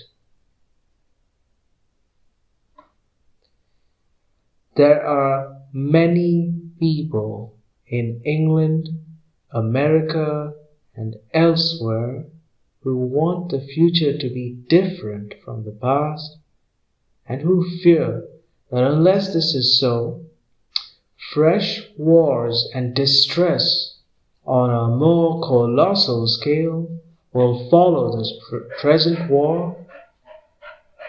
But those who have power and authority do not appear to be much influenced by these considerations, and are themselves in the grip of forces beyond their control. In England, America, and Russia, we revert to the old game of power politics on a gigantic scale. That is considered realism and practical politics. An American authority on geopolitics, Professor N.J. Spikeman, has written in a recent book, "The statesman who conducts foreign policy can concern himself with the values of justice, fairness, and tolerance only to the extent that they can contribute to, or do not interfere with, the power objective. They can be used instrumentally as moral justification for the power quest, but they must be discarded the moment their application brings weakness. The search for power is not made for the achievement of moral values. Moral values are used to facilitate the attainment of power.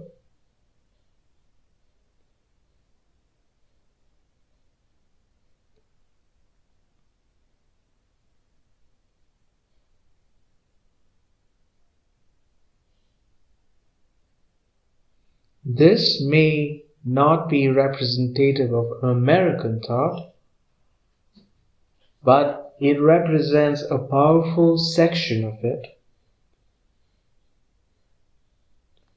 Mr. Walter Lippmann's vision of 3 or 4 orbits encompassing the globe, the Atlantic community, the Russian, the Chinese, and later the Hindu-Muslim in South Asia, is a continuation of power politics on a vaster scale, and it is difficult to understand how he can see any world peace or cooperation emerging out of it.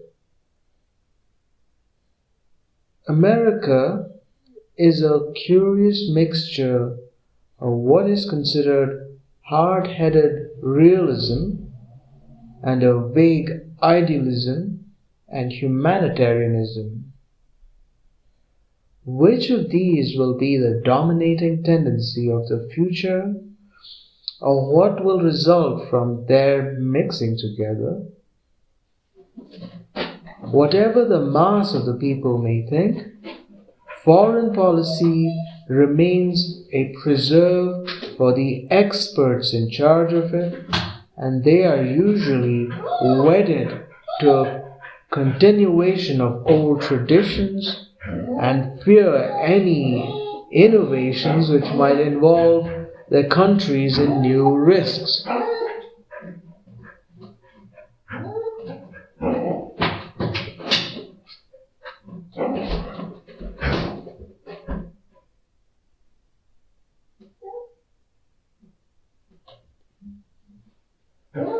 Realism, of course, there must be, for no nation can base its domestic or foreign policy on mere goodwill and flights of the imagination. But it is a curious problem that sticks to the empty shell of the past and ignores or refuses to understand the hard facts of the present, which are not only political and economic, but also include feelings and urges of vast numbers of people. Such realism is more imaginative and divorced from today's and tomorrow's problems than much of the so-called idealism of many people.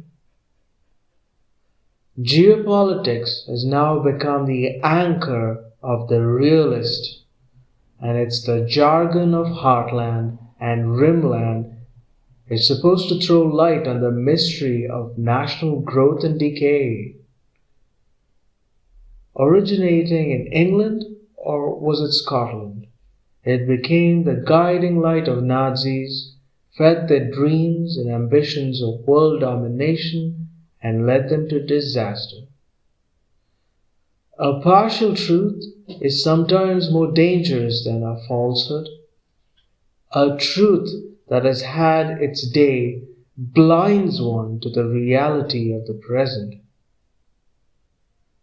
H.G. Mackinder's theory of geopolitics, subsequently developed in Germany, was based on the growth of civilization on the oceanic fringes of the continents, Asia and Europe, which had to be defended from pressure from land invaders from the heartland, which was supposed to be the center of the Eurasian bloc. Control of this heartland meant world domination. But civilization is no longer confined to oceanic fringes and tends to become universal in its scope and content. The growth of Americas also does not fit in with the Eurasian heartland dominating the world, and air power has brought a new factor which has upset the balance between sea power and land power.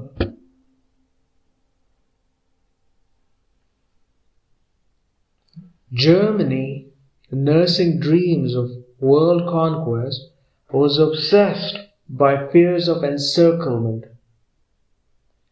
Soviet Russia feared a combination of her enemies. England's national policy has long been based on the balance of power in Europe and opposition to any dominating power there. Always there has been fear of others, and the fear has led to aggression and tortuous intrigues. An entirely new situation will arise after the present war with two dominating world powers, the USA and the USSR, and the rest a good distance behind them, unless they form some kind of bloc.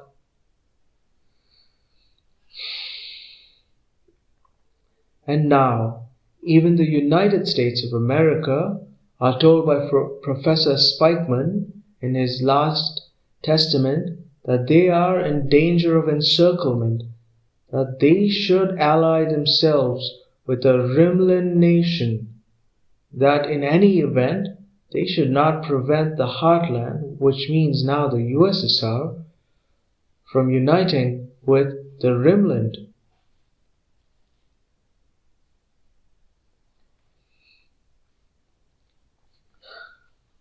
All this looks very clever and realistic, and yet is supremely foolish, for it is based on the old policy of expansion and empire and the balance of power, which inevitably leads to conflict and war.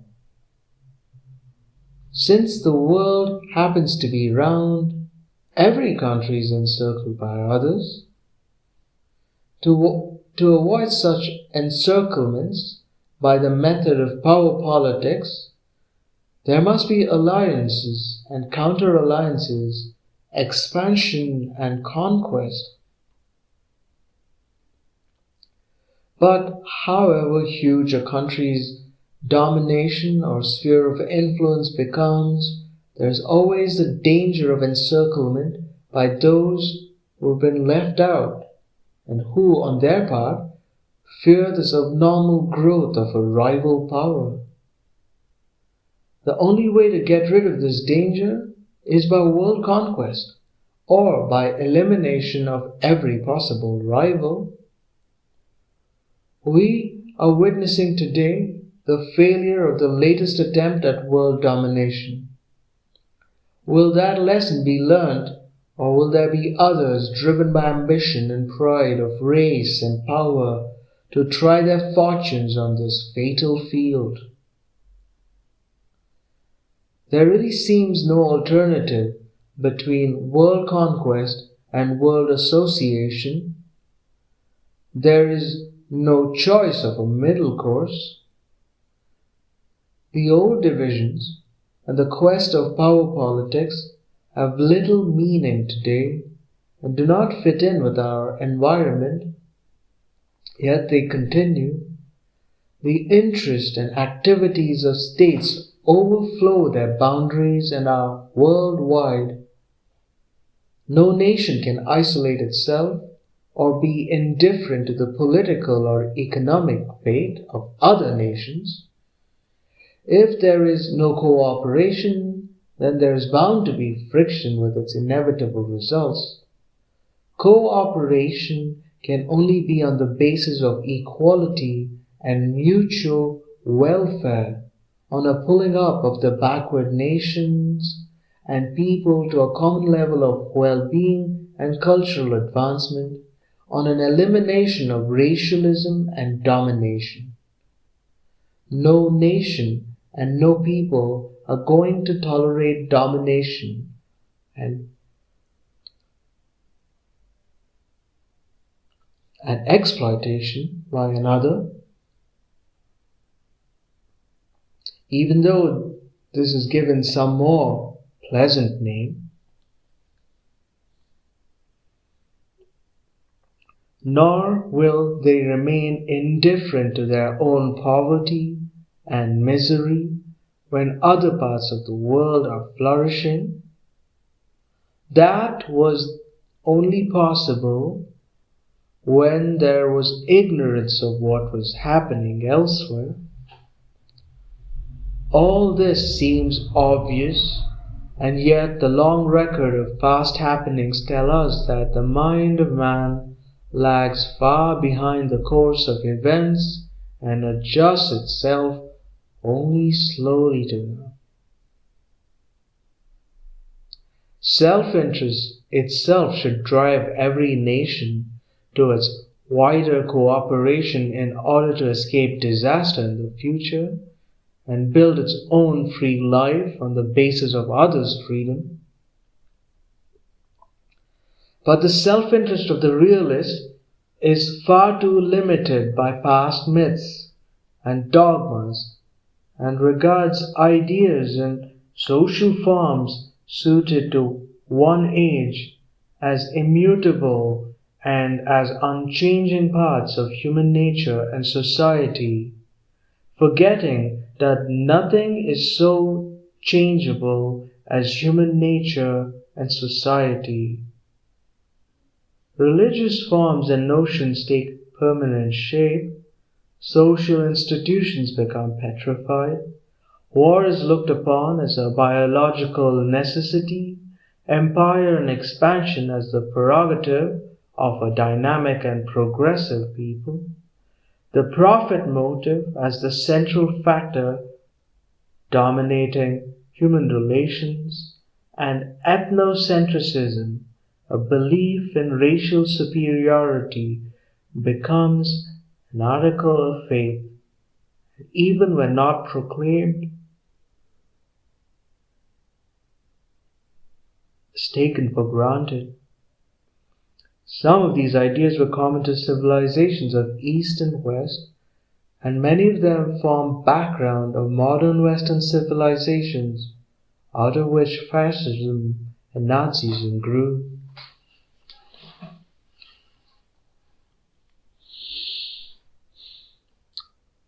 Ethically, there is no great difference between them and the fascist creed, though the latter went much further in its contempt for human life and all that humanism stands for.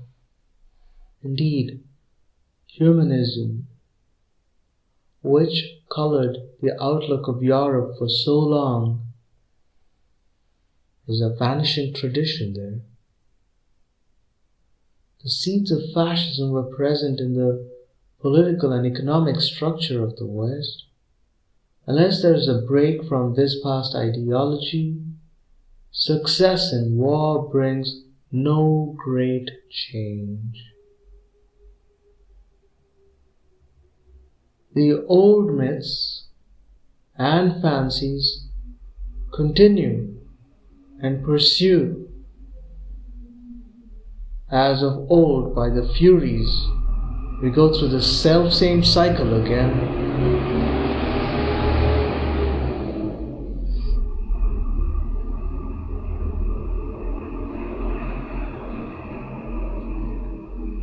Two outstanding facts emerged from the war: our growth in power and actual potential wealth of the USA and the USSR. The Soviet Union actually is probably poorer than it was prior to the war, owing to the enormous destruction, but its potential is tremendous, and it will rapidly make good and go further ahead. In physical and economic power, there will be none to challenge it on the Eurasian continent. Already it is showing an expansionist tendency and is extending its territory more or less on the basis of the Tsar's empire. How far this process will go is difficult to say. Its socialist economy does not necessarily lead to expansion. for it can be made self-sufficient. But other forces and old suspicions are at play, and again we notice the fear of the so-called encirclement. In any event, the USSR will be busy for many years in repairing the ravages of war. Yet the tendency to expand, if not in territory, then in other ways, is evident. No other country today presents such a politically solid and economically well-balanced picture as the Soviet Union, though some of the developments there in recent years have come as a shock to many of its old admirers. Its present leaders have an unchallengeable position, and everything depends on their outlook for the future.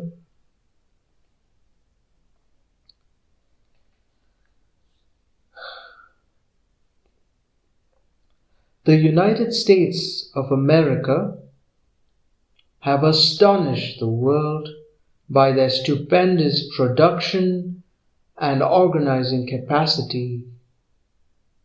They have thus not only played a leading part in the war, but have accelerated a process inherent in American economy and produced a problem for themselves which will tax their wits and energies to the utmost.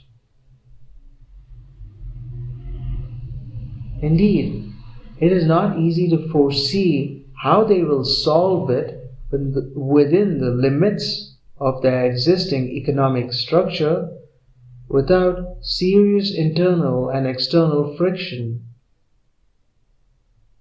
It is said that America has ceased to be isolationist, inevitably so, for she must now depend to an extent on her exports abroad.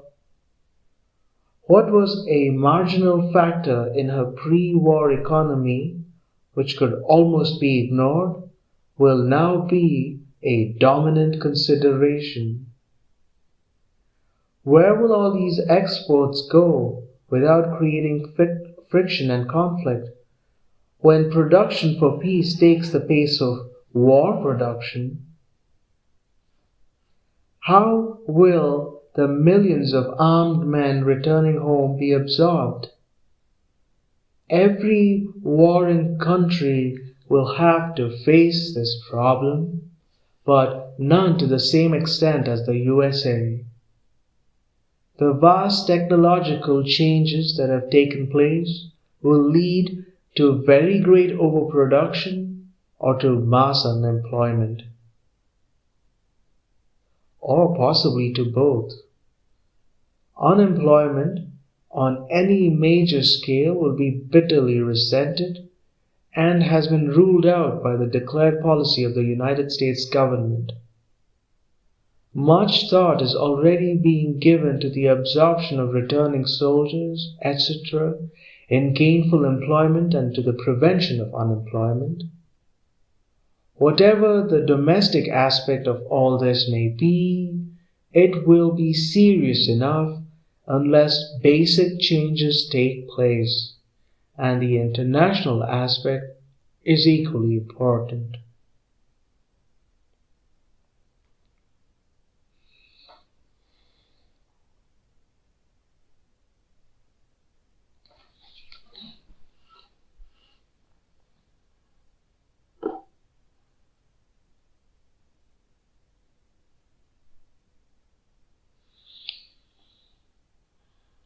Such is the curious nature of present-day economy in these days of mass production that the USA, the wealthiest and the most powerful country in the world, becomes dependent on other countries absorbing its surplus production. For some years after the war, there will be a big demand in Europe, China, and India for machinery as well as manufactured goods. This will be of considerable help to America to dispose of her surplus, but every country will rapidly develop its own capacity to manufacture most of its needs, and exports will tend to be limited to specialized goods not produced elsewhere. The consumption capacity will also be limited by the purchasing power of the masses, and to raise this fundamental economic changes will be needed. It is conceivable that with the substantial raising of the standard of living all over the world, international trade and exchange of goods will prosper and increase. But that raising itself requires a removal of political and economic fetters on production and distribution in the colonial and backward countries. That inevitably involves big changes with their consequent dislocation and adaptation to new systems.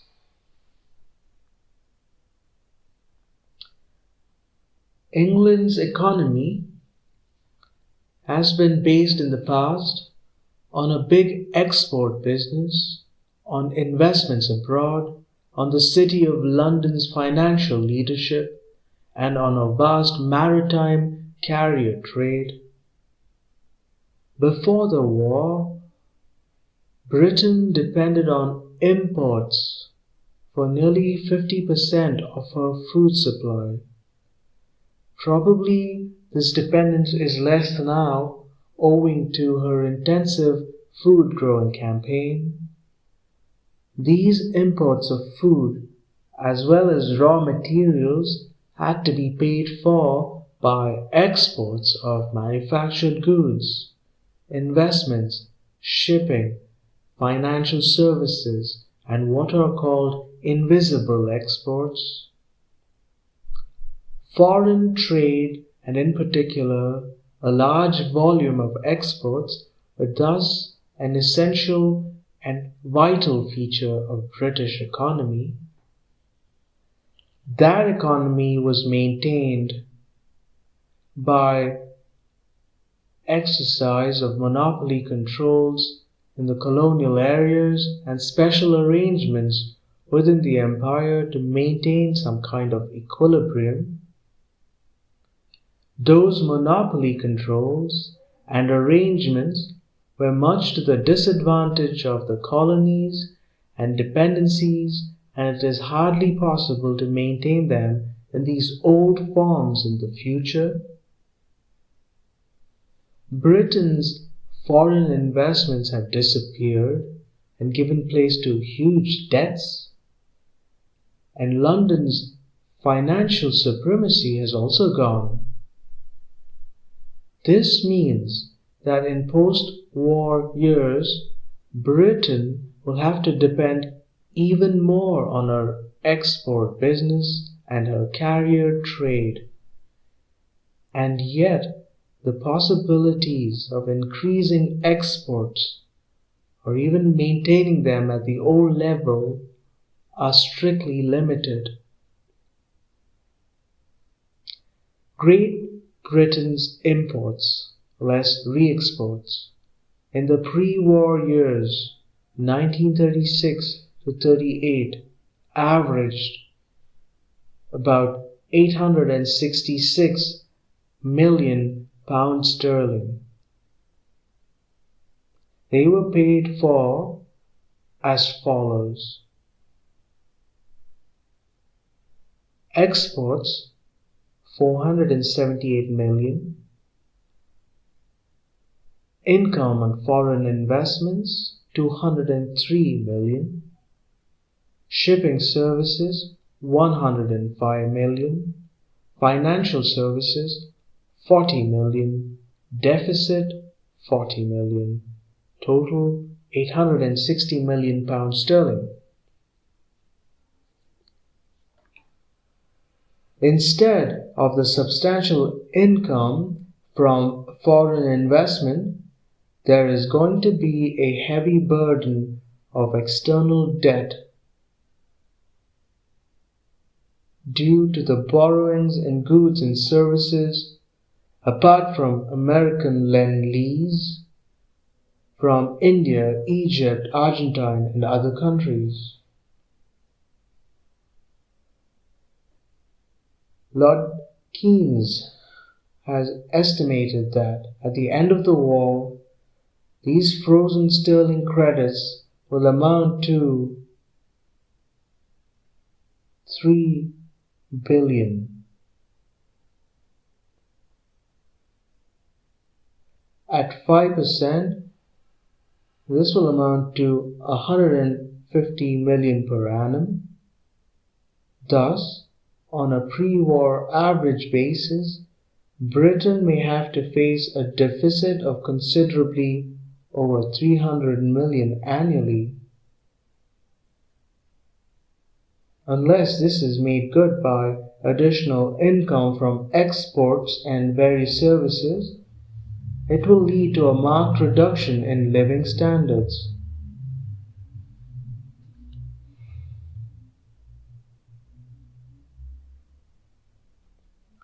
This appears to be the governing factor in Britain's post-war policy, and if she is to maintain her present economy, she feels she must retain her colonial empire with only such minor changes as are unavoidable. Only as a dominant partner of a group of countries, colonial and non-colonial, does she hope to play a leading role and to balance politically and economically the vast resources of the two giant powers, the United States of America and the Soviet Union. Hence, the desire to continue her empire and to hold on to what she has got, as well as to extend her sphere of influence over fresh territories, for instance over Thailand. Hence also the aim of British policy to bring about a close integration with the dominions as well as some of the smaller countries of Western Europe. French and Dutch colonial policy generally support the British view in regard to colonies and dependencies. The Dutch Empire is indeed very much a satellite empire, and it could not continue to exist without the British Empire. It is easy to understand these trends of British policy, based as they are on past outlook and standards and formulated by men tied up with the past. Yet, within the past context of 19th century economy, the difficulties facing Britain today are very great. In the long run, her position is weak, her economy unsuited to present-day conditions, her economic resources are limited, and her industrial and military strength cannot be maintained at the old level. There is essentially instability in the methods suggested to maintain that old economy, for they lead to unceasing conflict, to the lack of security, and to the growth of ill will in the dependencies, which may make the future still more perilous for Britain. The desire of the British, understandable enough, to maintain their living standards on the old level and even to raise them, is thus made dependent upon protected markets for British exports and controlled colonial and other areas for the supply of raw materials and cheap food. This means that British living standards must be kept up even at the cost of keeping down its subsistence level or less hundreds of millions of people in Asia and Africa. No one wants to reduce British standards, but it is obvious that peoples of Asia and Africa are never going to agree to the maintenance of this colonial economy which keeps them at a subhuman level. The annual purchasing power pre-war in Britain is said to be £97 per sterling per capita. In USA it was much greater. In India it was less than £6 sterling. These vast differences cannot be tolerated, and indeed the diminishing returns of a colonial economy ultimately affect adversely even the dominating power. In the USA, this is vividly realized, and hence their desire to raise the colonial people's purchase power through industrialization and self-government.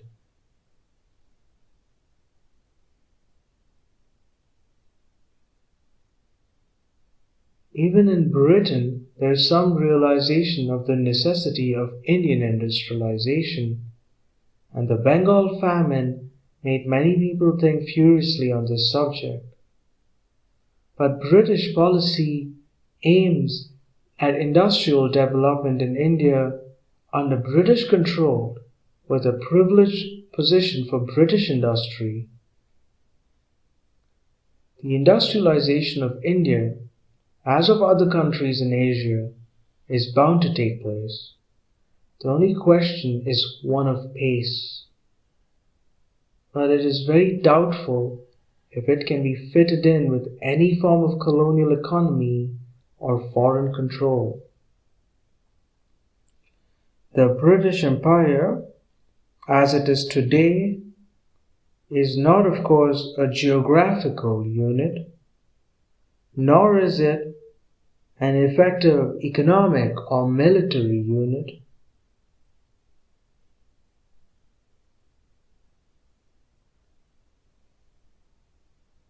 It is a historical and sentimental unit. Sentiment and old bounds count still, but they are not likely to override in the long run other more vital considerations. And even this sentiment applies only to certain areas containing populations racially similar to the people of Britain. It certainly does not apply to India or the rest of the dependent colonial empire, where it is the other way about. It does not even apply to South Africa, so far as the Boers are concerned.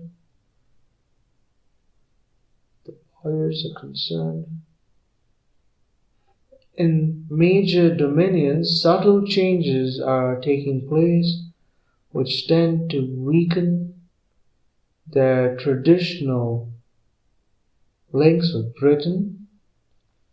Canada, which has grown greatly in industrial stature during the war, is an important power, closely tied up with the USA. She's developed an expanding economy, which will in some respects come in the way of British industry.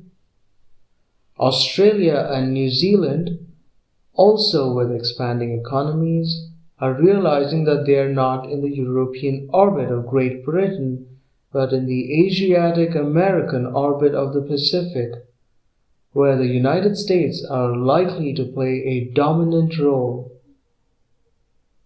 Culturally, both Canada and Australia are progressively drawn towards the USA.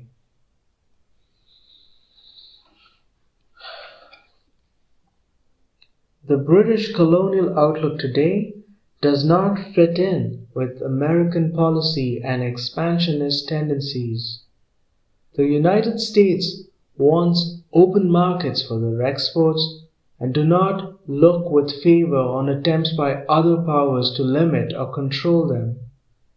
They want rapid industrialization of Asia's millions and higher standards everywhere, not for sentimental reasons, but to dispose of their surplus goods.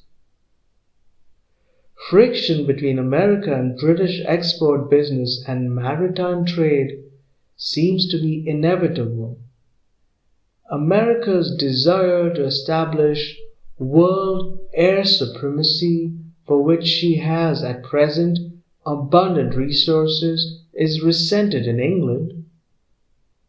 America probably favors an independent Thailand, while England would prefer to make it a semi-colony. These opposing approaches, based in each case on the nature of the respective economy aimed at, run through the whole colonial sphere.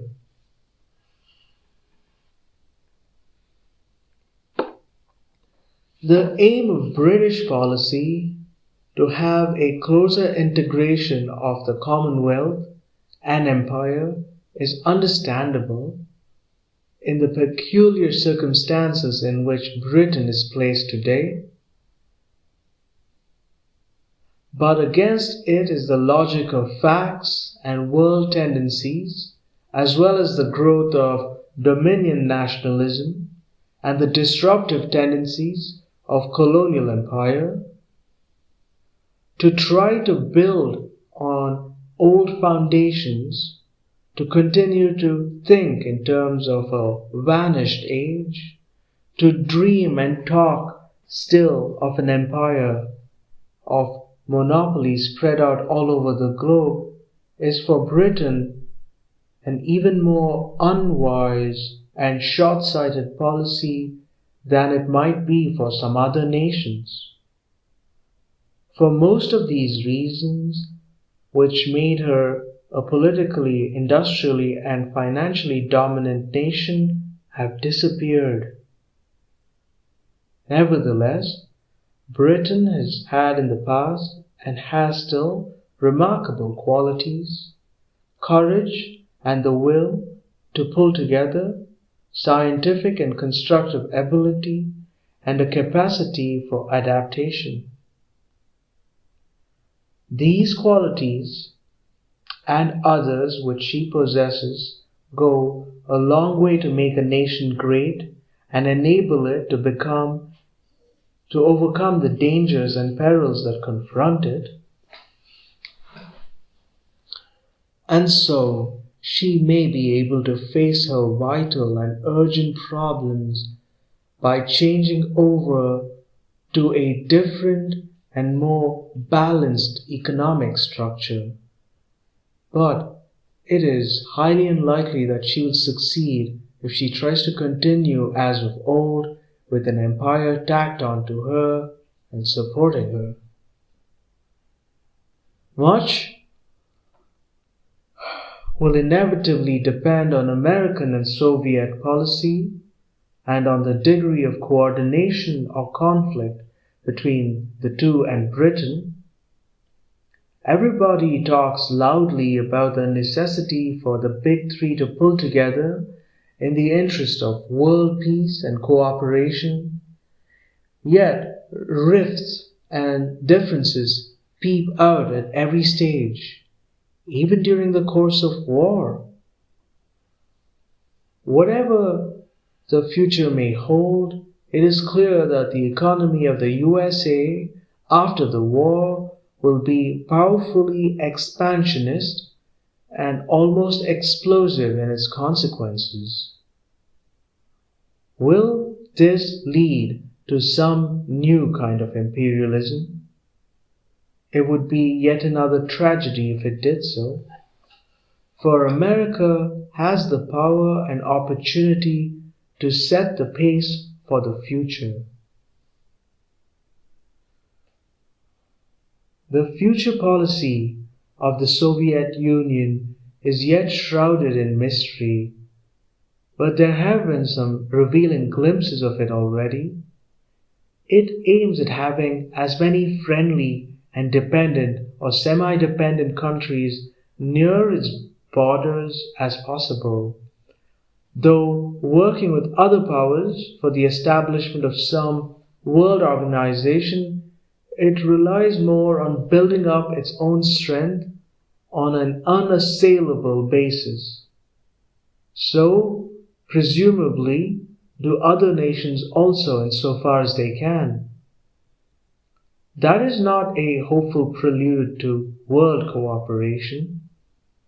Between the Soviet Union and other countries, there is not the same struggle for export markets as between Britain and the USA, but the differences are deeper, their respective viewpoints further apart, and mutual suspicions have not been allayed even by joint effort in the war.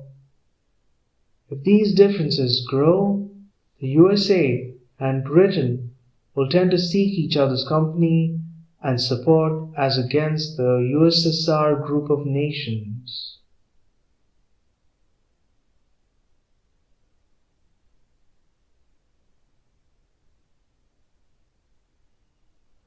Where do the hundreds of millions of Asia and Africa come in this picture? They have become increasingly conscious of themselves and their destiny, and at the same time are also world conscious.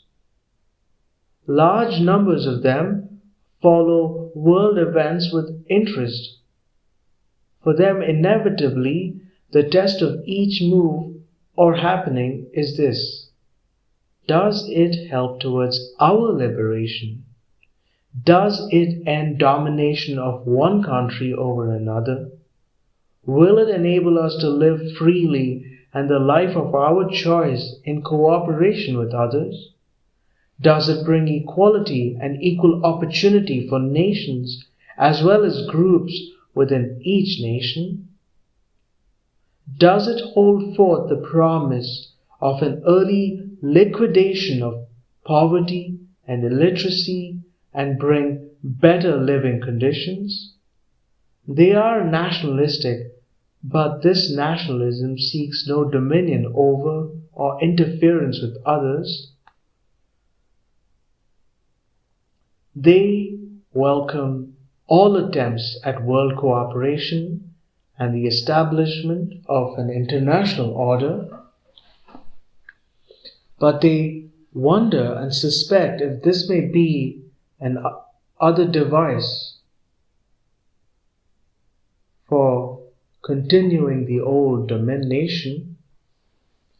Large parts of Asia and Africa consist of an awakened, discontented, seething humanity, no longer prepared to tolerate existing conditions. Conditions and problems differ greatly in various countries of Asia, but throughout this vast area, in China and India, in Southeast Asia, in Western Asia, and the Arab world, run common threads of sentiment and invisible links which hold them together. For 1,000 years or more, while Europe was backward and often engulfed in its dark ages, Asia represented the advancing spirit of man. Epoch after epoch of a brilliant culture flourished there, and great centers of civilization and power grew up. About 500 years ago, Europe revived and slowly spread eastwards and westward till in the course of centuries it became the dominant continent of the world in power, wealth, and culture. Was there some cycle about this change, and is that process now being reversed? Certainly, power and authority have shifted more to America in the far west and to Eastern Europe, which was organically hardly a part of the European heritage. And in the East also, there has been tremendous growth in Siberia, and other countries of the East are ripe for change and rapid advance. Will there be conflict in the future, or a new equilibrium between the East and the West. But only the distant future will decide that, and it serves little purpose to look so far ahead.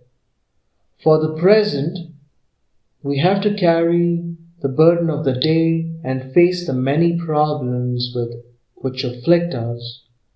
Behind these problems in India, as in many other countries, lies the real issue, which is not merely the establishment of democracy of the 19th century European type, but also of far-reaching social revolution. Democracy has itself become involved in that seemingly inevitable change, and hence among those who disapprove of the latter, doubts and denials arise about the feasibility of democracy, and this leads to fascist tendencies and the continuation of an imperialist outlook. All our present-day problems in India, the communal or minority problems, the Indian princes, vested interests of religious groups, and the big landowners, and the entrenched interests of British authority and industry in India, ultimately resolve themselves into opposition to social change.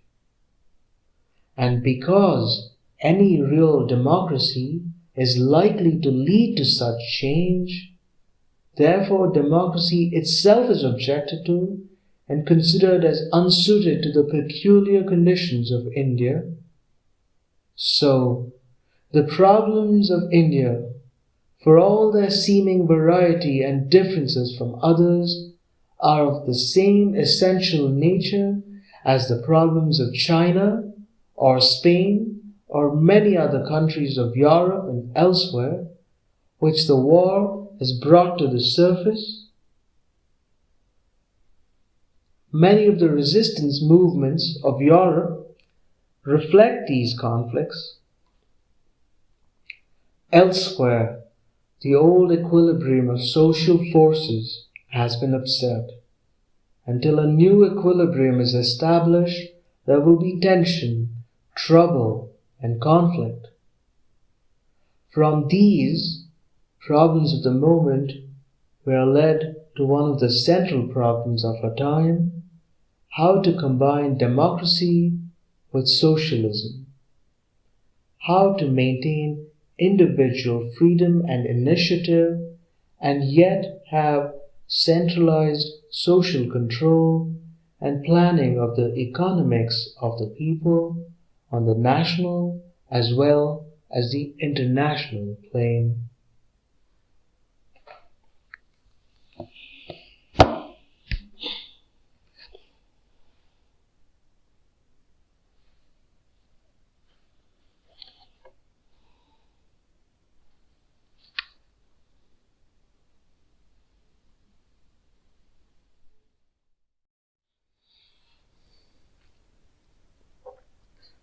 The Discovery of India by Jawaharlal Nehru. Chapter 10. Freedom and Empire.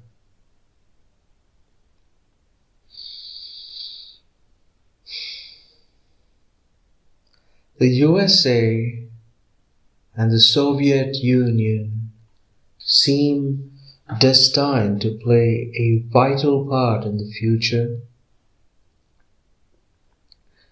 They differ from each other almost as much as any two advanced countries can differ, and even their faults lie in opposite directions. All the evils of a purely political democracy are evident in the USA. The evils of the lack of political democracy are present in the USSR. And yet, they have much in common: a dynamic outlook and vast resources, a social fluidity, an absence of a medieval background, of faith in science and its applications, and widespread education and opportunities for the people.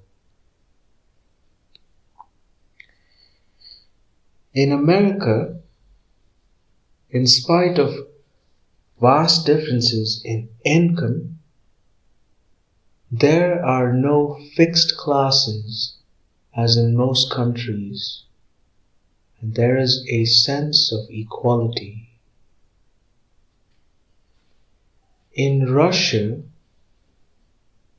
the outstanding event of the past 20 years has been the tremendous educational and cultural achievements of the masses. Thus, in both countries, the essential basis for a progressive, democratic society is present, for no such society can be based on the rule of a small intellectual elite over an ignorant, apathetic people, nor can such an elite long continue to dominate over an educationally and culturally advanced people. 100 years ago, de Tocqueville, discussing the Americans of those days, said, "If the democratic principle does not, on the one hand, induce men to cultivate science for its own sake, on the other, it does enormously increase the number of those who do cultivate it. Permanent inequality of conditions leads men to confine themselves to the arrogant and sterile researches of abstract truths, whilst the social condition and institutions of democracy prepare them to seek the immediate and useful practical results of the sciences. The tendency is natural and inevitable.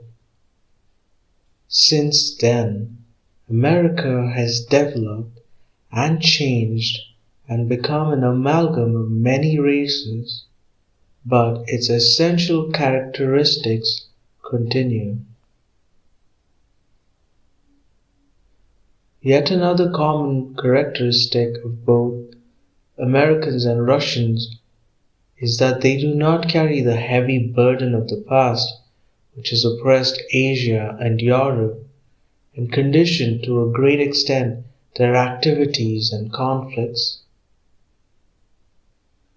They cannot, of course, escape, as none of us can, the terrible burden of this generation, but they have a clearer path so far as other people are concerned, and are less encumbered for their journey into the future. As a result of this, they can approach other peoples without the background of mutual distrust, which always accompanies the contacts of well-established imperialist nations with others. Not that their past is free of spots and stains and suspicions. Americans have their Negro problem, which is a continuing reproach to their professions of democracy and equality.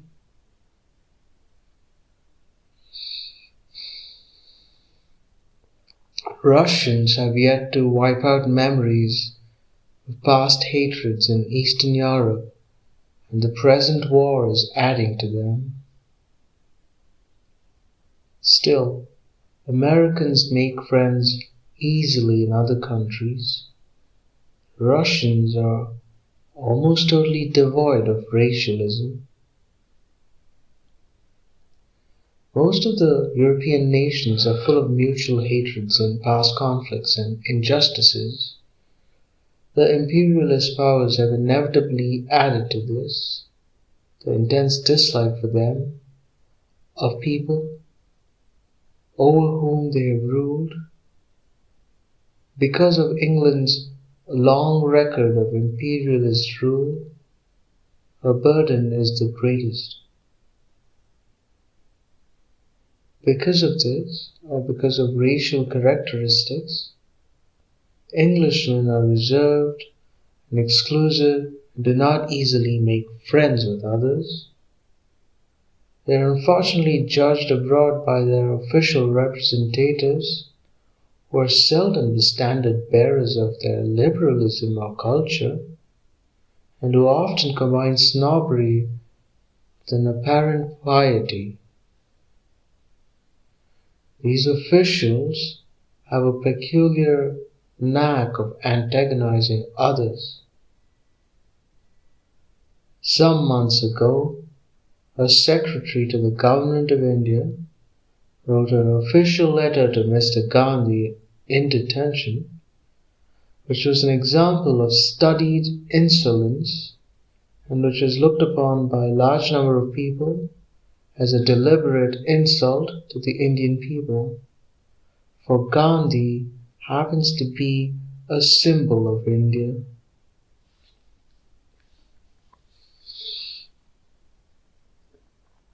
Another era of imperialism, or an age of international cooperation, or world commonwealth, which is it going to be in the future?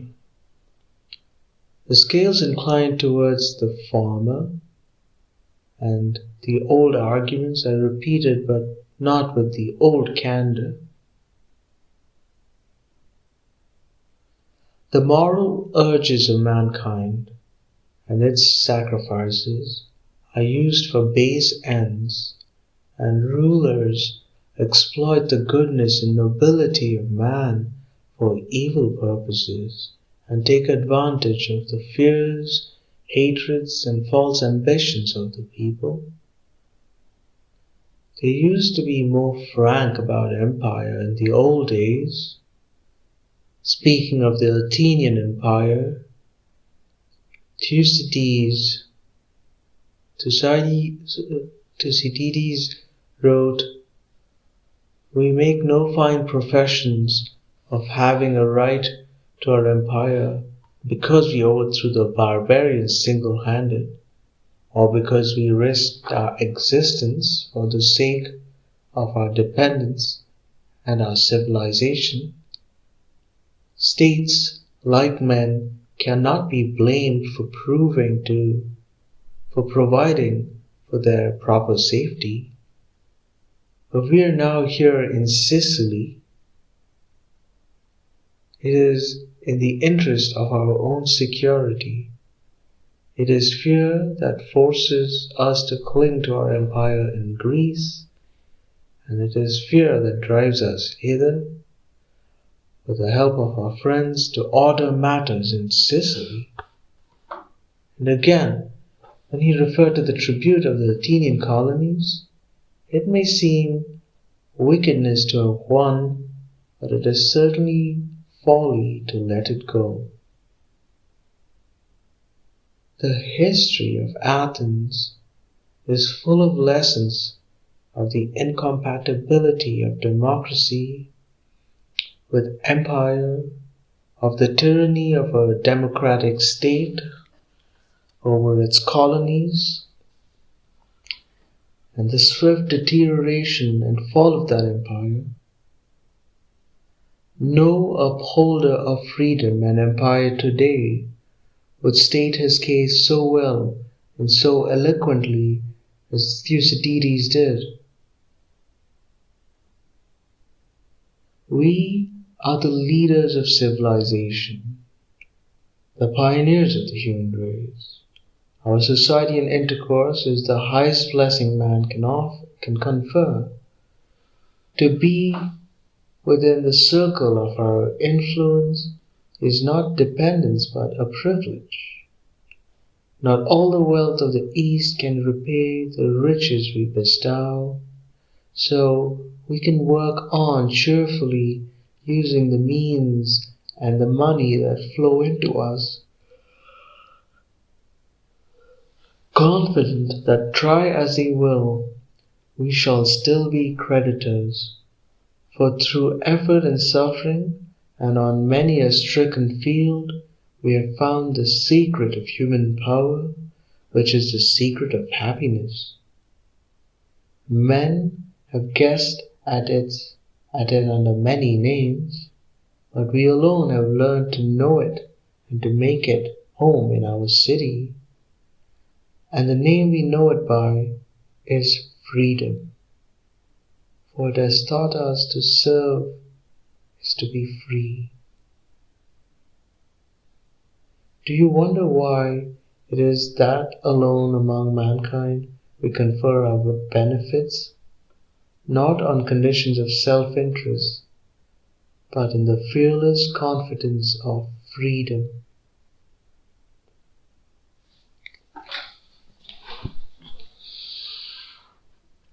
All this has a familiar ring in these days, when freedom and democracy are so loudly proclaimed, and yet limited to some only.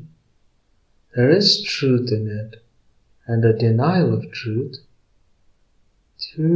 Thucydides knew little of the rest of mankind, and his vision was confined to the Mediterranean countries.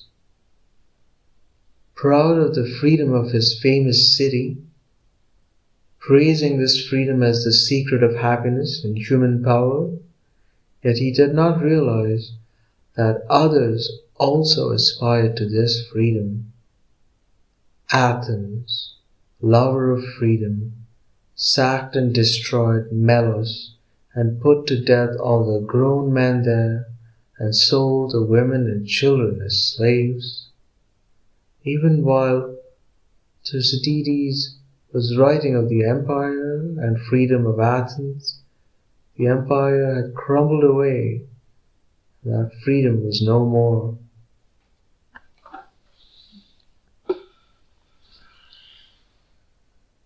For it is not possible for long to combine freedom with domination and slavery.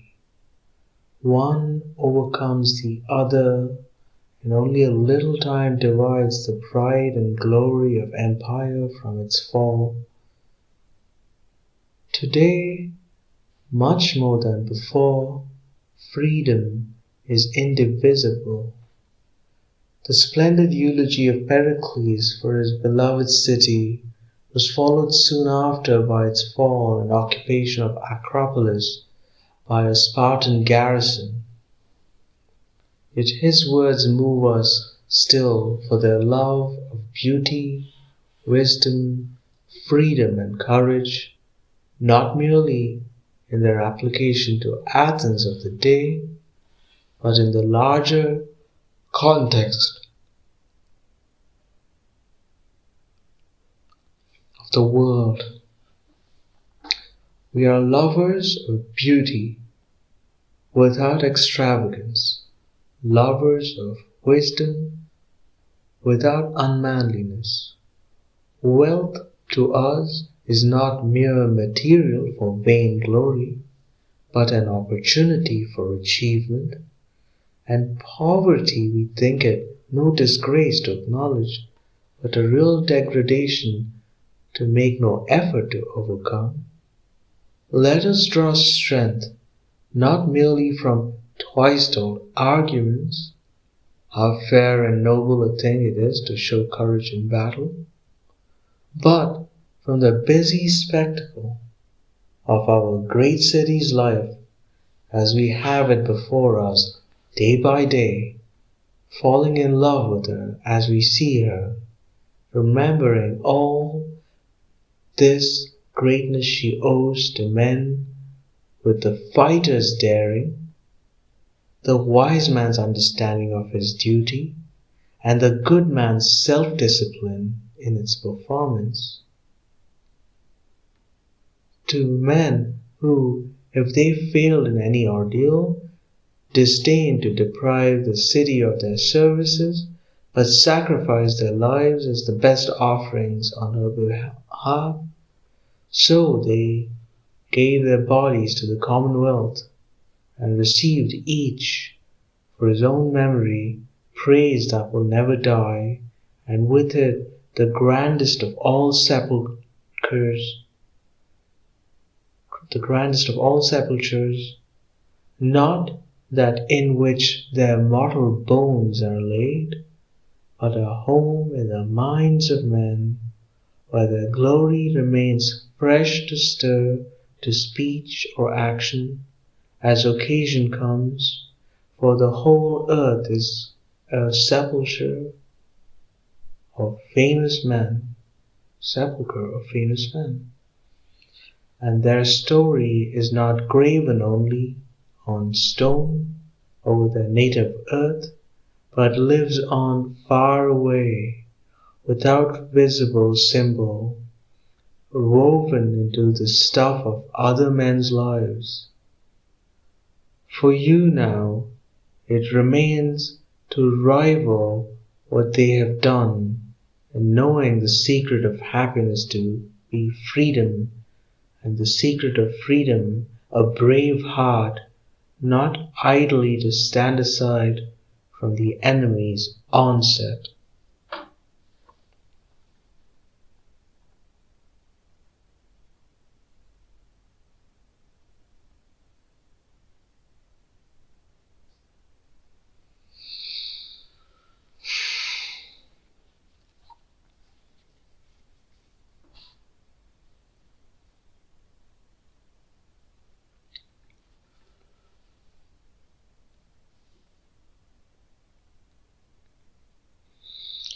The problem of population, falling birth rates, and national decay.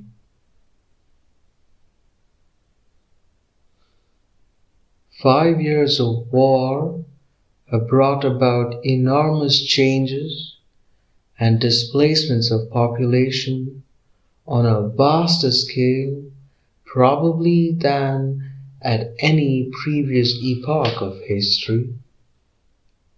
Apart from the scores of millions of war casualties, more especially in China, Russia, Poland, and Germany, masses of people have been uprooted from their homes and countries.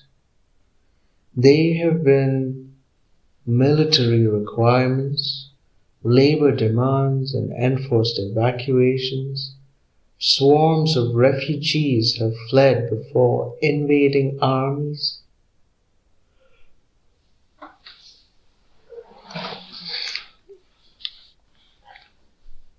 Even before the war, the refugee problem in Europe, due to Nazi policy, had grown to formidable proportions.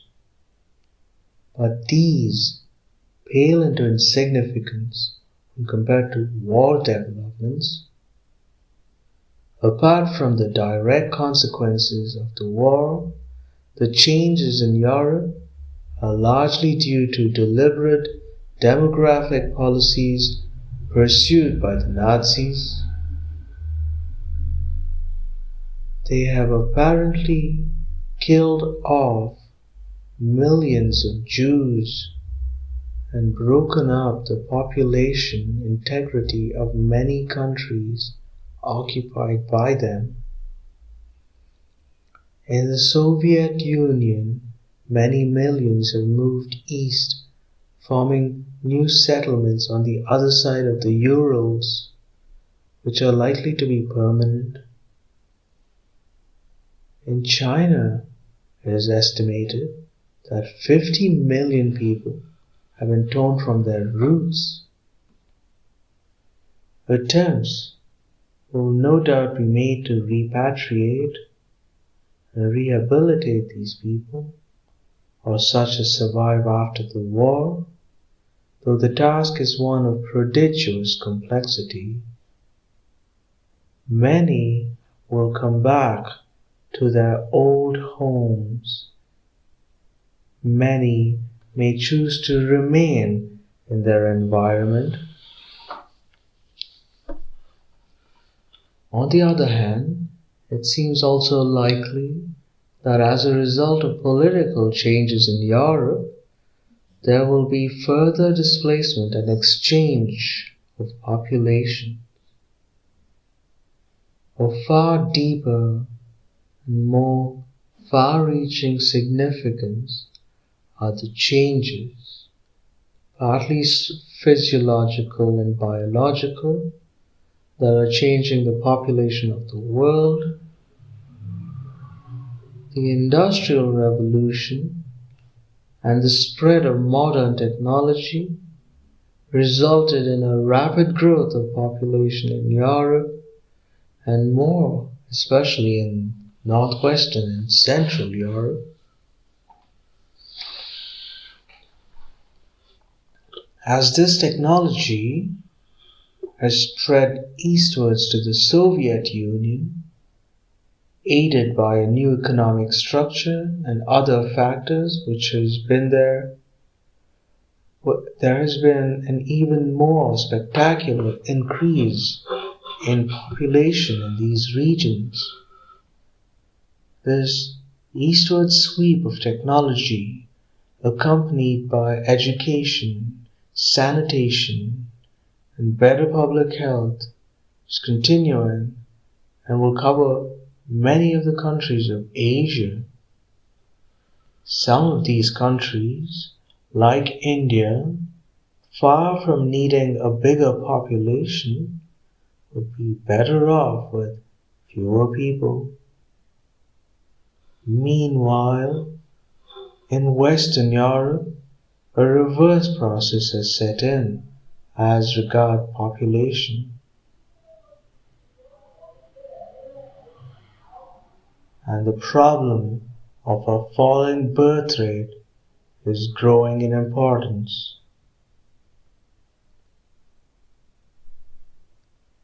This tendency appears to be widespread and affects most countries in the world, with some notable exceptions like China, India, Java, and the USSR. It is most marked in industrially advanced countries. The population of France ceased to grow many years ago and is now slowly declining.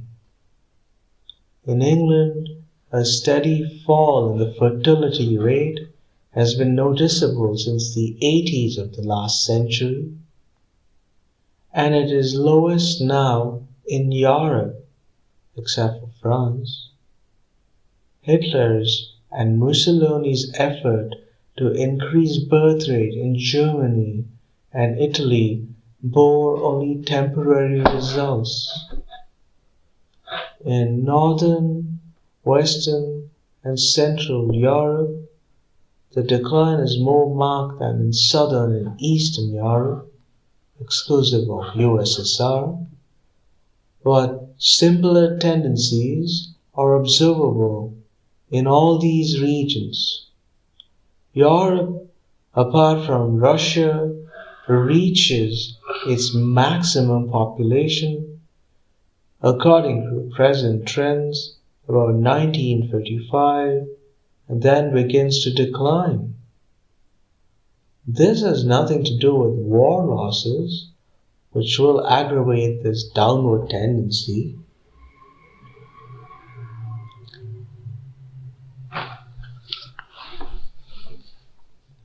The Soviet Union, on the other hand, goes on rapidly increasing in its population and is likely to reach a figure exceeding 250 million by 1970. This does not include any additions due to territorial changes as a result of the war.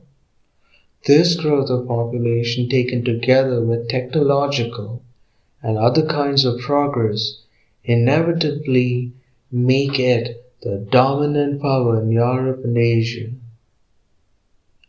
In Asia, much depends on the industrial development of China and India. Their huge populations are a burden and a weakness unless they are properly and productively organized. In Europe, the great colonial powers of the past appear to have definitely passed the stage of expansion and aggression. Their economic and political organization and the skill and ability of their people may still give them an important place in the world affairs, but they will progressively cease to count as major powers unless they function as a group. It does not seem likely that any nation of northwestern and central Europe will challenge the world again. Germany, like her western neighbors, has passed the period in which she could become a dominant world power owing to the diffusion of the technological civilizations to peoples that are growing more rapidly.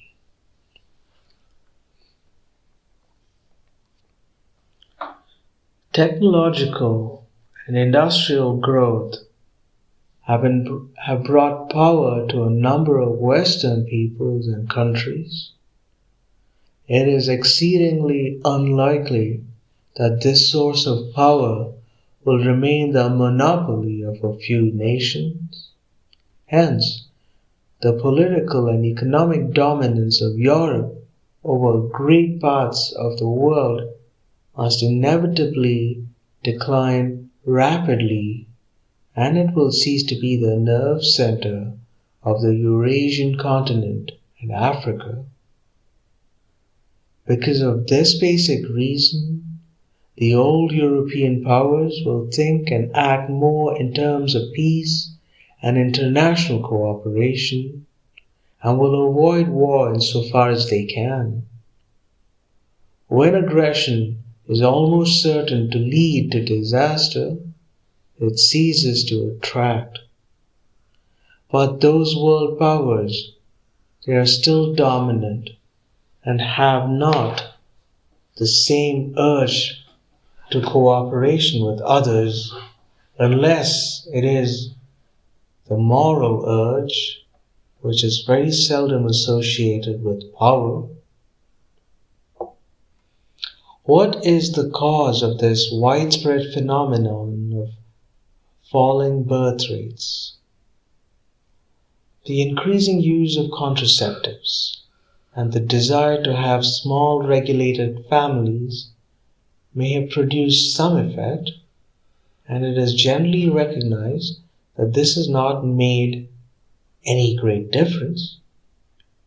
In Ireland, which is a Catholic country and where contraceptives are presumably little used, a fall in birth rate started earlier than in other countries, probably increasing postponement of marriages in the West is one of the causes.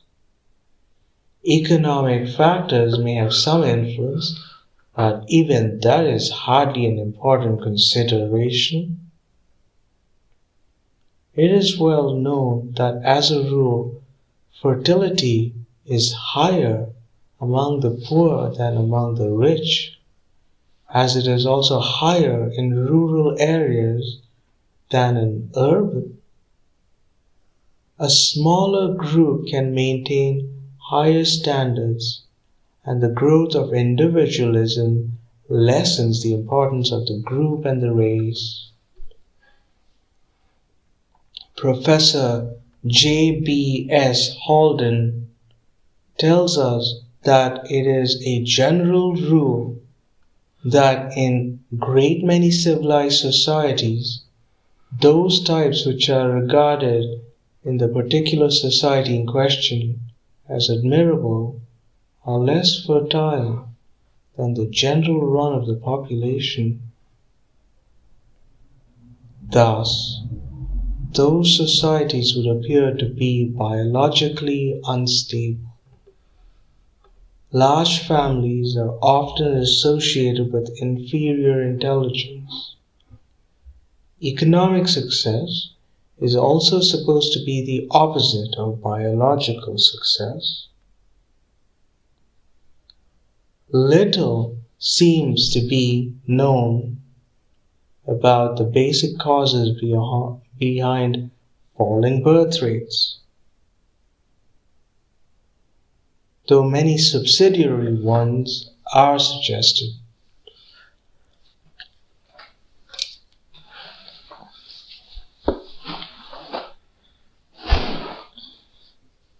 It is possible, however, that certain physiological and biological reasons lie at the back of it.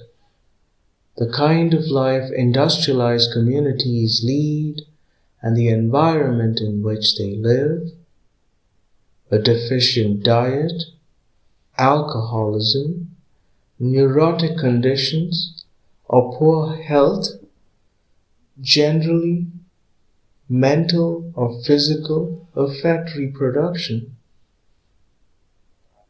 And yet, disease-ridden and insufficiently fed communities, as in India, still reproduce themselves at a prodigious rate. Perhaps the strain and stress of modern life, the ceaseless competition and worry lessen fertility. Probably the divorce from the life-giving soil is an important factor.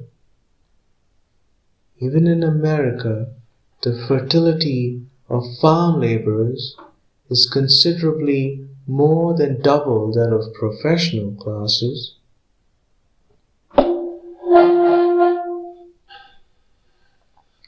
It would seem that the kind of modern civilization that developed first in the West and spread elsewhere, and especially the metropolitan life that has been its chief features, produces an unstable society which gradually loses its vitality.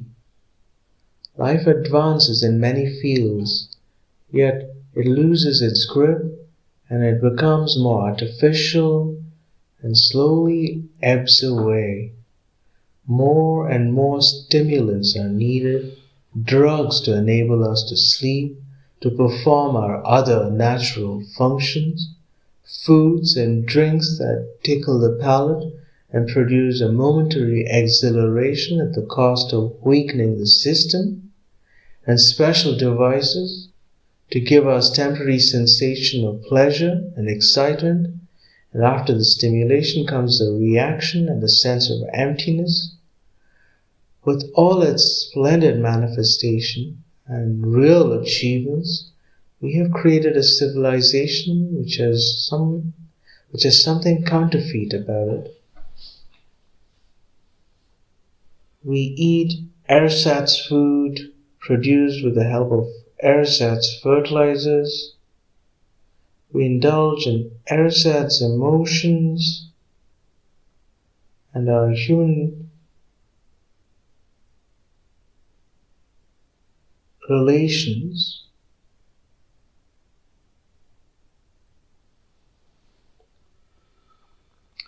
seldom go below the superficial plane. The advertiser is one of the symbols of our age, with his continuous and raucous attempts to delude us and dull our powers of perception, and induce us to buy unnecessary and even harmful products. I am not blaming others for this state of affairs. We're all products of this age, with the characteristics of our generations, equally entitled to credit or blame. Certainly, I am as much part of this civilization that I both appreciate and criticize as anyone else, and my habits and ways of thought are conditioned by it. What is wrong with modern civilization, which produces at the root these signs of sterility and racial decadence? This is nothing new.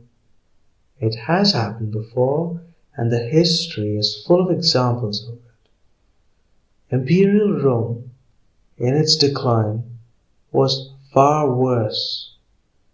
Is there a cycle governing this inner decay, and can we seek out the cause and eliminate them? Modern industrialism and the capitalist structure of society cannot be the sole causes, for decadence has often occurred without them.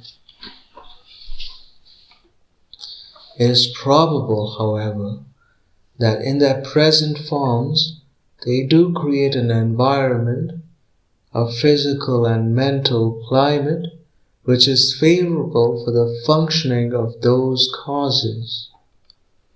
If the basic cause is something spiritual, something affecting the mind and spirit of man, it is difficult to grasp, though we may try to understand it or intuitively feel it.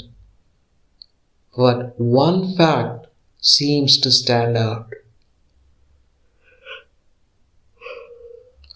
The divorce from the soil, from the good earth, is bad for the individual and the race.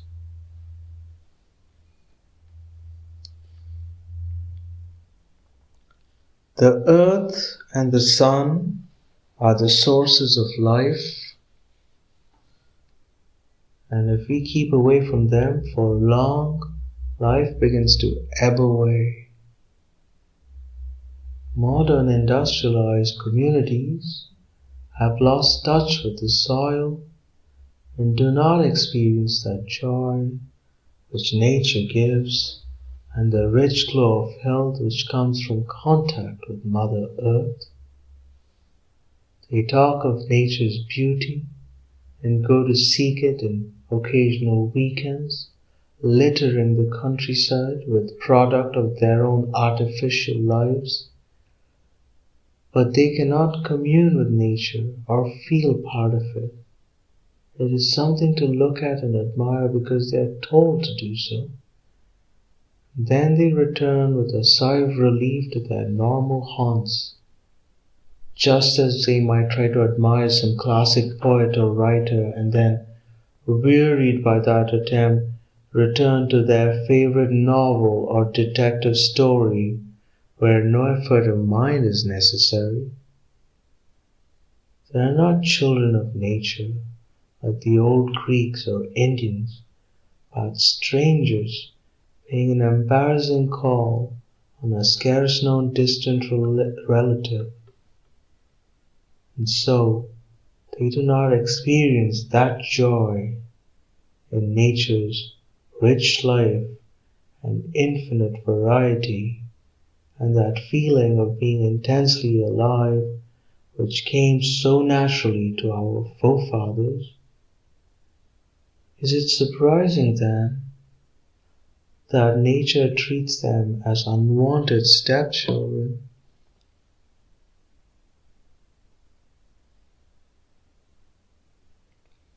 We cannot go back to that old pantheistic outlook, and yet perhaps we may still sense the mystery of nature, listen to its song of life and beauty, and draw vitality from it. That song is not sung in the chosen spots only, and we can hear it, if we have the ears for it, almost everywhere. But there are some places where it charms even those who are unprepared for it, and comes like the deep notes of a distant and powerful organ.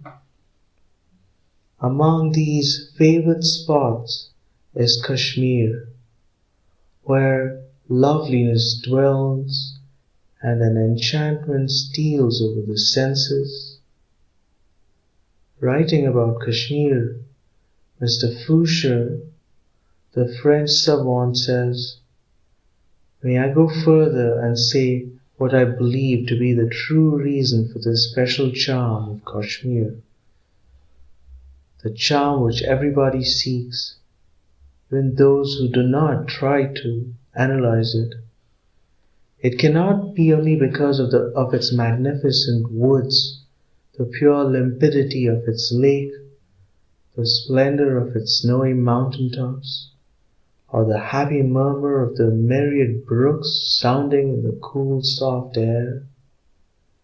Nor can it be only the grace or majesty of its ancient buildings, though the ruins of Martown rise at the prow of their Kariva as proudly as Greek temples on a promontory, and the little shrine of Payar, carved out of 10 stones, has the perfect proportion of the Koragic monuments of Lysicrates. One cannot say that it comes from the combination of art and landscape, for fine buildings in a romantic setting are to be found in many countries. But what is found in Kashmir alone is the grouping of these two kinds of beauty in the midst of a nature still animated with a mysterious life, which knows how to whisper close to our ears and make the pagan depths of us quiver, which lead us back consciously or unconsciously to those past days lamented by the poet when the world was young. La Delle sur la terre marchait et respirait dans un peuple de dieux. But my purpose is not to praise Kashmir, though my partiality for it occasionally leads me astray, not to advance an argument in favor of pantheism, though I am a pagan enough to believe that a touch of paganism is good for the mind and body.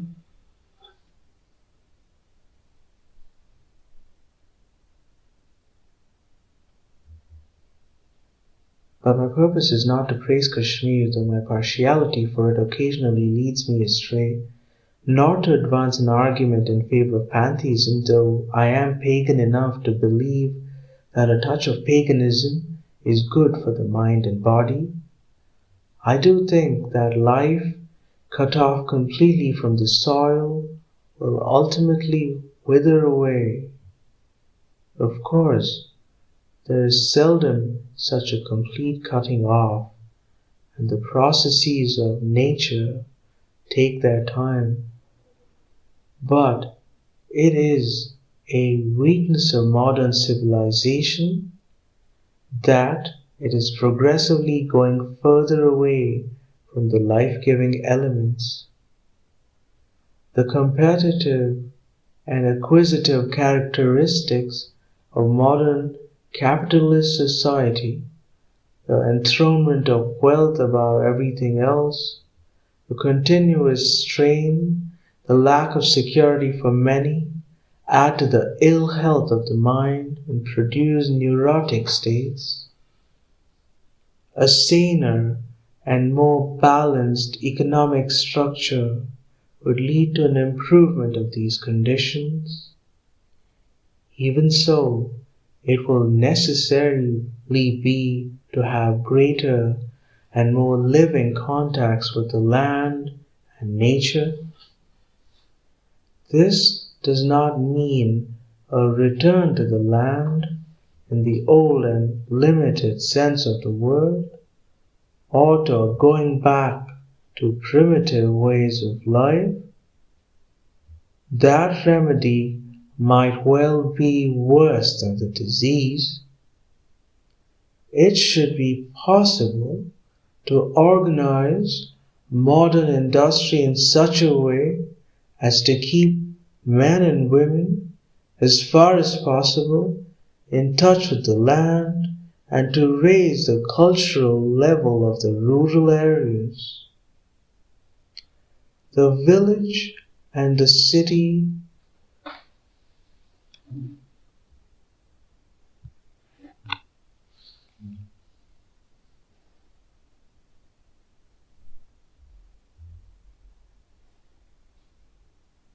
should approach each other in regard to life's amenities, so that in both there should be full opportunities for bodily and mental developments and a full, all-rounded life.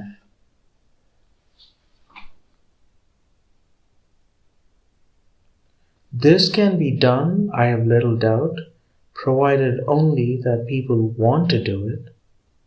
At present, there is no such widespread desire, and our energies are diverted, apart from killing each other, in producing ersatz products and ersatz amusements. I have no basic objection to most of these, and some I think are definitely desirable, but they absorb the time that might often be better employed and give a wrong perspective to life. Artificial fertilizers are in great demand today, and I suppose they do good in their own way.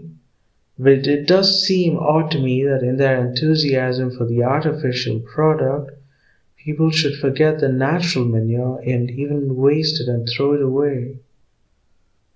Only China, as a nation, has had the good sense to make full use of natural stuff.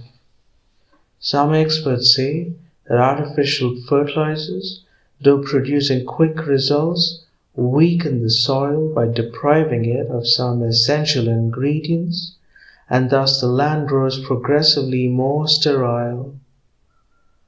With the earth, as with our individual life, there is far too much of burning the candle at both ends. We take her riches from her at a prodigious pace and give little or nothing back. We are proud of our increasing ability to produce almost anything in the chemical laboratory. From the age of steam, we proceeded to that of electricity, and now we are in an age of biotechnics and electronics, the age of social science, which we hope will solve many of the intimate problems that trouble us so much, looms ahead. We're also told that we're on the threshold of the magnesium-aluminum age, and as both these metals are extremely abundant and universally distributed, there can be no lack for anyone. The new chemistry is building a new life for mankind.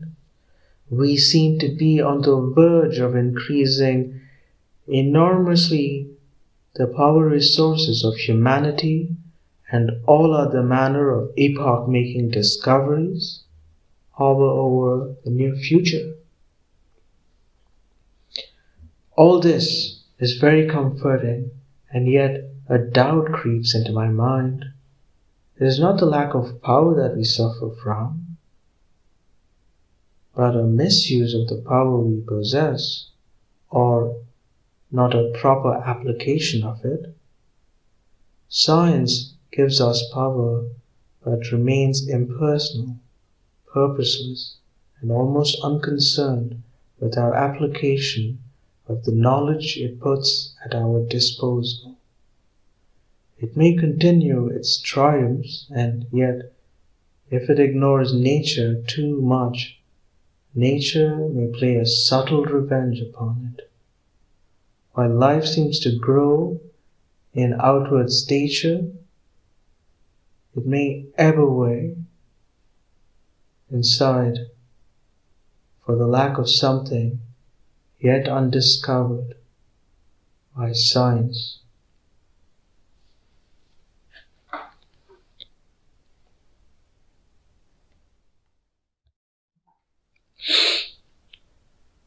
The Discovery of India by Jawaharlal Nehru, Chapter 10. The Modern Approach to an Old Problem.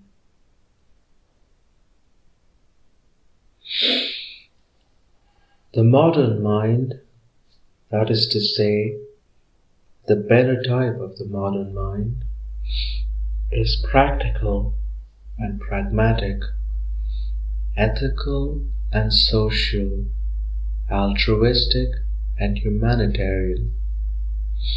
It is governed by a practical idealism for social betterment.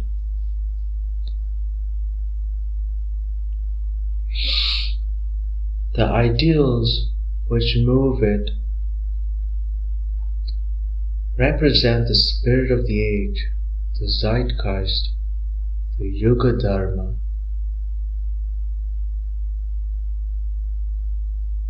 It has discarded to a large extent the philosophic approach of the ancients, their search for ultimate reality, as well as the devotionalism and mysticism of the medieval period. Humanity is its God, and social service is its religion. This conception may be incomplete, as the mind of every age has been limited by its environment, and every age has considered some partial truth as the key to all truth. Every generation and people suffer from the illusion that their way of looking at things is the only right way, or is at any rate the nearest approach to it. Every culture has certain values attached to it, limited and conditioned by that culture.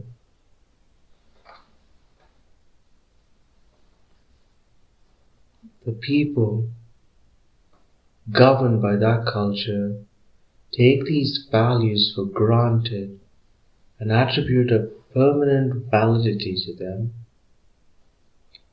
So, the values of our present-day culture may not be permanent and final. Nevertheless, they have an essential importance for us, for they represent the thought and spirit of the age we live in. A few seers and geniuses looking into the future may have a completer vision of humanity and the universe.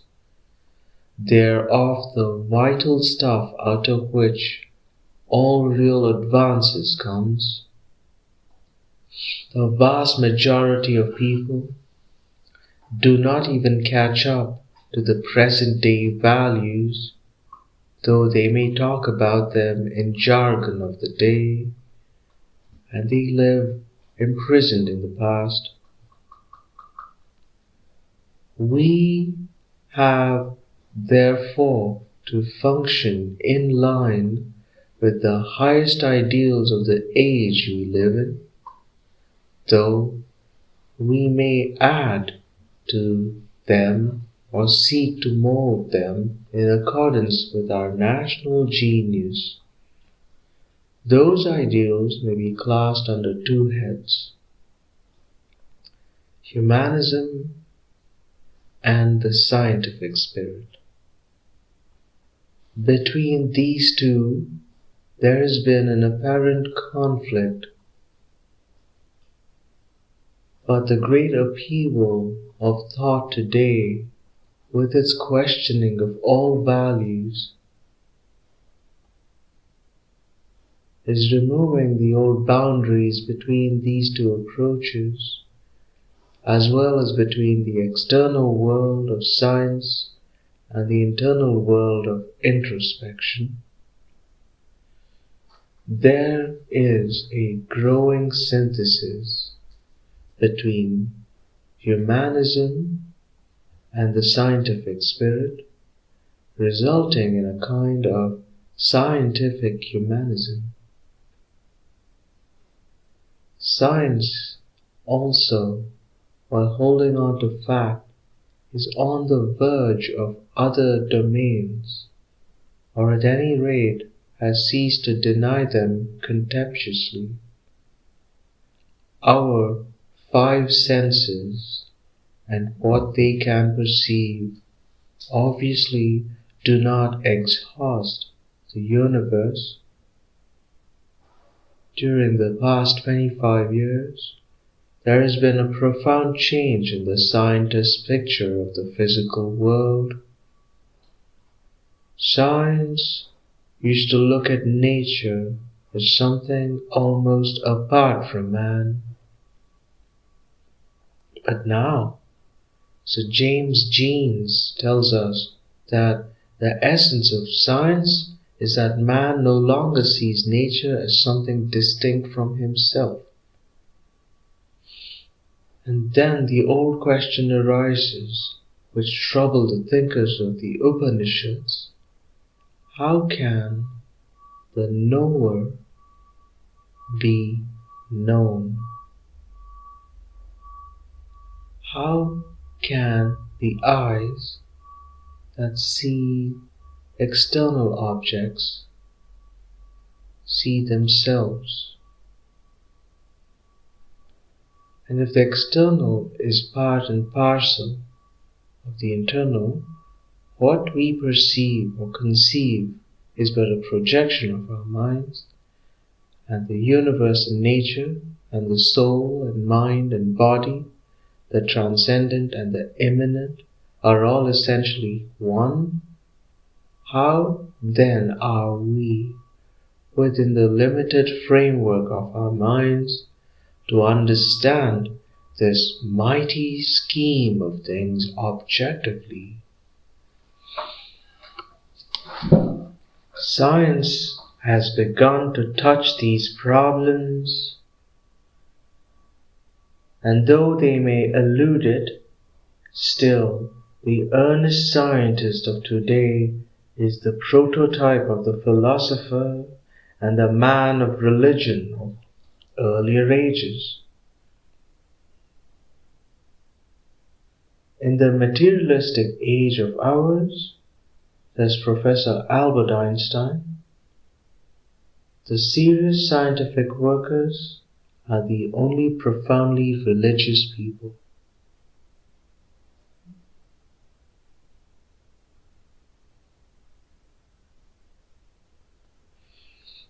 In all this, there appears to be a firm belief in science, and yet an apprehension that the purely factual and purposeless science is not enough. Was science, in providing so much of life's furniture, ignoring life's significance? There is an attempt to find a harmony between the world of fact and the world of spirit, for it was becoming increasingly obvious that the overemphasis on the former was crushing the spirit of man. The question that troubled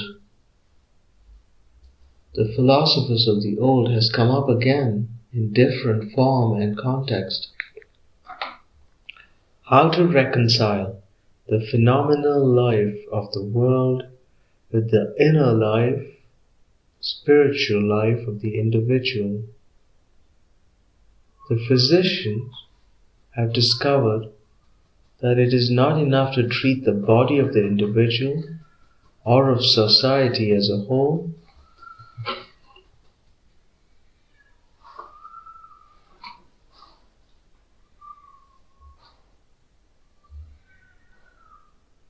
In recent years, medical men familiar with finding of modern psychology, pathology, have abandoned the antithesis between organic and functional diseases and lay greater stress on the psychological factor.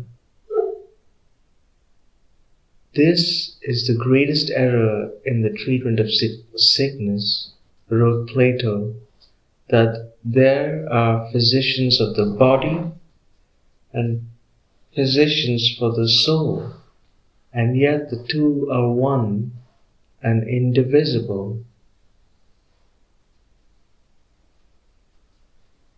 Einstein, most eminent among scientists, tells us that the fate of the human race was more than ever dependent on its moral strength today. The way to a joyful and happy state is through renunciation and self-limitation everywhere. He takes us back suddenly from this proud age of science to the old philosophers, from the lust for power and profit motive to the spirit of renunciation, which India has been so familiar. Probably most other scientists of today will not agree with him in this, or when he says, "I am absolutely convinced that no wealth in the world can help humanity forward, even in the hands of the most devoted worker in the cause. The example of great and pure characters is the only thing that can produce fine ideas of noble deeds. Money only appeals to selfishness and always tempts its owners irresistibly to abuse it."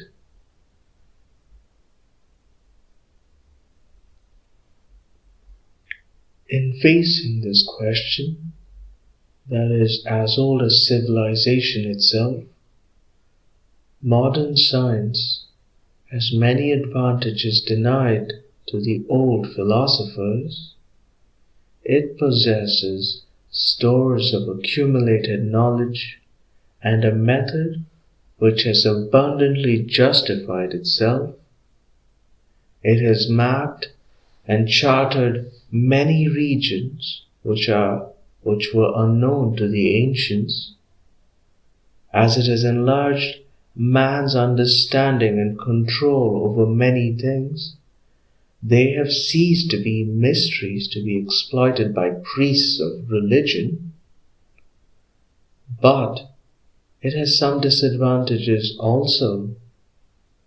The very abundance of its accumulated knowledge has made it difficult for man to take a synthetic view of the whole, and he loses himself in some part of it, analyzes it, studies it, partly understands it, and fails to see its connection with the whole.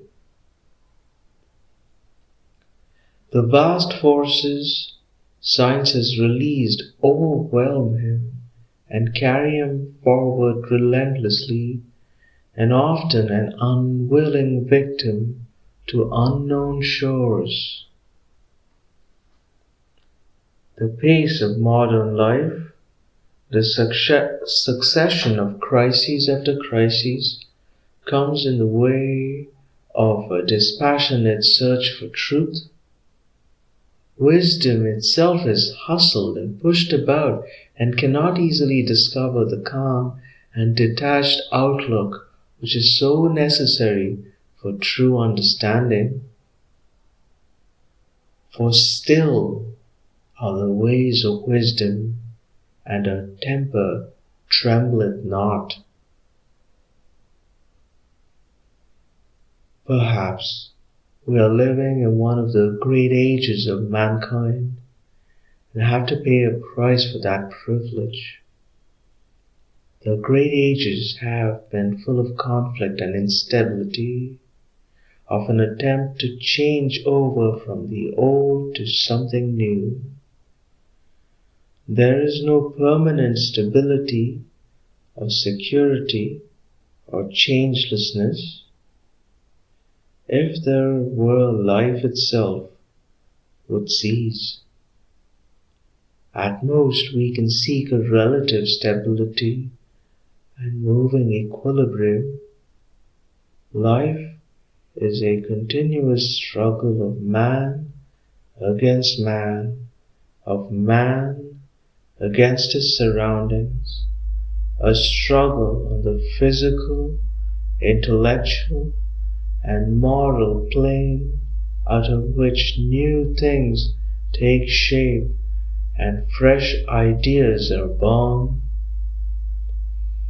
Destruction and construction go side by side, and both aspects of man and nature are ever evident. Life is a principle of growth, not of standing still, a continuous becoming which does not permit static condition.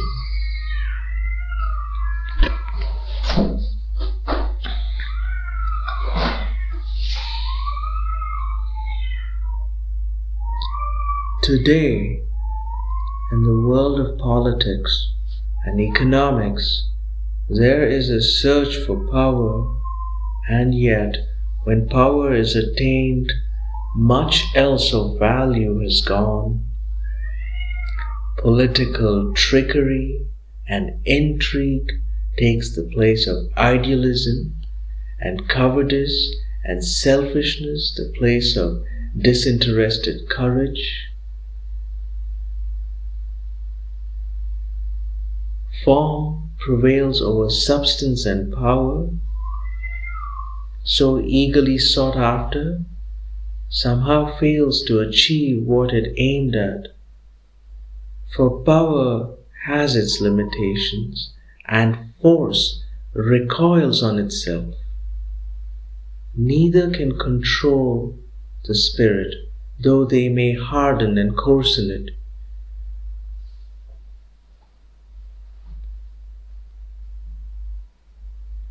You can rob an army of its general, says Confucius, but not the least of men of his will.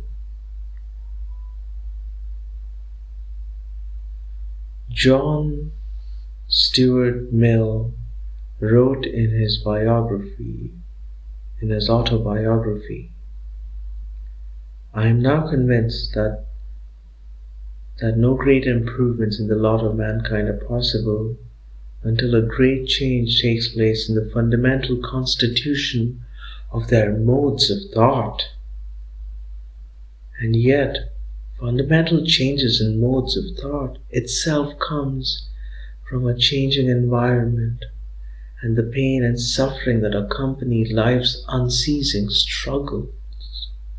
And so, though we may try to change those modes of thought directly, it is even more necessary to change the environment in which they grew and found sustenance. Each depends on and influences the other. There is an endless variety of men's minds.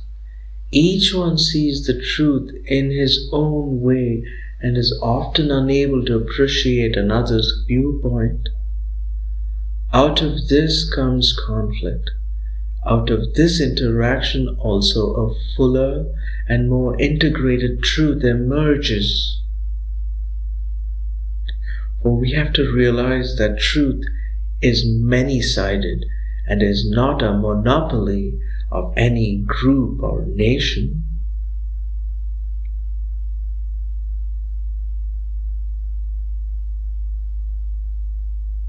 So also the way of doing things. There may be different ways for different people in different situations. India and China, as well as other nations, evolved their own ways of life and gave them an enduring foundation. They imagined, and many among them vainly imagine still, that their way is the only way. Today, Europe and America have evolved their own way of life, which is dominant in the world and which their people imagine is the only way. But probably none of these is the one and only desirable way, and each may learn something from the other. Certainly, India and China must learn a great deal, for they had become static, and the West not only represents the spirit of the age, but is dynamic and changing, and has the capacity for growth in it, even though this functions through self-destruction and periodical human sacrifice.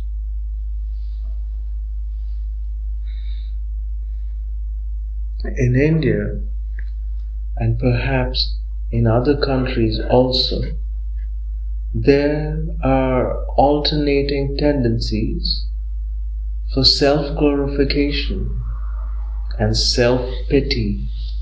Both are undesirable and ignoble. It is not through sentimentality and emotional approaches that we understand life, but by a frank and courageous facing of realities. We cannot lose ourselves in aimless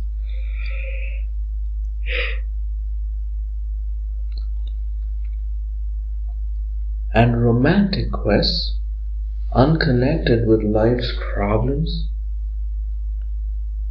For destiny marches on and does not wait for our leisure. Nor can we concern ourselves with externals only, forgetting the significance of the inner life of man. There has to be a balance, an attempt at harmony between them.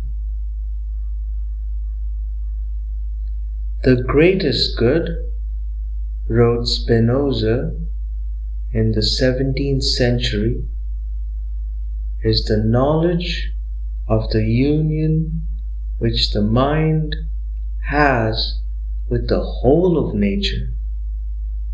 The more the mind knows, the better it understands forces, and the better it will be able to direct itself and lay down rules for itself. The more it understands the order of nature, the more easily it will be able to liberate itself from useless things.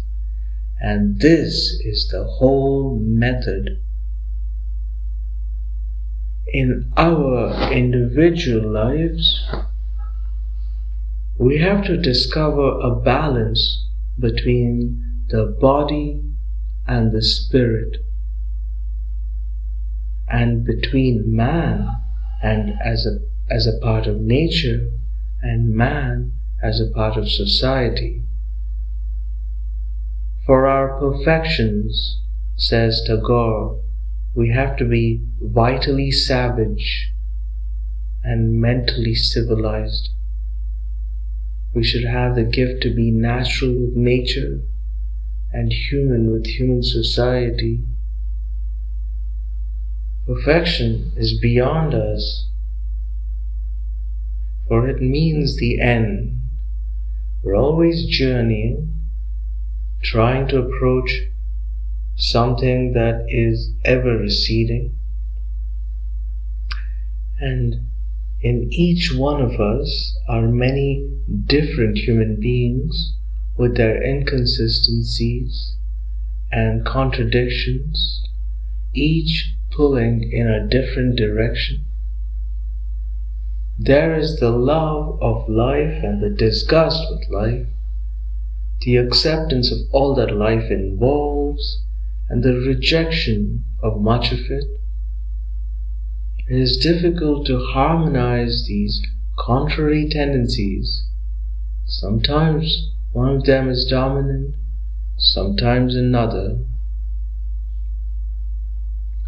Oftentimes, says Lao Tzu, oftentimes one strips oneself of passion in order to see the secret of life. Oftentimes one regards life with passion in order to see its manifold results.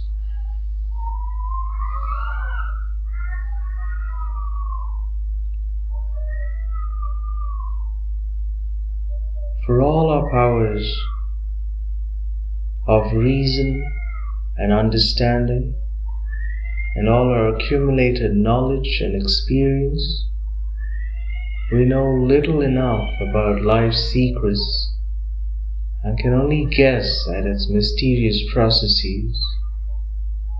But we can always admire its beauty, and though art exercises the godlike function of creation, and through art exercise the godlike function of creation, though we may be weak and erring mortals, living a brief and uncertain span of life, yet there is something of the stuff of the immortal gods in us.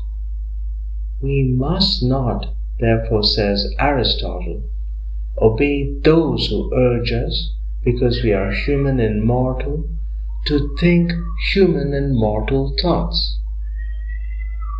In so far as we may practice immortality and omit no effort to live in accordance with the best that is in us.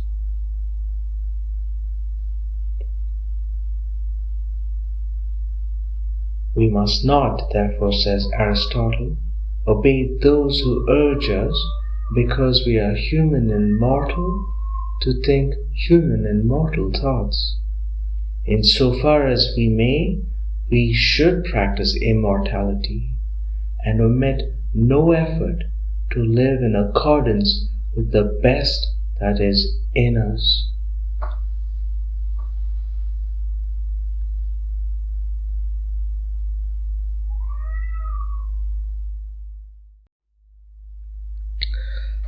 The Discovery of India by Jawaharlal Nehru. Epilogue.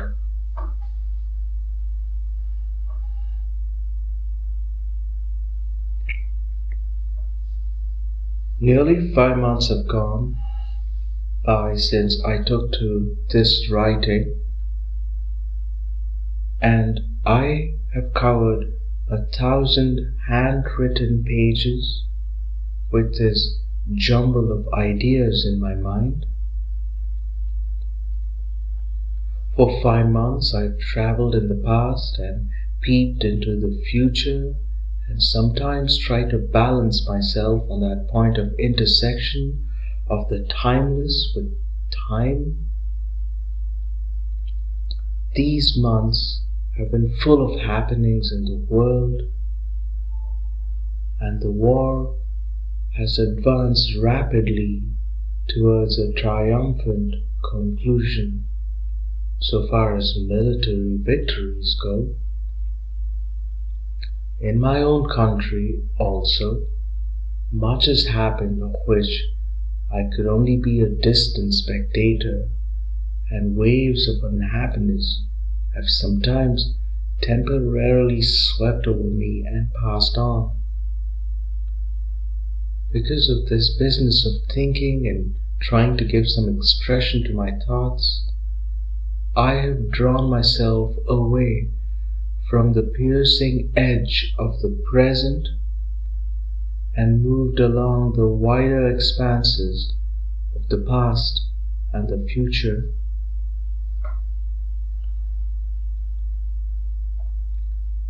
But there must be an end to this wandering. If there was no sufficient reason for it, there is a very practical consideration which cannot be ignored.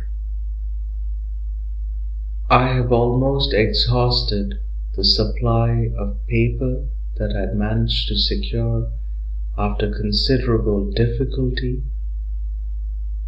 and it is not easy to get more of it.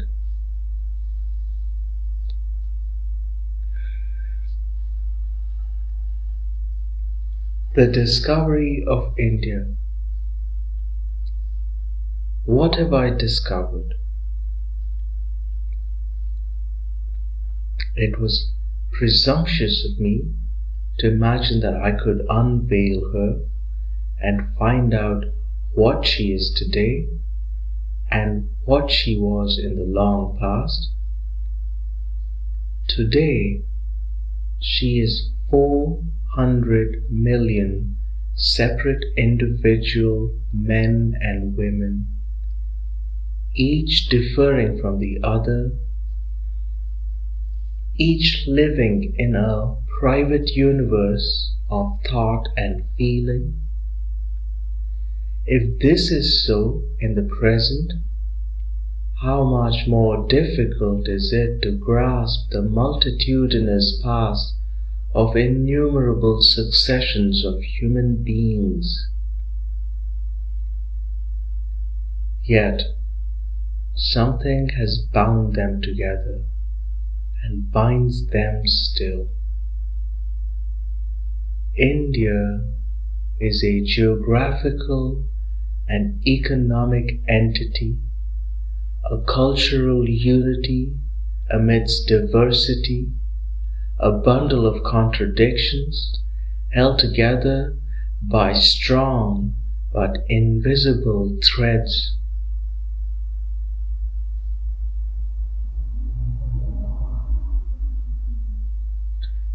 Overwhelmed again and again, her spirit was never conquered, and today, when she appears to be the plaything of a proud conqueror, she remains unsubdued and unconquered. About her there is the elusive quality of a legend of long ago. Some enchantment seems to have held her mind. She is a myth and an idea, a dream and a vision, and yet very real and present and pervasive. There are terrifying glimpses of dark corridors which seems to lead back to the primeval night, but also there is fullness and warmth of the day about her. Shameful and repellent she is occasionally, perverse and obstinate, sometimes even a little hysteric, this lady with the past. But she is very lovable, and none of her children can forget her wherever they go or whatever strange fate befalls them. For she is part of them in her greatness as well as her failings. They are mirrored in those deep eyes of hers that have seen so much of life's passion and joy and folly, and look down into wisdom's well. Each one of them is drawn to her, though perhaps each has a different reason for that attraction, or can point to no reason at all, and each sees some different aspect of her. Many-sided personality. From age to age, she has produced great men and women carrying on the old tradition and yet ever adapting to it changing times. Rabindranath Tagore, in line with that great succession, was full of temper and urges of the modern age, and yet he was rooted in India's past, and in his own self built up a synthesis of the old and the new. I love India, he said, not because I cultivate the idolatry of geography, not because I have had the chance to be born in her soil, but because she has saved through tumultuous ages the living words that have issued from the illuminated consciousness of her great ones. So many will say, while others will explain their love for her in some different way. The old enchantment seems to be breaking today, and she's looking around and waking up to the present. But however she changes, as change she must, that old witchery will continue and hold the hearts of her people. Though her attire may change, she will continue as of old, and her store of wisdom will help her to hold on to what is true and beautiful and good in this harsh, vindictive, and grasping world.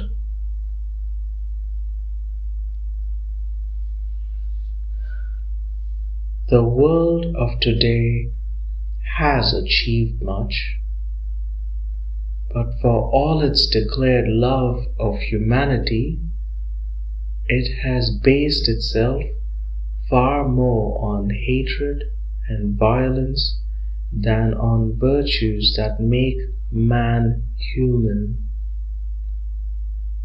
War is the negation of truth and humanity. War may be unavoidable sometimes, but its progeny are terrible to contemplate.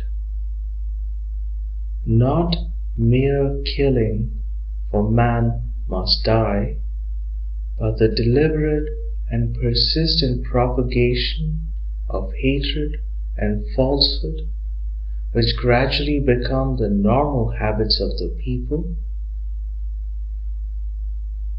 It is dangerous and harmful to be guided in our life's course by hatred and aversions, for they are wasteful energy and limit and twist the mind and prevent it from perceiving the truth.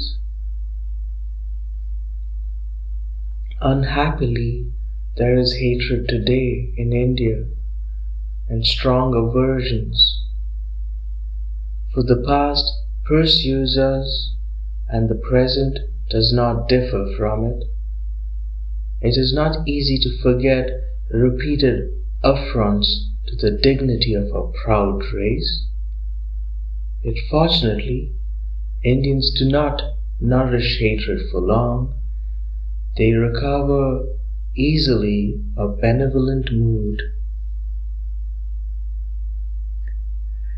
India will find herself again when freedom opens out new horizons, and the future will then fascinate her far more than the immediate past of frustration and humiliation. She will go forward with confidence, rooted in herself and yet eager to learn from others and cooperate with them. Today she swings between a blind adherence to old customs and a slavish imitation of foreign ways. In neither of these can she find relief or life and growth. It is obvious that she has to come out of her shell and take full part in the life and activities of the modern age. It should be equally obvious that there can be no real cultural or spiritual growth based on imitation. Such imitation can only be confined to a small number which cuts itself off from the masses and the springs of national life. True culture derives its inspiration from every corner of the world, but it, if homegrown, has to be based on the wide mass of the people. Art and literature remain lifeless if they are continually thinking of foreign models. The day of a narrow culture, confined to a small fastidious group, is past. We have to think in terms of the people generally, and their culture must be a continuation and development of past trends, and must also represent their new urges and creative tendencies. Emerson, over 100 years ago, warned his countrymen in America not to imitate or depend too much culturally on Europe. A new people as they were, he wanted them not to look back on their European past, but to draw inspiration from the abounding life of their new country. Our day of dependence, our long apprenticeship to the learning of other lands, draws to a close. The millions that around us are rushing into life cannot always be fed on the mere remains of foreign harvests. Events, actions arise that must be sung, that will sing themselves. There are creative manners, there are creative actions and creative words, that is indicative of no custom or authority, but springing spontaneous from the mind's own sense of good and fair. And again, in his essay on self-reliance, it is for want of self-culture that the superstition of traveling, whose idols are Italy, England, Egypt, retains its fascination for all educated Americans. They who made England, Italy, or Greece venerable in the imagination did so by sticking fast where they were, like an axis of the earth. In manly hours, we feel the duty is out of place. The soul is no traveler. The wise man stays at home, and when his necessities, his duties, on any occasion call him from his house or into the foreign fields, he is at home still, and shall make men sensible by the expression of his countenance that he goes the missionary of wisdom and virtue, and visits cities and men like a sovereign not like an interloper or a valet.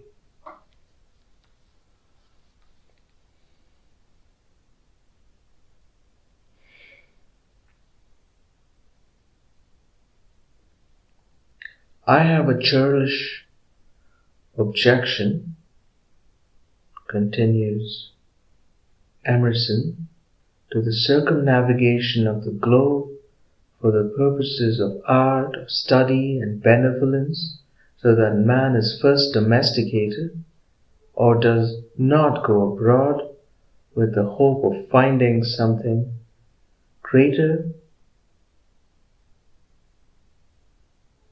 than he knows.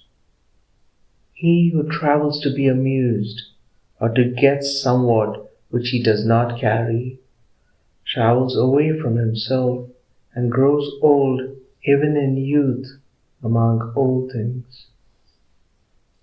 In Thebes, in Palmyra, his will and mind have become old and dilapidated as they. He carries ruins to ruins. But the rage for traveling is a symptom of a deeper unsoundness affecting the whole intellectual action. We imitate. Our houses are built with foreign taste. Our shelves are garnished with foreign ornaments. Our opinions, our tastes, our faculties lean on and follow the past and the distant. The soul created the arts wherever they have flourished. It was in his own mind that the artist sought his model. It was an application of his own thought to the thing to be done and the conditions to be observed. Insist on yourself. Never imitate. Your gift you can present.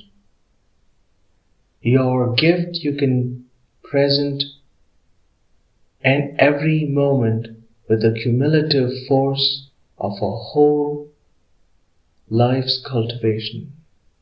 Your own gift you can present every moment with the cumulative force of a whole life's cultivation.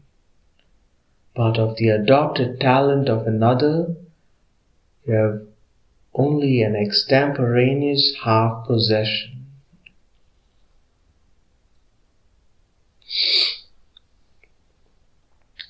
We in India do not go abroad in search of the past and the distant. We have them here in abundance. If we go to foreign countries, it is in search of the present. That search is necessary, for isolation from it means backwardness and decay. The world of Emerson's time has changed, and old barriers are breaking down. Life becomes more international. We have to play our part in this coming internationalism, and for this purpose to travel, meet others, learn from them, and understand them. But a real internationalism is not something in the air without roots or anchorage. It has to grow out of the national cultures and can only flourish today on a basis of freedom and equality and true internationalism.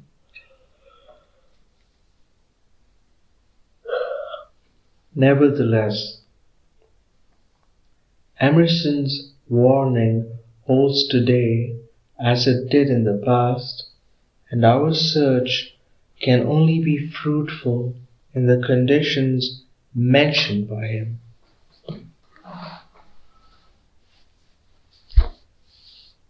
Not to go anywhere as interlopers, but only if we are welcomed as equals and as comrades in a common quest.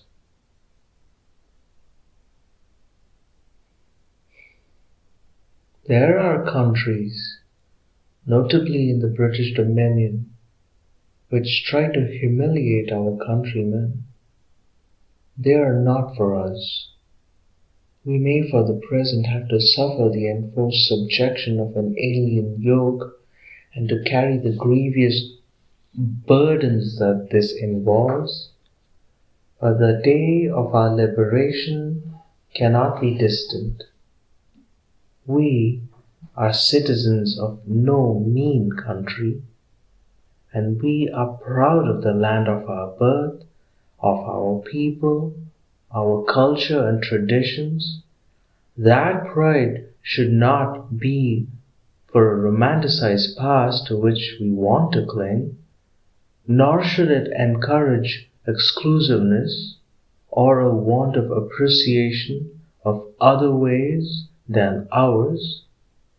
It must never allow us to forget out our many weaknesses and failings or blunt our longing to be rid of them. We have a long way to go and much leeway to make up before we can take up our proper station with others in the van of human civilization and progress. And we have to hurry, for the time at our disposal is limited and the pace of the world grows ever swifter. It was India's way in the past to welcome and absorb other cultures. That is much more necessary today, for we march to the one world of tomorrow, where national cultures will be intermingled with the international culture of the human race.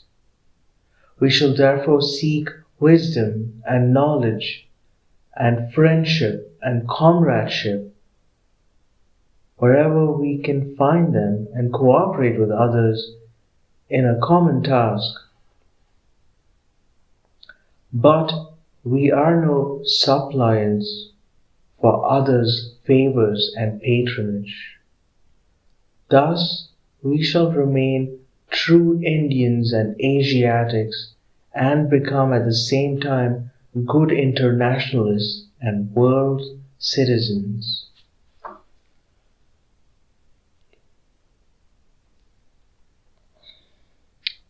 My generation has been a troubled one in India and the world. We may carry on for a little while longer, but our day will be over and we shall give place to others, and they will live their lives arid, carry their burdens to the next stage of the journey. How have we played our part in this brief interlude that draws to a close? I do not know. Others of a latter age will judge. But what standards do we measure success or failure? That too I do not know. We can make no complaint that life has treated us harshly, for ours has been a willing choice, and perhaps life has not been so bad to us after all, for only they can sense life who stand often on the verge of it, only they whose lives are not governed by the fear of death. In spite of all the mistakes that we may have made, we have saved ourselves from triviality and an inner shame and cowardice that for our individual selves has been some achievement. Man's dearest possession is life, and since it is given to him to live but once, he must so live as not to be seared with the shame of a cowardly and trivial past, so live as not to be tortured for years without purpose, so live that, dying, he can say, all my life and my strength were given to the first cause of the world, the liberation of mankind. End of Epilogue.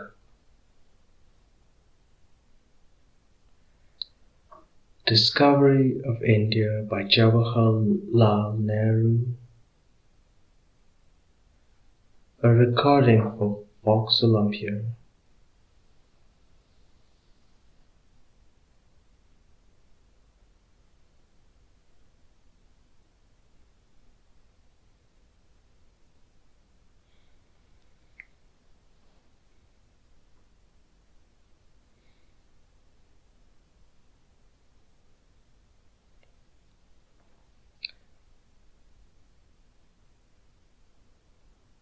The Discovery of India by Jawaharlal Nehru.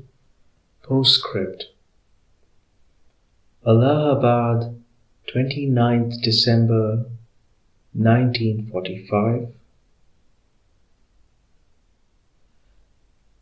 During March and April 1945, the members of the Congress Working Committee interned in Ahmednagar Fort prison camp were dispersed and sent to their respective provinces. The camp jail was wound up and presumably reverted to the military authorities.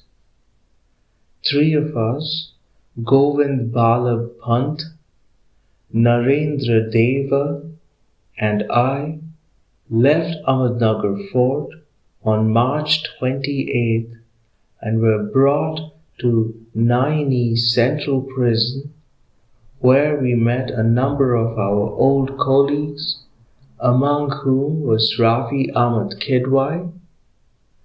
For the first time since our arrest in August 1942, we have had an opportunity of having first-hand accounts of some of the occurrences of 1942.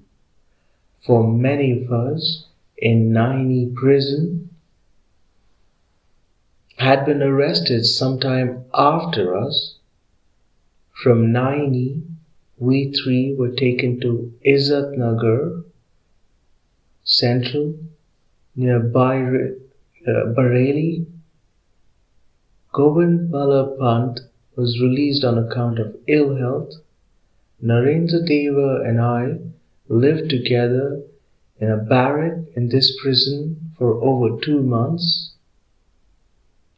Early in June, we were transferred to the mountain prison of Almora, which I had known so intimately 10 years earlier. On June 15th, we were both discharged, 1041 days after our arrest in August 1942. Thus ended my 9th and longest term of imprisonment. Since then, 6 months and a half have passed.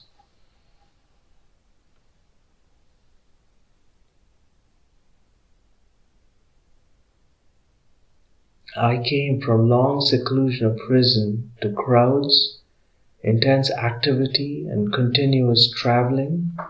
I spent only a night at home and then hurried to Bombay for a meeting of the Congress Working Committee, and then to Shimla conference convened by the Viceroy. I found it little difficult to adjust myself to the new and changing environment and could not fit in easily. Though everything was familiar and it was good to meet old friends and colleagues again, I felt somewhat as a stranger and an outsider, and my mind wandered to mountains and snow-covered peaks. As soon as the Shimla business was over, I hurried to Kashmir. I did not stay in the valley, but immediately started on a trek to the higher regions and passes. For a month I was in Kashmir, and then I came back to the crowds and the excitements and boredoms of everyday life.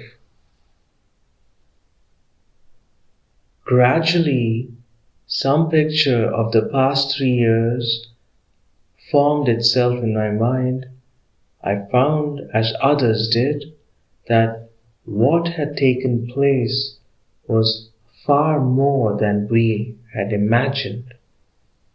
These 3 years had been a time of heavy trial for our people, and each person we met bore the mark of it on his face. India had changed, and under the seeming quiet of the surface, there was doubt, questioning, frustration and anger, and a suppressed passion. With our release, the turn events took, a change came over the scene. The smooth surface was ruffled and cracks appeared. Waves of excitement passed across the country. After 3 years of suppression, the people broke through that shell. I had not previously seen such crowds, such frenzied excitement, such a passionate desire on the part of the masses of the people to free themselves. Young men and women, boys and girls were afire with the urge to do something, though what they should do was not clear to them. The war ended, and the atom bomb became the symbol of the new age. The use of this bomb and the tortuous ways of power politics brought further dissolution.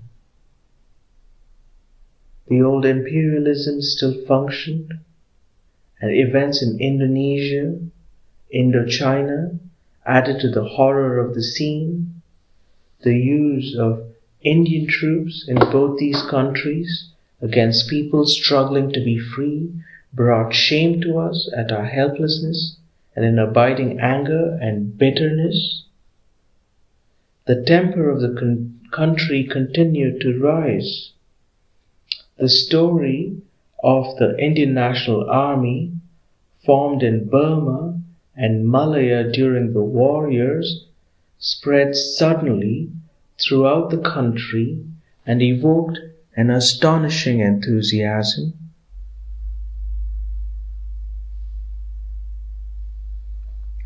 The trial by court-martial of some of its officers aroused the country as nothing else had done, and they became the symbols of India fighting for her freedom. They became the symbol of unity among the various religious groups in India, for Hindu and Muslim and Sikh and Christian were all represented in that army. They had solved the communal problem amongst themselves, and so why should we not do so? We are on the eve of general elections in India, and these elections absorb attention. But the elections will be over soon, and then the coming year is likely to be one of storm and trouble, of conflict and turmoil. There is going to be no peace in India or elsewhere except on the basis of freedom.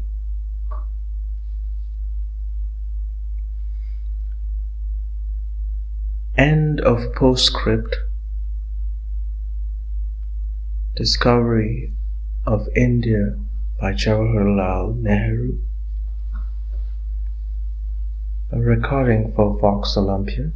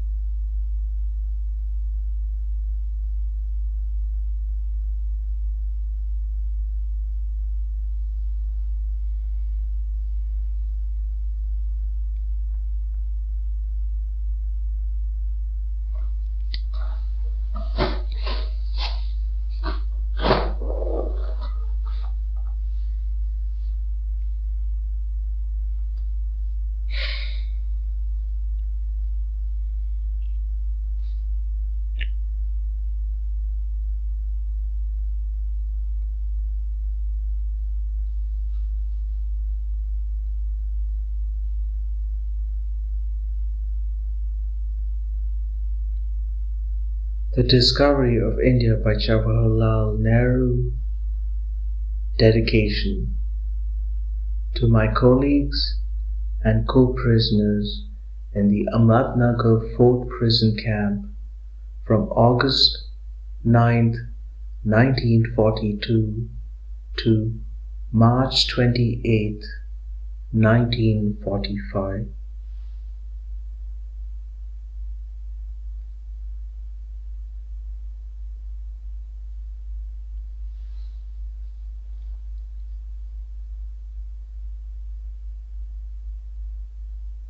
Foreword.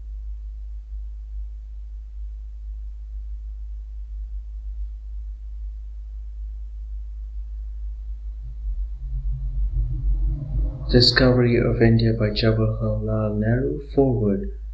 My father's three books, Glimpses of World History, an autobiography, and The Discovery of India, have been my companions through life. It is difficult to be detached about them. Indeed, Glimpses was written for me. It remains the best introduction to the story of man for young and growing people in India and all over the world. The autobiography has been acclaimed as not merely the quest of one individual for freedom, but as an insight into making of the mind of new India. I had to correct the proofs of discovery while my father was away, I think in Calcutta, and I was in Allahabad ill with mumps. The discovery delves deep into the sources of India's national personality. Together, these books have molded a whole generation of Indians and inspired persons from many other countries. Books fascinated Jawaharlal Nehru. He sought out ideas. He was extraordinarily sensitive to literary beauty. In his writings, he aimed at describing his motives and appraisals as meticulously as possible.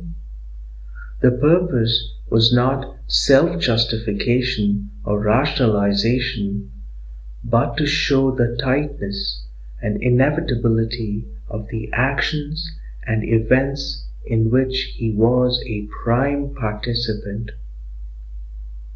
He was a luminous man, and his writings reflected the radiance of his spirit. The decision of the Jawaharlal Nehru Memorial Fund to bring out a uniform edition of these three classics will be widely welcome. Indira Gandhi, New Delhi, 4th November 1980.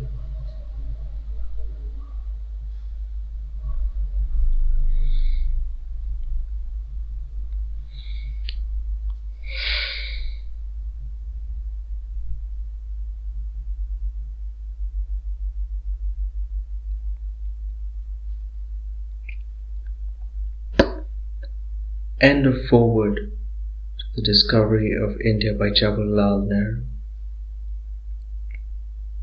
Reading by Olympia.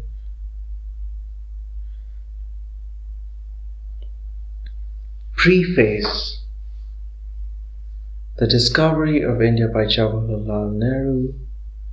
This book was written by me in Ahmednagar Fort Prison Camp during the 5 months April to September 1944.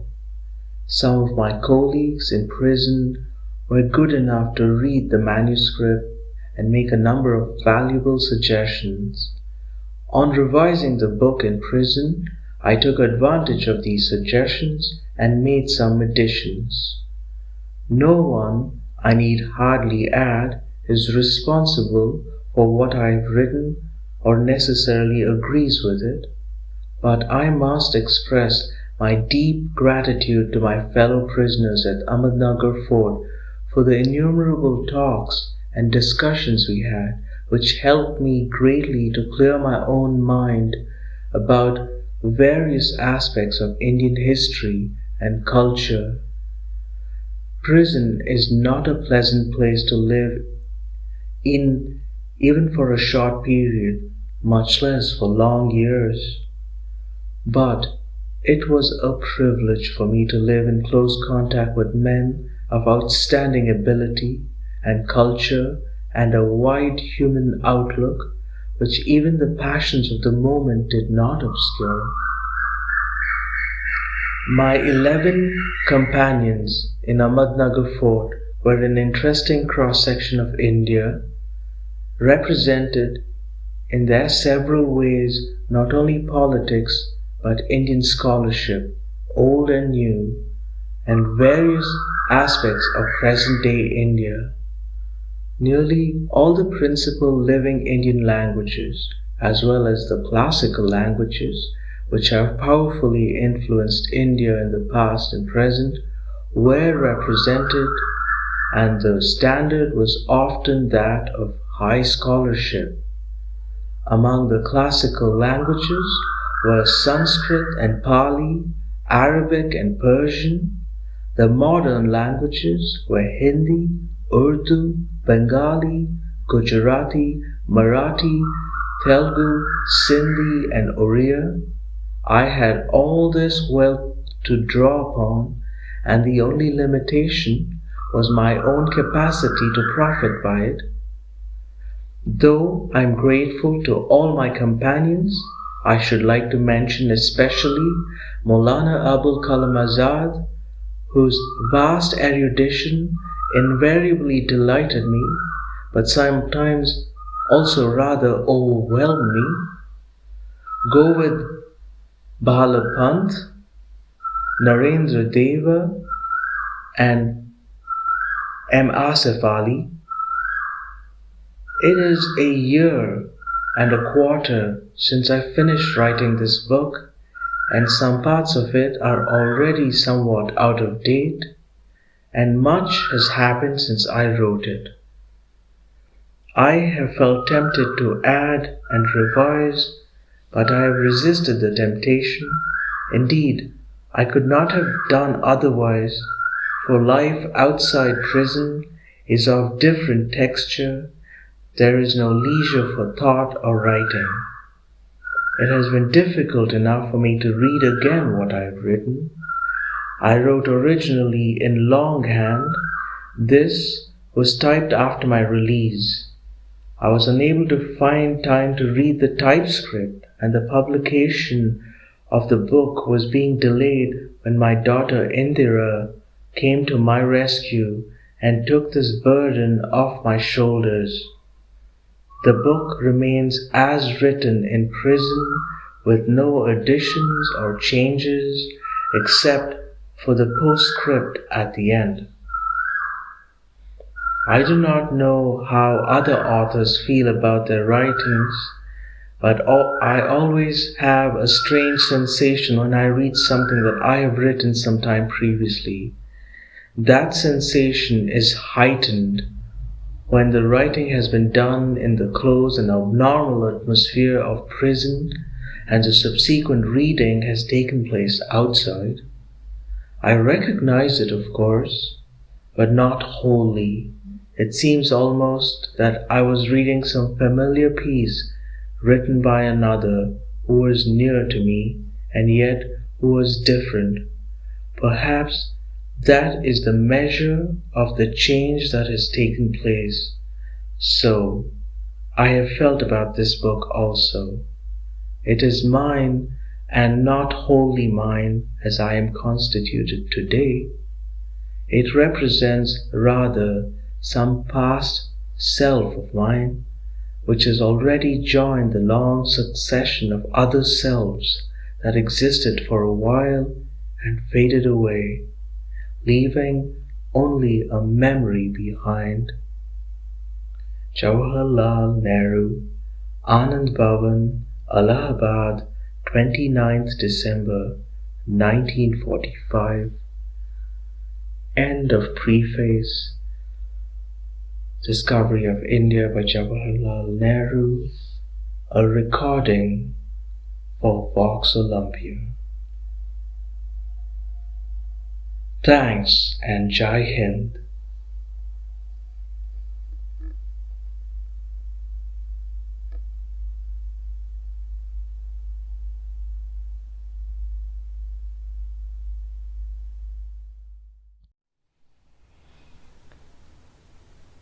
The Discovery of India.